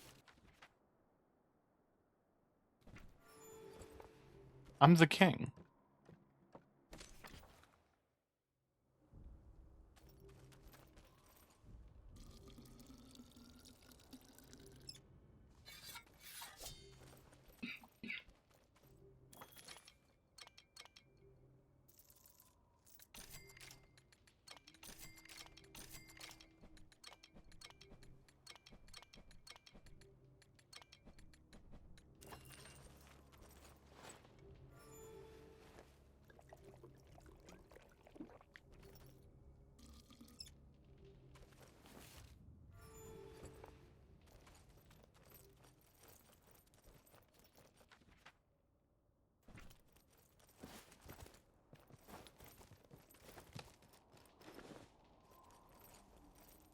Upon tracking the beast to its nest, Arlo wondered if he had made a mistake. But he soon realized that it was this monster bird that was mistaken. The egg in that nest was no monster bird egg.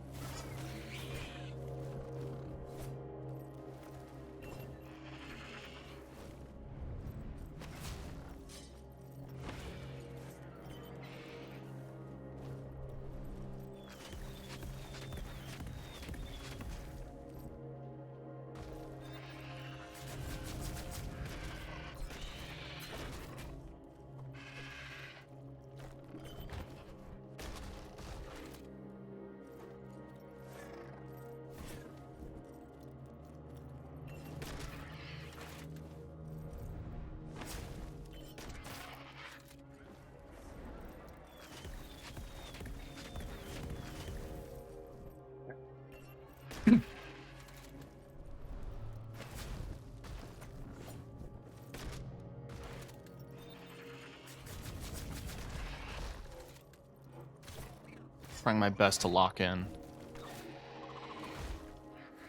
I know the moment I kill this thing. Yep.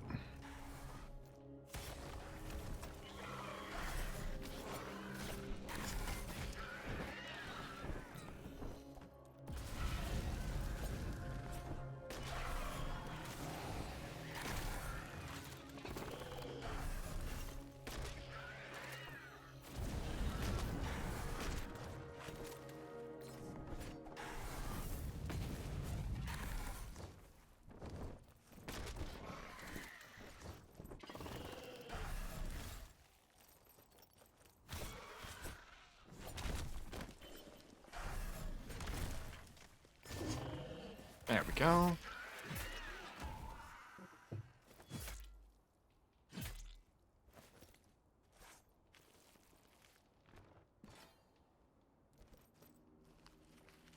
The Sky Scorcher was defeated. Its singular egg gleamed in the nest. Destroying it felt like a waste for such a rare item. Arlo wondered if he could be the first rat to discover how to hatch a Scorcher egg. Huh. So I guess with each of these, there'll be an egg.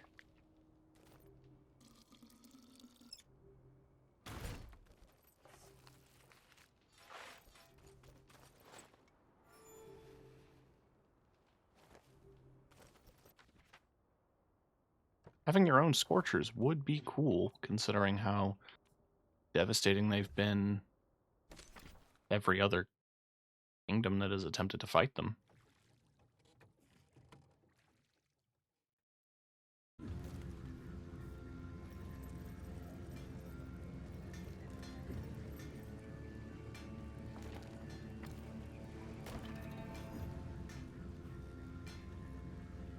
Short Tongue was panicked.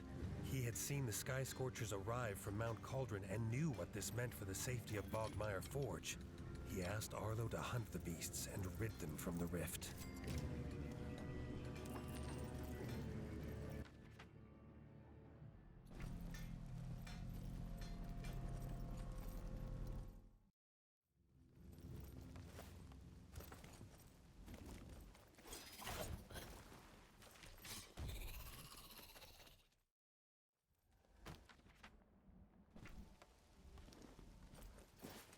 Let's get to this bench down here.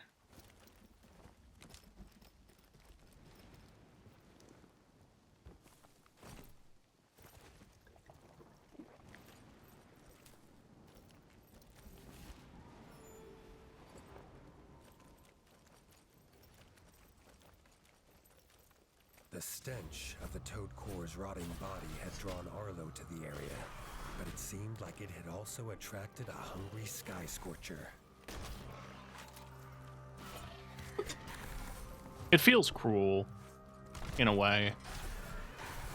They were bred in captivity, and now that the kingdom that held them is gone, they're just trying to flee and survive, but they are invasive and harmful.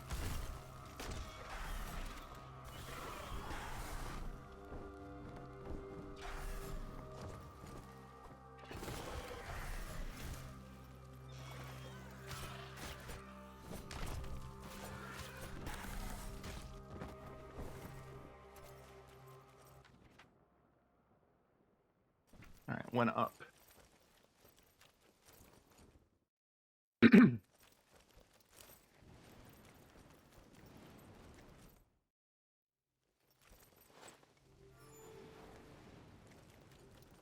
As soon as the Toad Core eye hit the ground, Arlo knew he was in for a fight. Arlo wondered if it was him that was now being hunted.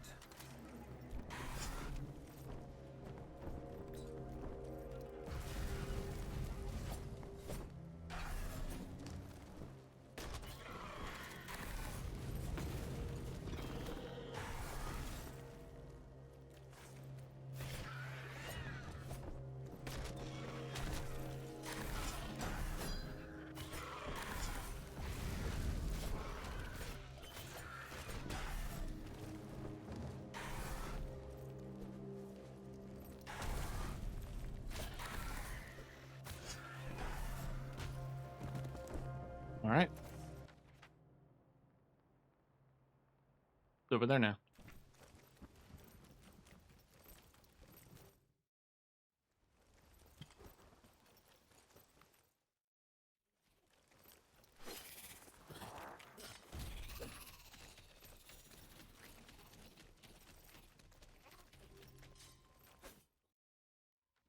Where am I going?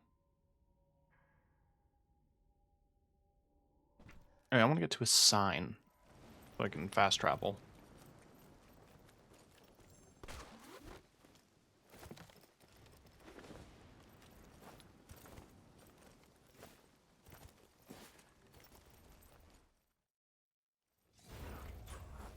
Do I have to? I guess I do.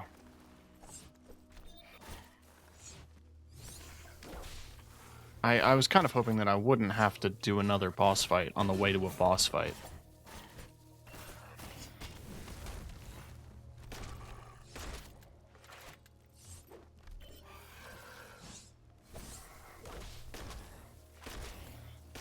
I have to buy arrows anyway. Alright, cool. Bye.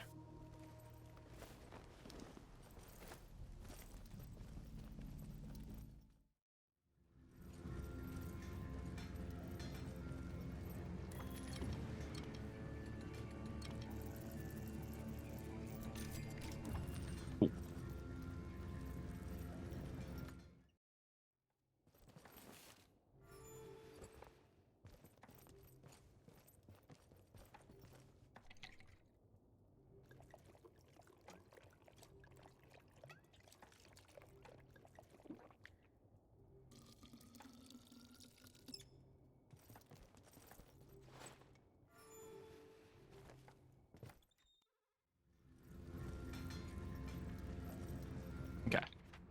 Now we go here.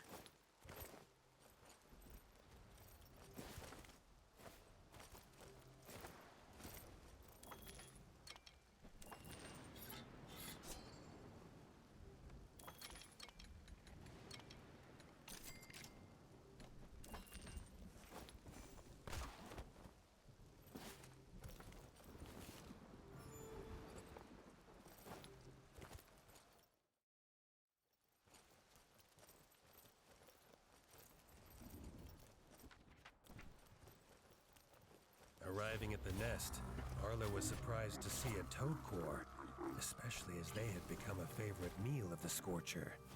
As the toad core scoffed down one of the eggs, it became very clear why it had been lured in.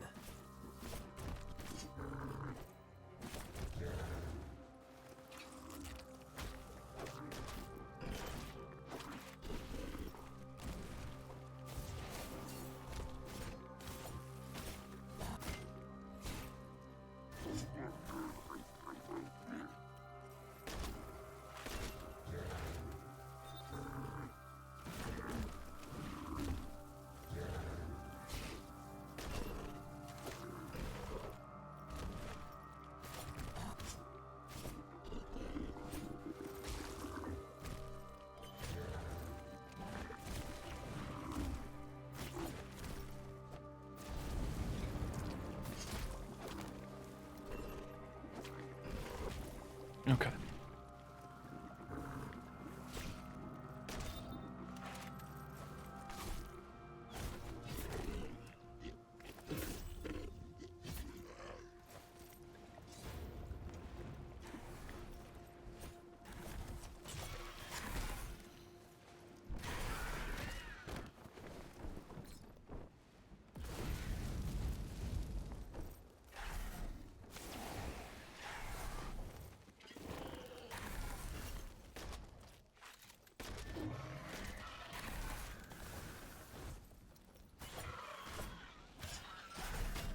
Oh, I should have parried.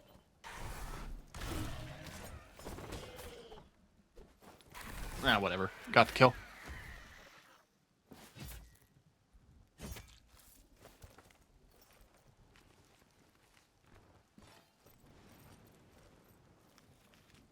With the Sky Scorcher vanquished, Arlo toyed with the idea of destroying its last surviving egg.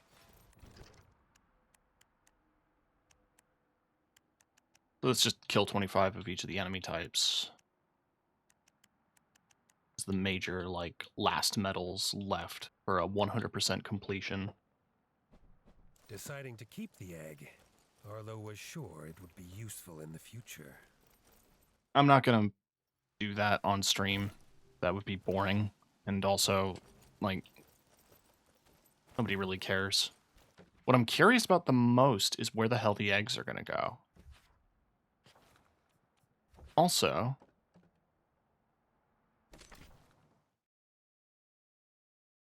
that little rowboat was a thing that the turtle guy did in the first game, and I want to see if he's there now.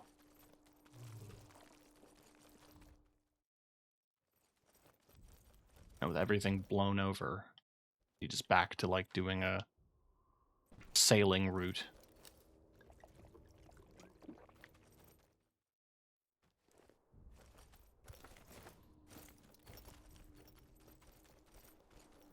No.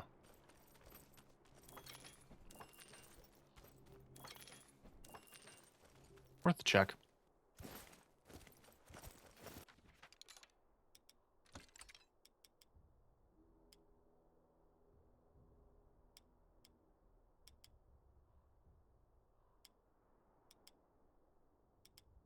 Said the Scorcher eggs can sit in the nest for hundreds of years. No rat really knows what causes them to hatch.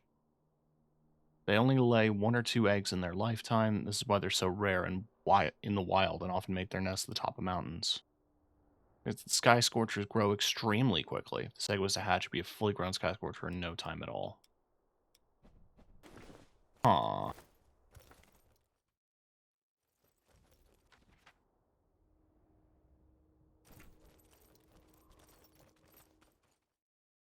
I wonder if it's like related to a side quest.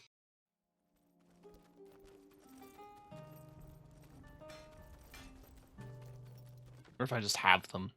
Like if I go back to my house, do I just have them on display or something?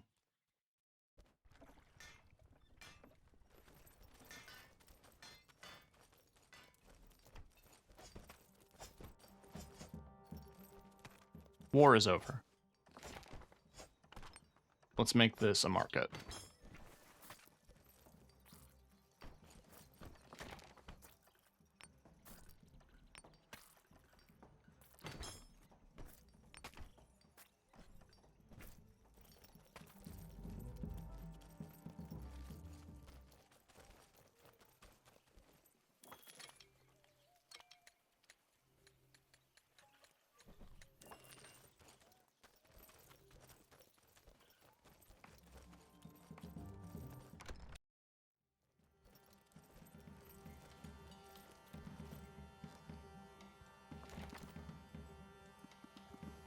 Okay.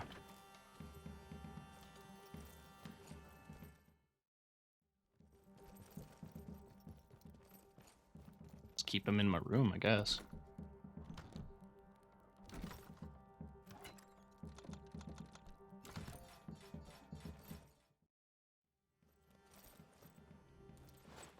We did it. Oh.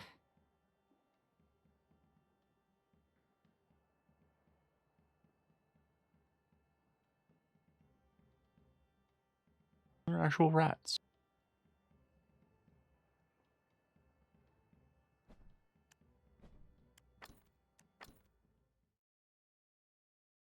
So I did not think that would be a single stream. I thought there was a bit more to the game. Well, I'm at 91%. So there are a couple of things that I'm missing. I don't think I'm going to do a dedicated stream.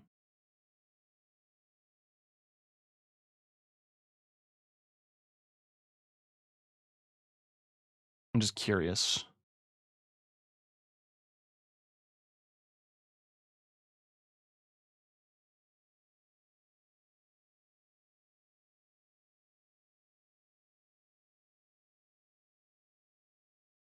Okay, no one knows what the eggs are for. They're assuming DLC. So if this game does drop some DLC, we'll jump back in where we left off, because the post-game stuff in Blasphemous and in the first Tales of Iron were really good, really challenging, expansive, and all that, but we're done. We beat it, and that gives us plenty of time before Monster Hunter, which is good. I think I'm going to try to do a midnight launch on the Friday. We will see. And in the meantime, why don't I send you all off somewhere? Who's doing what and where?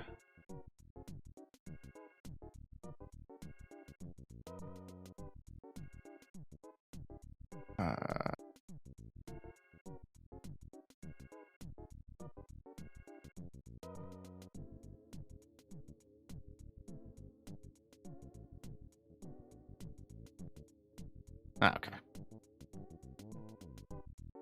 Go raid Russ. Haven't raided Russ in a while.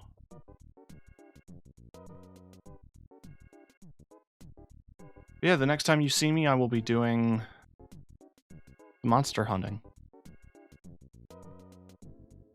And the stream won't open with 3 hours of character creation because we did that during the beta. So get excited.